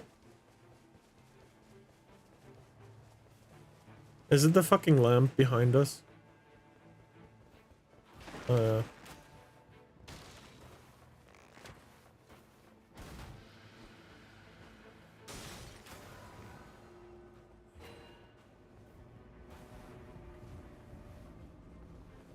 The fucking stick did it.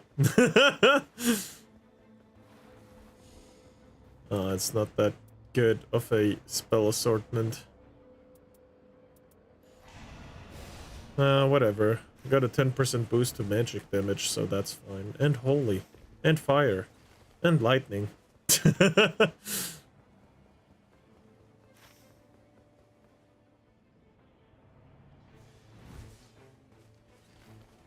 Why are we...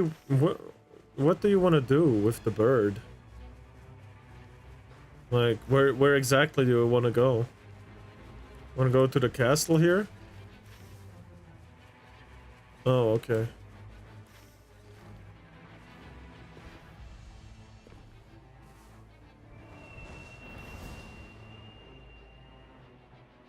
Yeah, it was a pretty bad spawn. But we need keys, man. We need keys.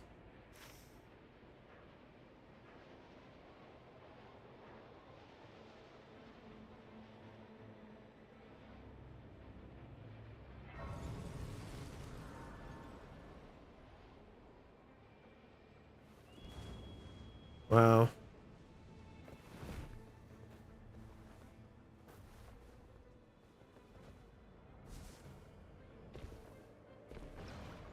Yeah, holy shit, this is kind of bad.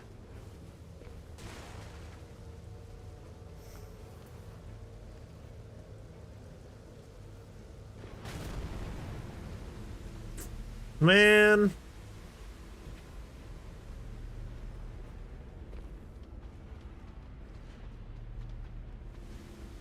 Alright. Oh, you motherfucker.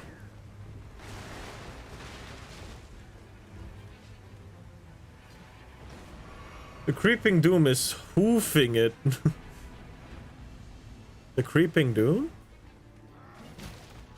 What do you mean by that?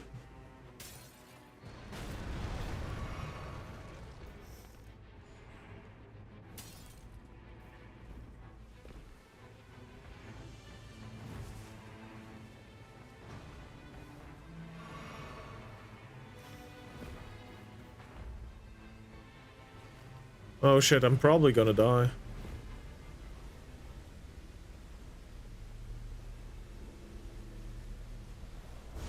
Fuck! The death rain, yeah. You're right, Aaron, god damn it. Oh, the bird! I forgot about the bird. I could have taken the bird. Man. Whatever. At least spawn me next to Frosty, please. Or next to my ruins, one of both. Doesn't really matter. The death rain really is death. Hello, spawn me! Holy shit, bro. Okay, I'm next to my souls. I'm gonna go with those. Because I can use the bird right after. To get to Frosty quicker. As well.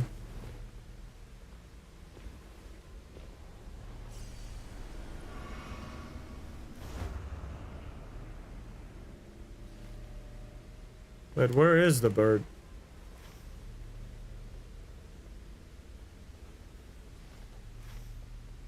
Oh, fuck. Oh, fuck. I'm so bad. I'm so fucking bad. I didn't look at my health. Holy shit. This is so embarrassing. This is unironic. Oh my god. Oh my fucking god.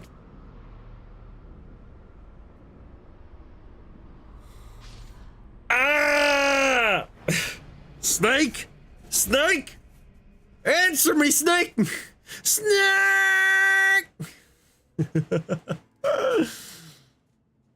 Fuck. This is not good. This is not good. Frosty, I'm so sorry you're playing solo.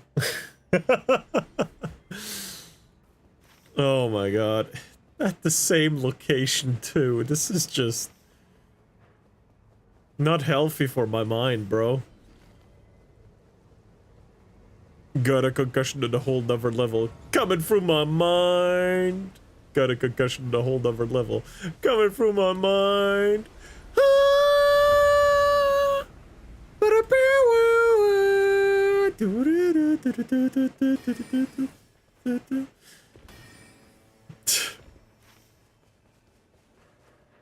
Oh god.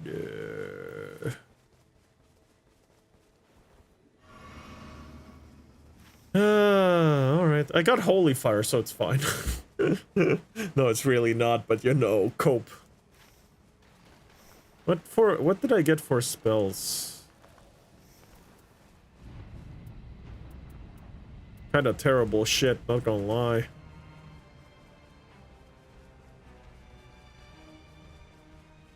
Bird?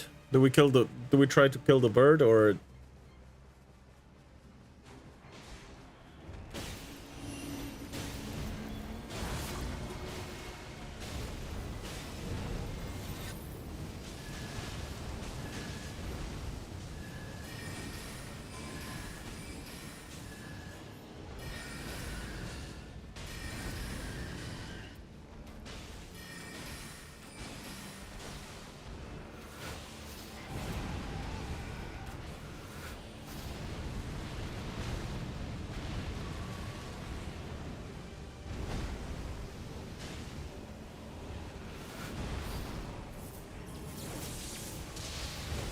Fuck! One shot! Oh, man. Yeah, I'm gone, bro. Oh, this is just not going well for me, man. I have no spells, I have... minus level, no souls. This is just not going well for me, man. My beloved!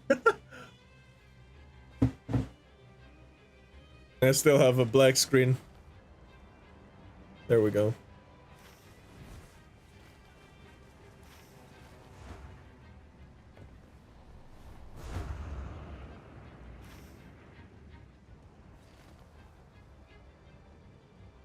It's funny how the fastest way up is up, down, up.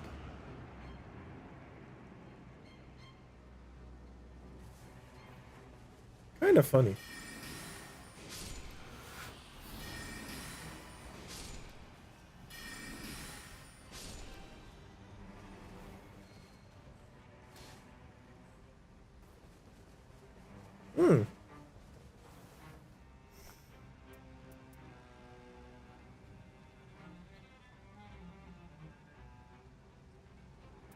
I have something for you. Crucible, feather shit. Okay. Alright.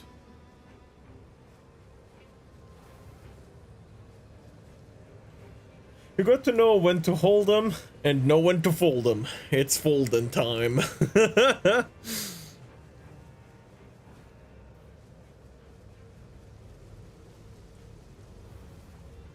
Man, I got folded, man.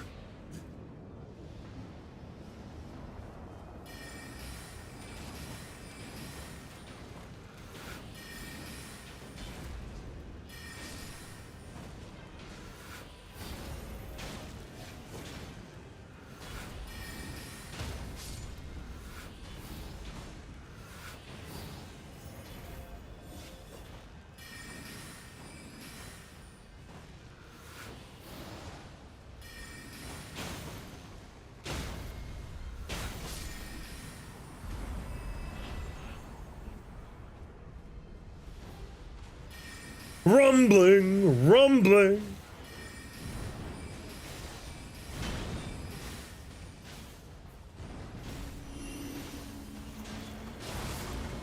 Of course he comes after me as soon as...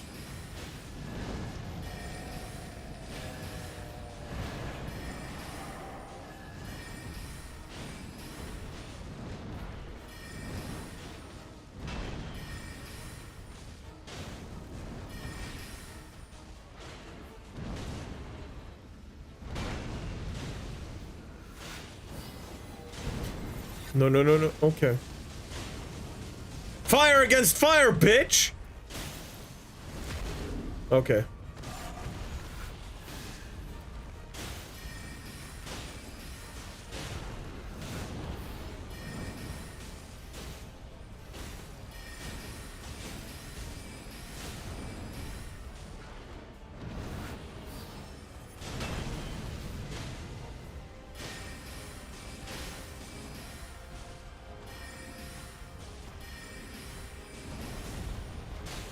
Oh, wow. How about you fuck off?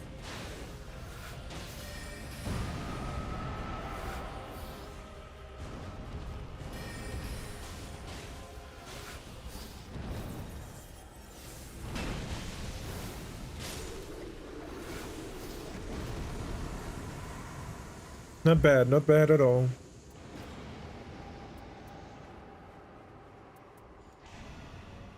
I got trash. I got trash. Ugh. Yes. I'll just make a small detour to this place. Is that okay? Nice.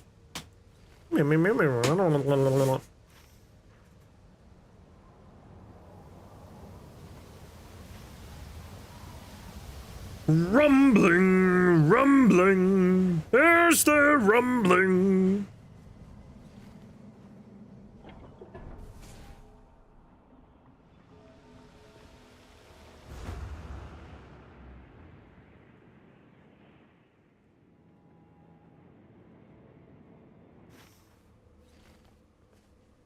Wait, I went the wrong way. There it is.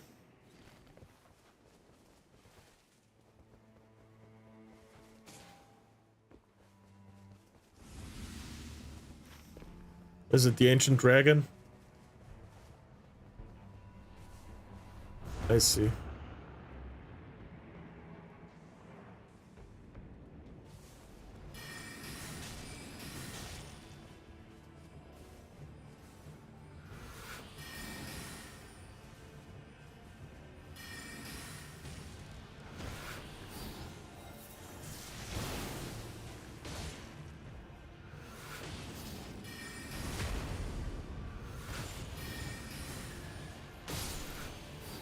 Damn.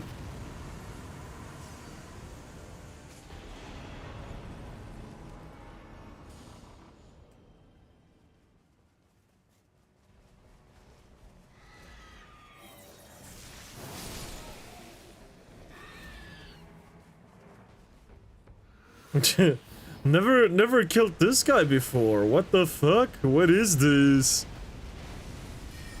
Rumbling, rumbling.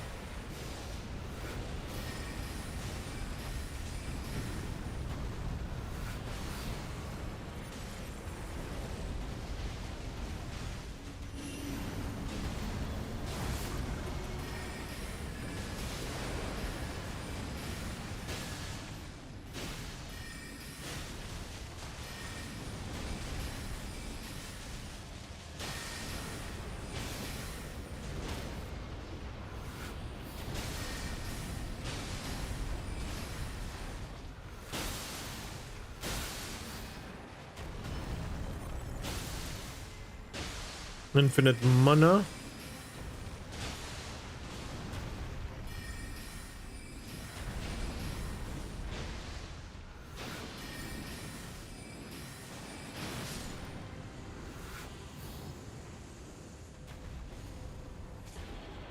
Fuck!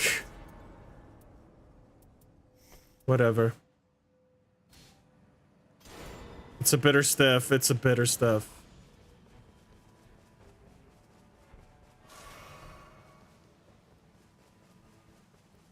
We're going for round 2, huh? Round for the Hog Tour. I hate myself.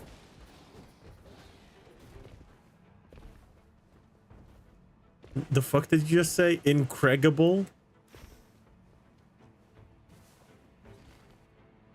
What does bird have to do with Craig?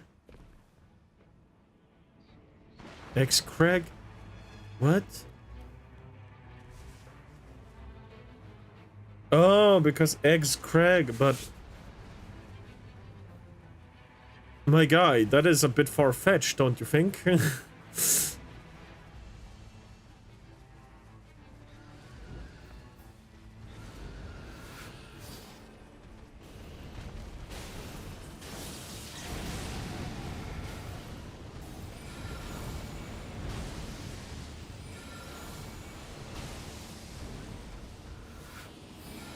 You're welcome.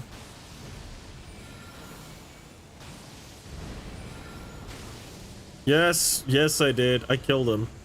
That's all the betterment I can offer. You'll be happy with it. Give me a good staff. Ah, incantation jump attacks. Oh my god, this is trash.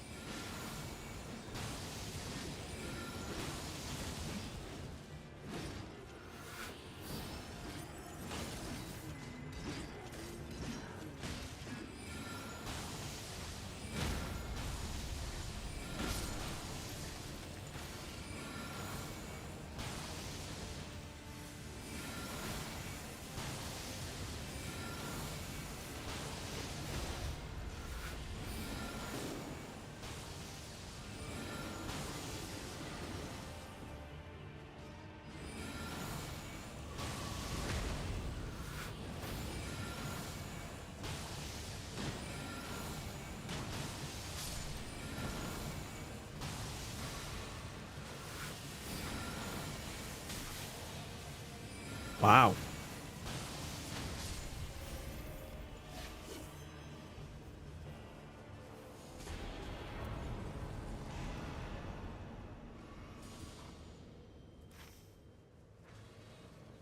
Oh, souls. Nice. This is not a good round, I gotta say. We've had better, holy shit.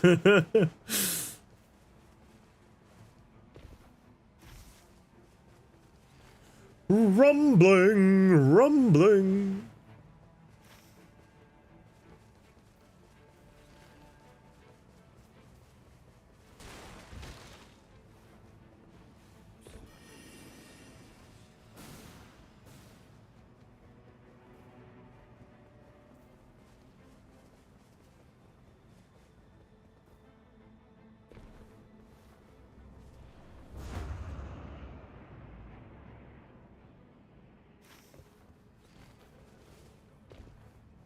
I'm looking at the shop real quick.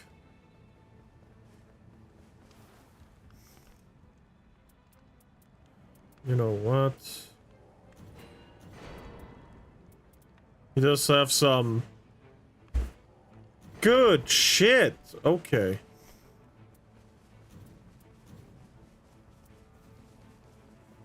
Huh.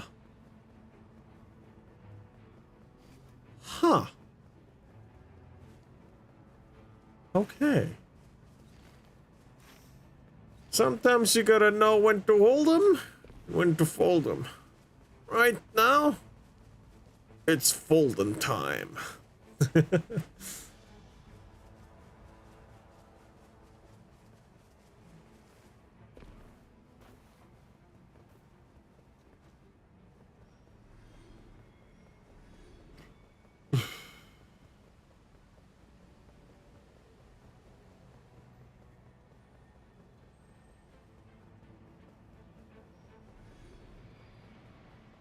Nice one.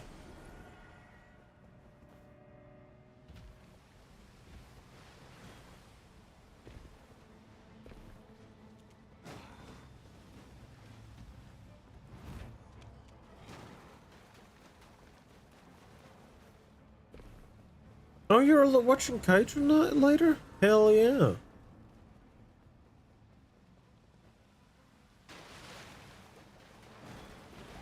Yeah, understandable. I'm glad that it came to both of us watching it for the first time, though. Even if I already know the plot because of manga.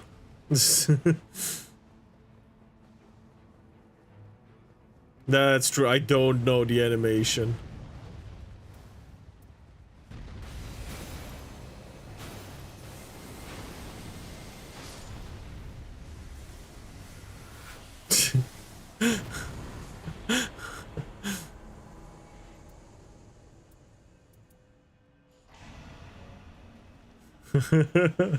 I mean, there is a really strong way to play the great bow.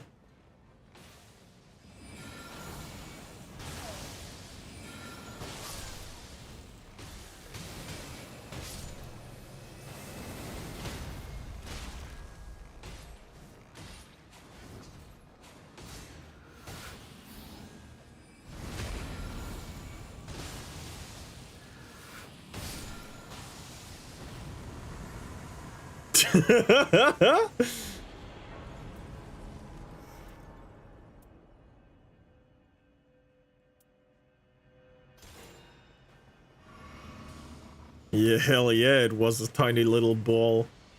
Hell yeah, it was.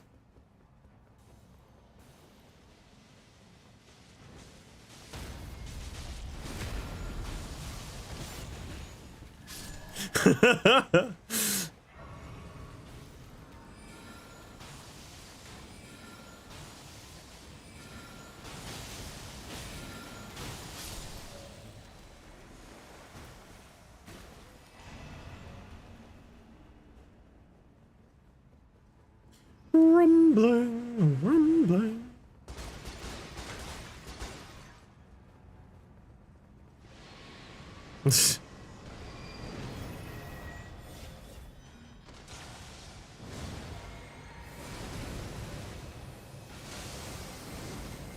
Oh, fucking.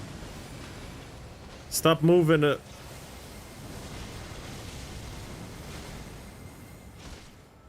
That's just incredible.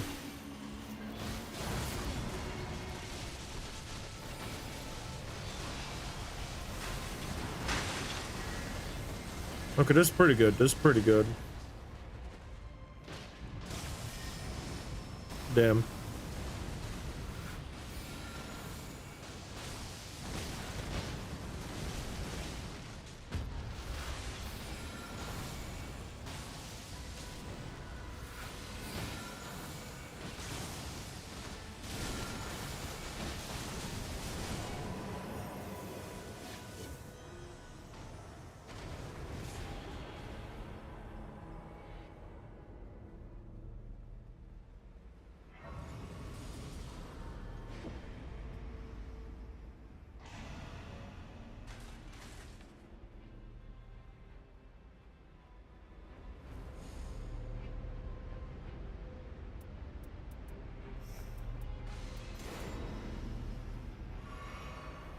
That's fine. Got Moonlight Greatsword, that's why, you know. Yes, Moonlight, what? Indeed.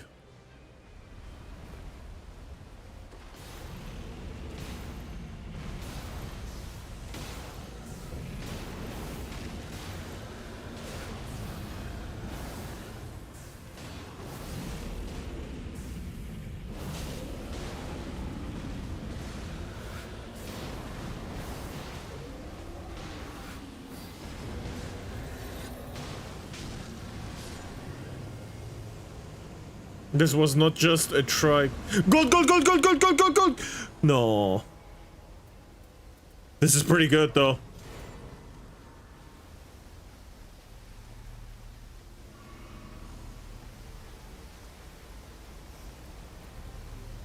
I got rock sling. I got rock sling. Do you know how good that shit is? Well, you're about to fucking learn. What was it? I'll just pick it up. No. Piece of shit, piece of shit, piece of shit. By the way, what does the Moonlight Greatsword do? Attacks lower enemies magic damage negate. Whoa! Oh! Okay.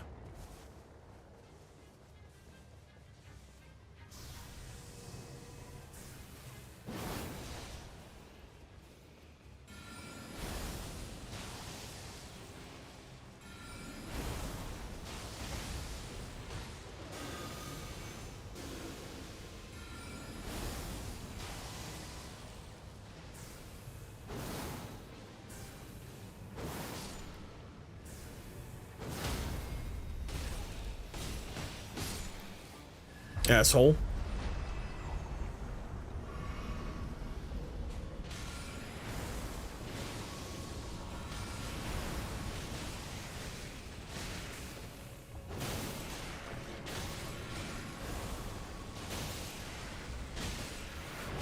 Oh, damn! Okay, bitch.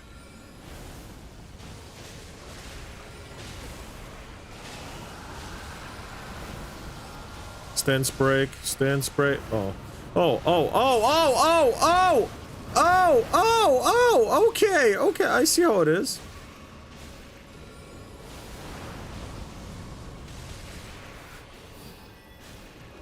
I hate you sometimes, Frosty.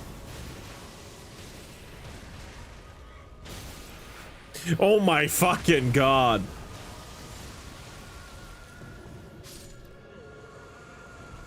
Got. Ooh.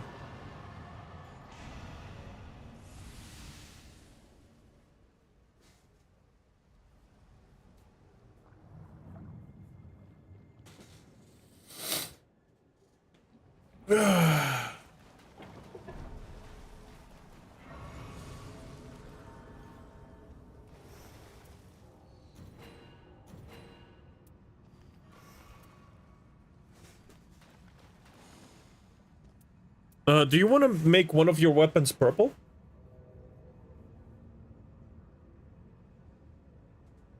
Alright.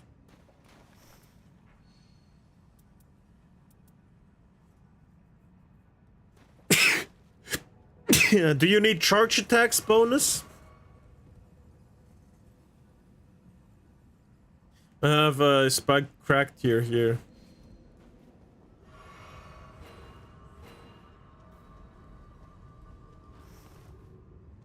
I don't need anything else, so...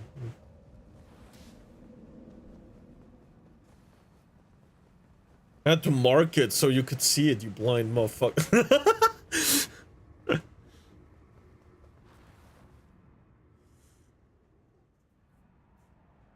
What boss fight is it actually? Oh, okay. No, I got it. I understand. Rumbling. Oh my god. There we go.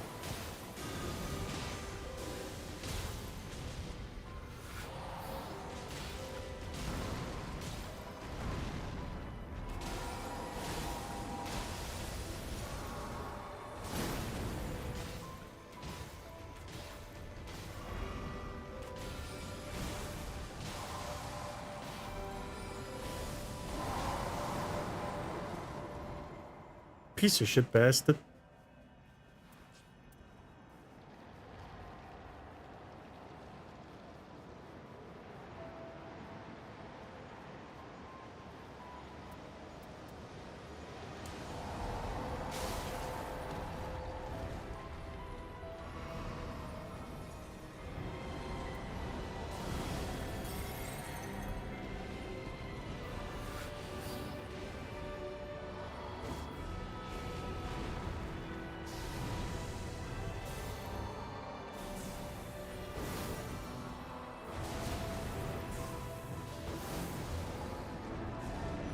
Oh, you piece of shit bastard!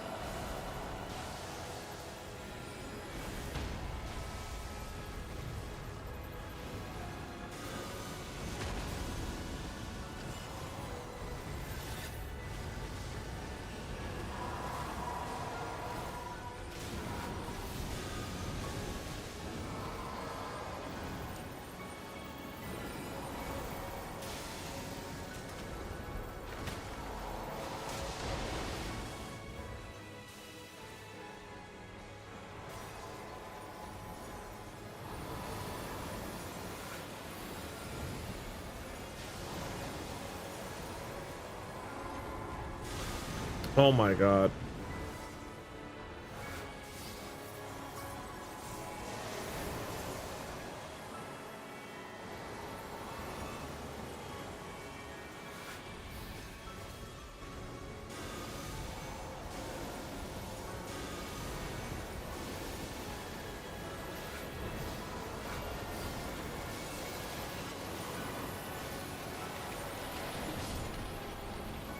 I didn't fucking care.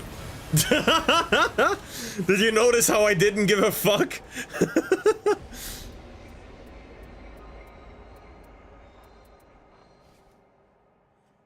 Is another open. The old. Oh, bro tried to open his domain expansion. I said, counter domain expansion. No. What is this? Changing ability the skill flame extract at start. No. Faith. No. Increase rune acquisition, starting armament inflicts poison, restoration, but no. What is this trash, man? What's this trash? Rumbling. Hear the rumbling.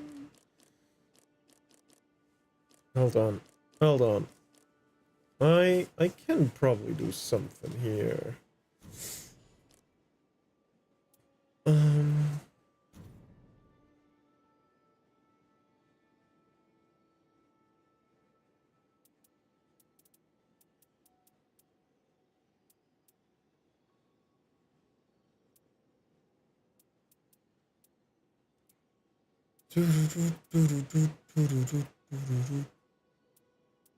Oh, this one's green. Yellow, green. Something like that. Green, yellow. Ugh. Iron Eye has some shit chalices, doesn't he?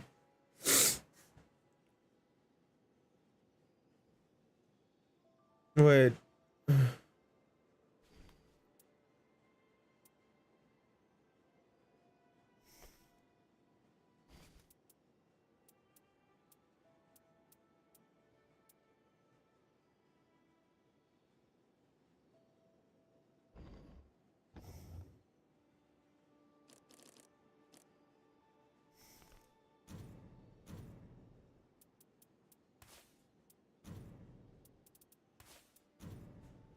And some Iron Eye shit.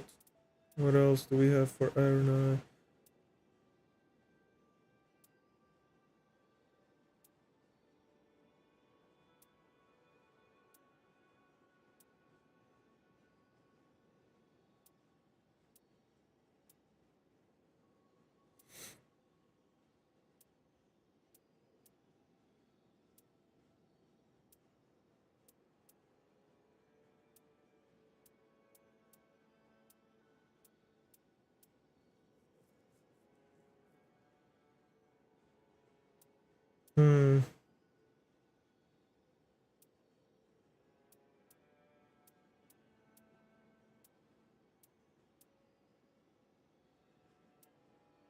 What character are you playing right now?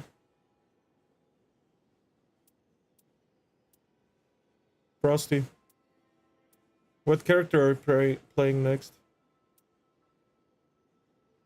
Yeah. I don't know, okay.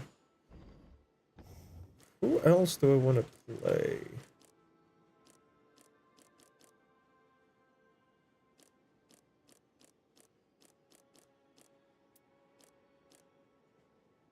Huh. Do I go for I'm gonna go for Raider.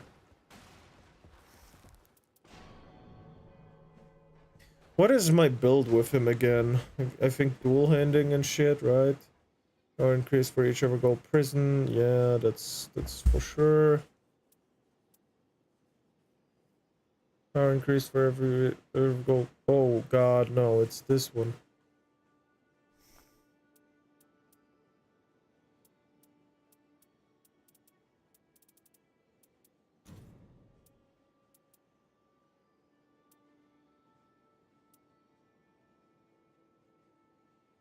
When wielding two armaments.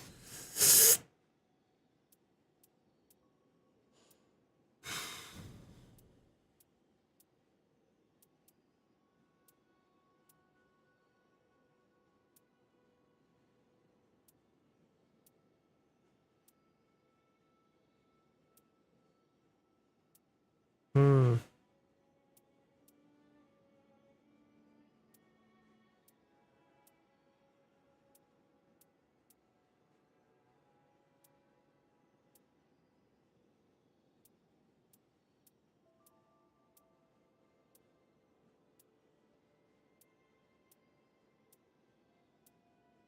Before we continue, I'm just gonna go to the toilet real quick.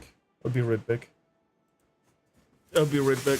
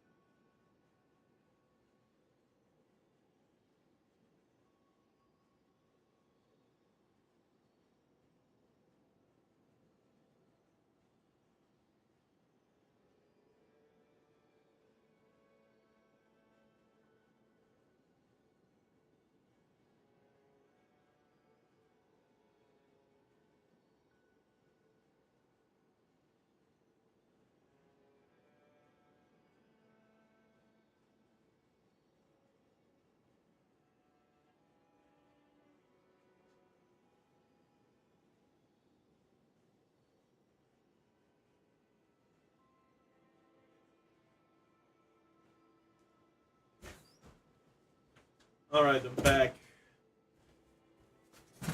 Frosty? And the next one, if you get the fucking thing, the gold bow, please give it to me. Let's go.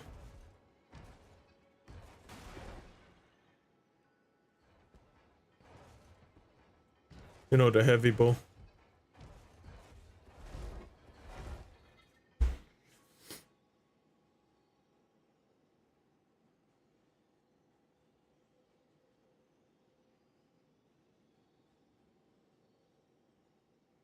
Are we playing? Oh, okay. Hell yeah. This is probably gonna be the last round for today.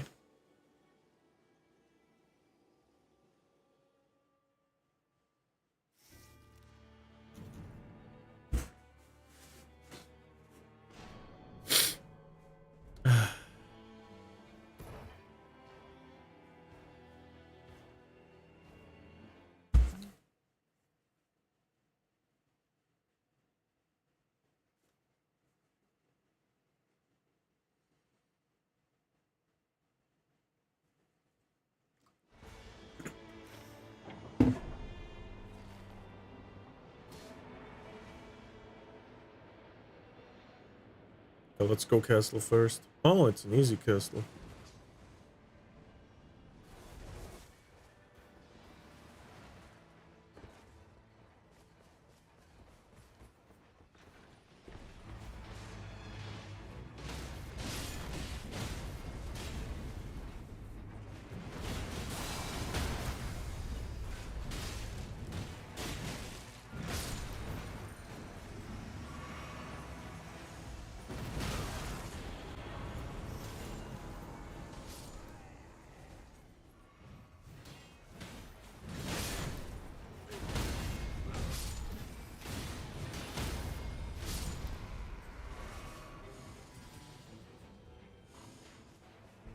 Alright. By the way, I still have keys when I spawn.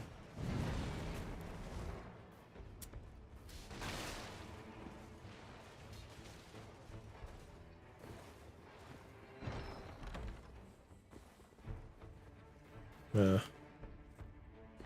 Alright.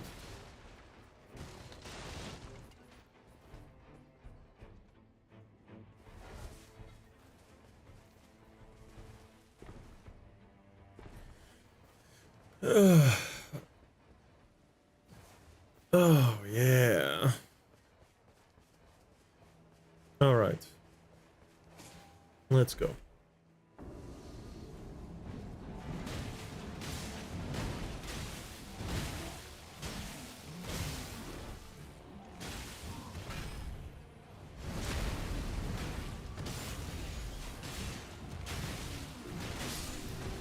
Damn.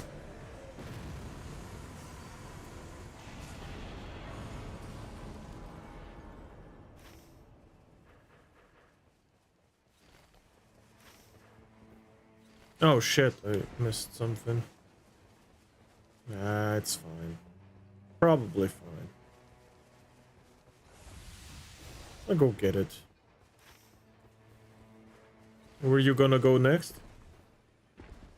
Wyvern? Okay. Already?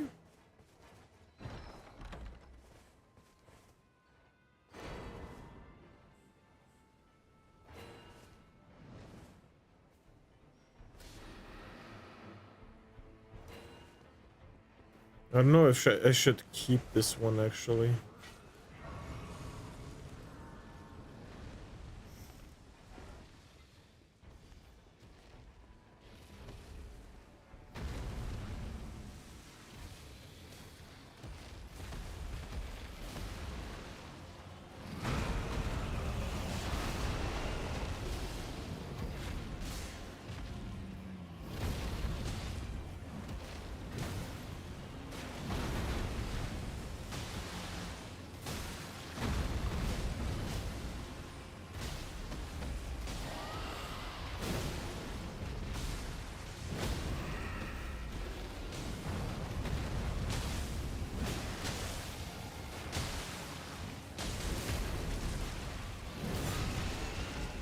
Oh wow.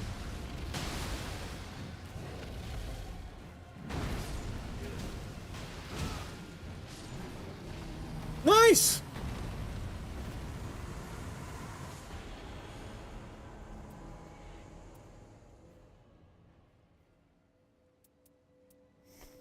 I guess I'll go for item discovery. What the fuck?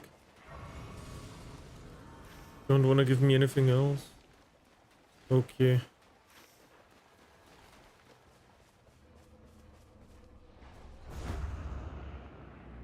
Come on, come on, come on. Oh! Hello, crazy.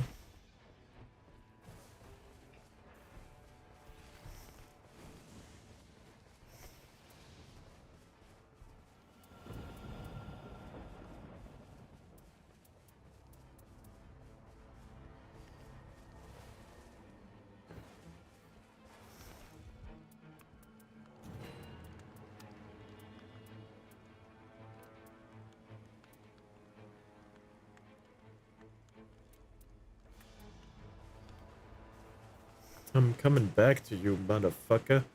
I'm so fucking looting you, my fucking idiot.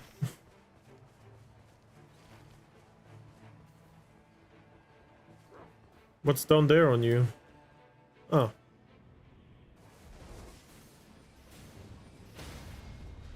Let me... Or not.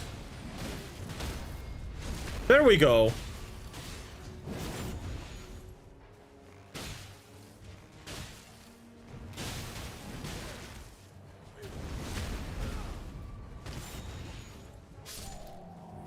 Come on, come on.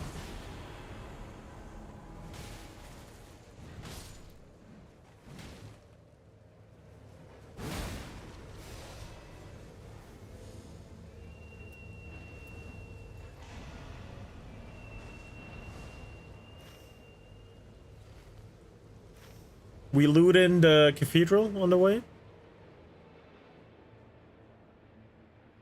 Oh, okay, you gotta cuddle you. Okay, okay, that makes sense.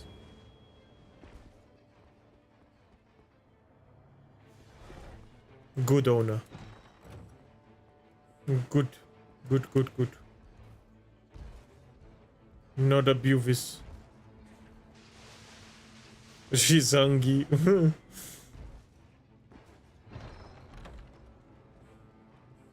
Nothing.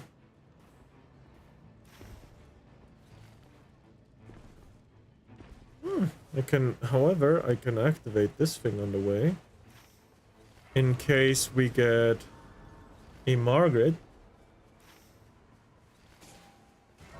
Oh damn, you killed him already? Oh yeah, demi-human. Anyway, good on you.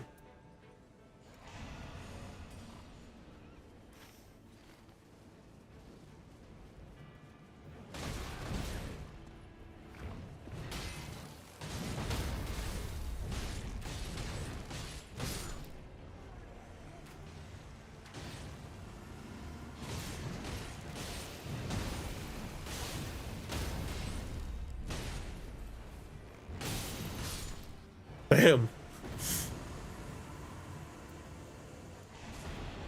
Passive rune conf. Another one, another. Let's go check out what kind of souls are imprisoned in the camp upstairs.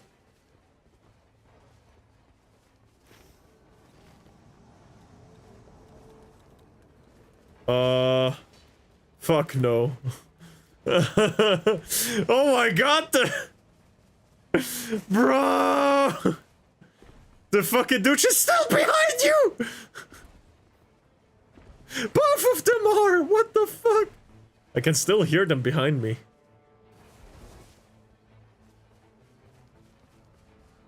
Okay, they're gone now.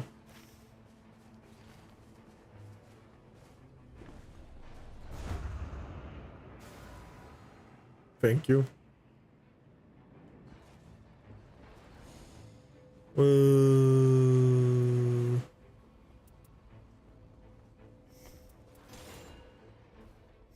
what does this have? Oh, too bad.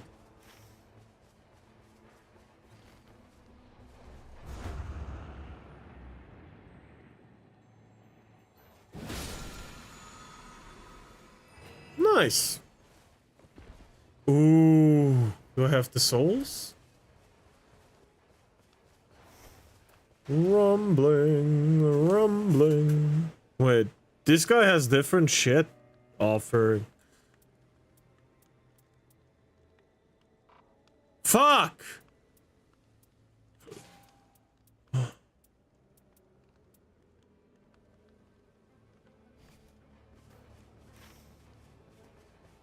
I gotta go back to this guy. What are we fighting on the thing? Crucible? Alright.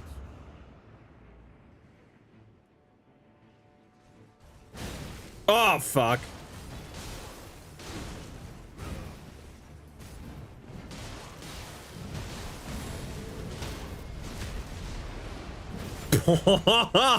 Bro got everything. No, no, no, no. Gotta hold back. I gotta go buy that shit. I gotta go buy that shit. Hold on. This is important.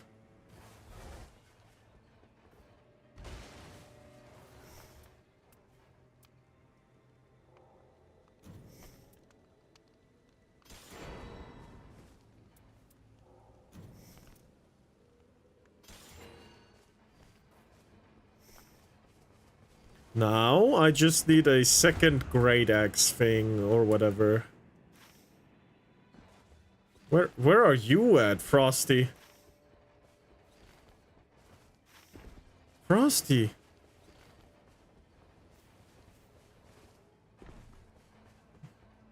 Bro, we had 2 cursed runs, now he's fucking... with his cat. And I can't even blame him.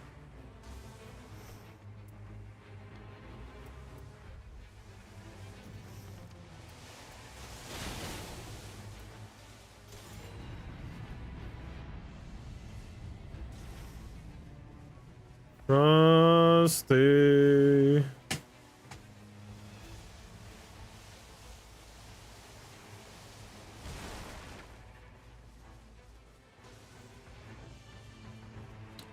Man.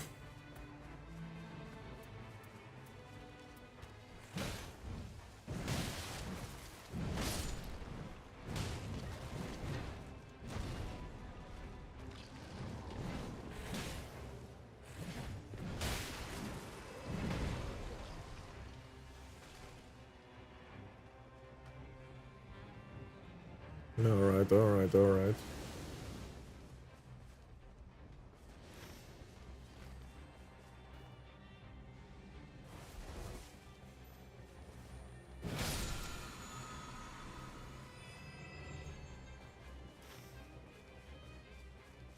Frosty, stop talking to your cat. I know it's cute, but come on, bro. Focus! I get it, she wants to be cuddled, but focus! Damn it!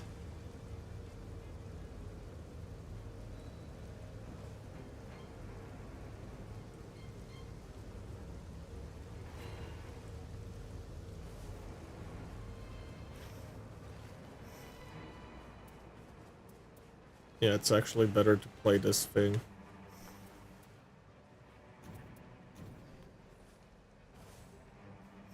Hmm.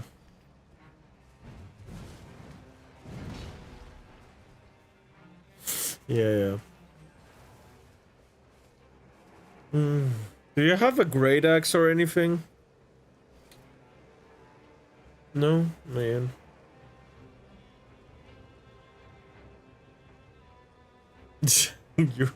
your hands is catching these hands. I'm stroking my shit, I'm stroking my cat.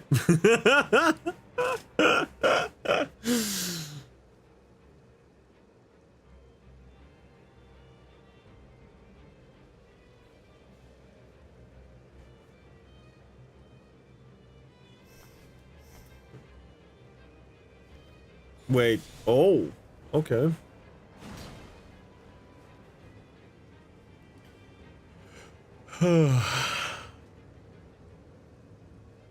Rumbling, rumbling.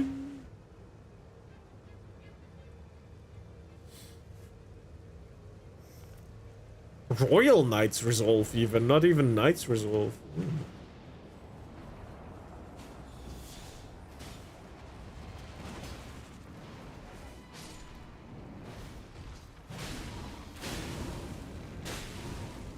Holy fire!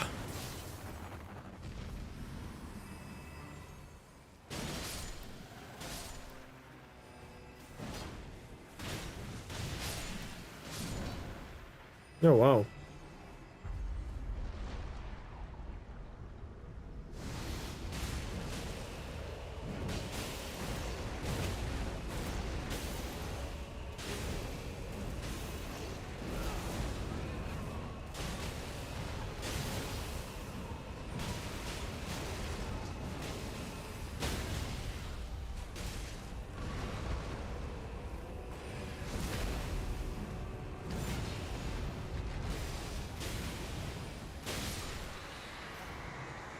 Wow.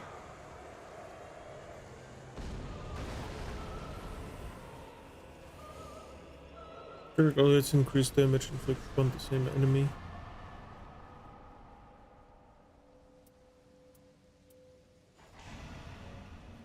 You know what?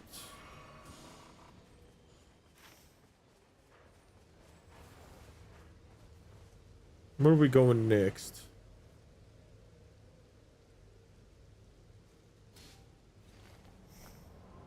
You got a key? Yes?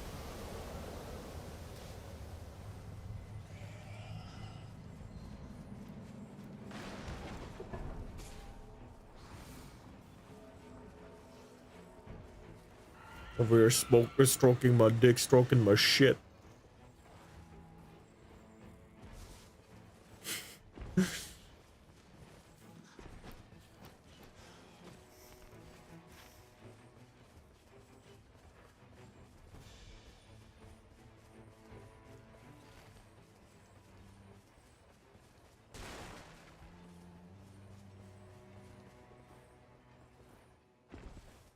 Man.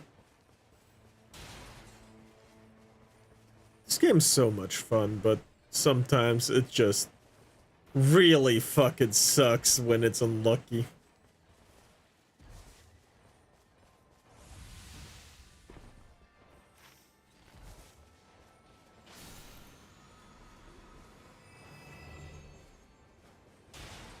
Aww. Rumbling. Fuck you.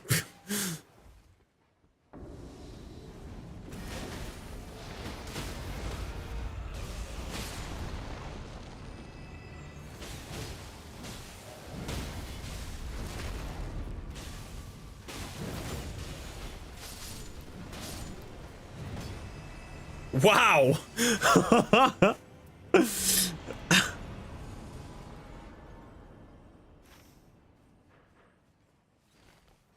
Wow. Took care of those guys, huh?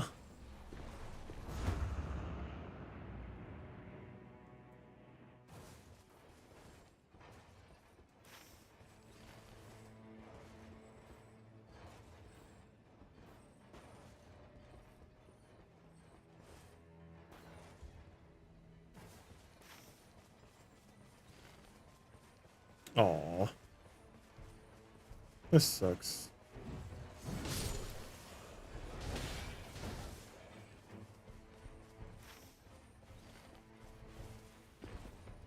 And afterwards we can go with the bud.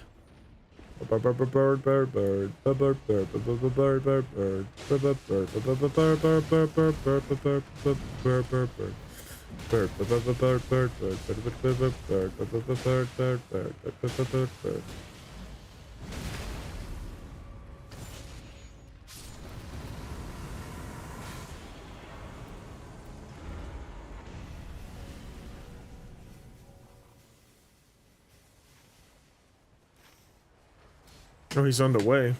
All right.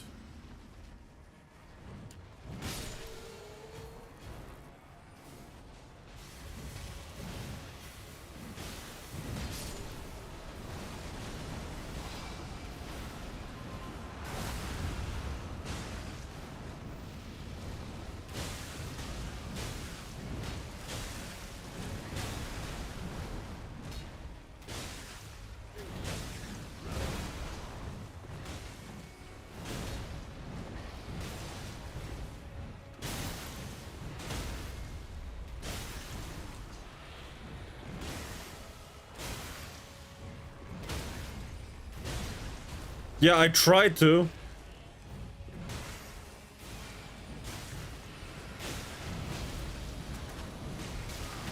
Fuck.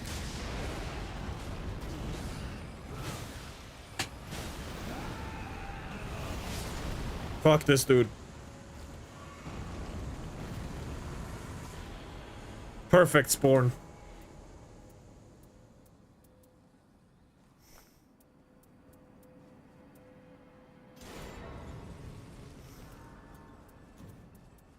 This is not bad. Hold on, let me have this one.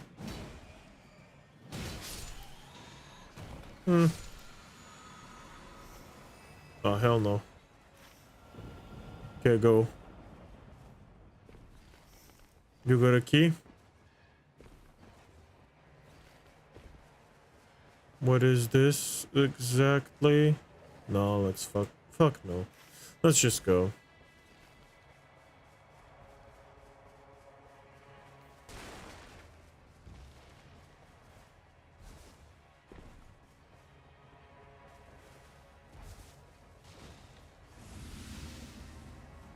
Bro really thinks he has a chance.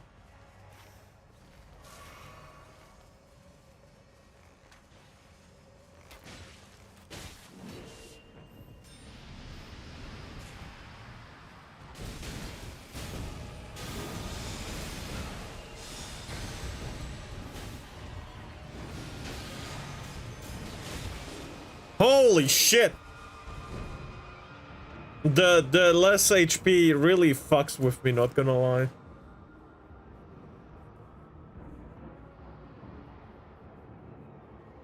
And he kinda gave us a boom!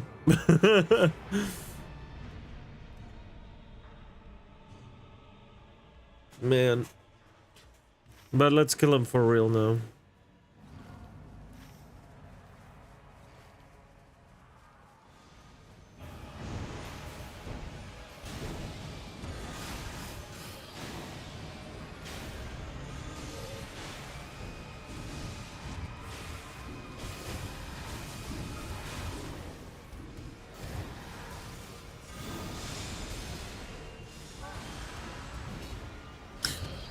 Where is my character hitting to?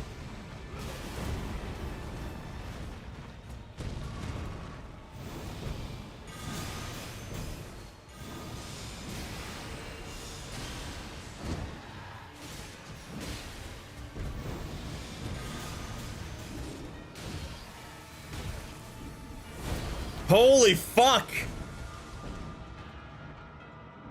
Yeah, we're done. Holy fuck. This was a little bit embarrassing. Oh my god. Anyway. Holy shit. Just a little bit embarrassing, right? Just a little bit. Hold on. What is this? Oh, okay. But that's fine, that's fine, this is fine, this is fine. Who the fuck is this?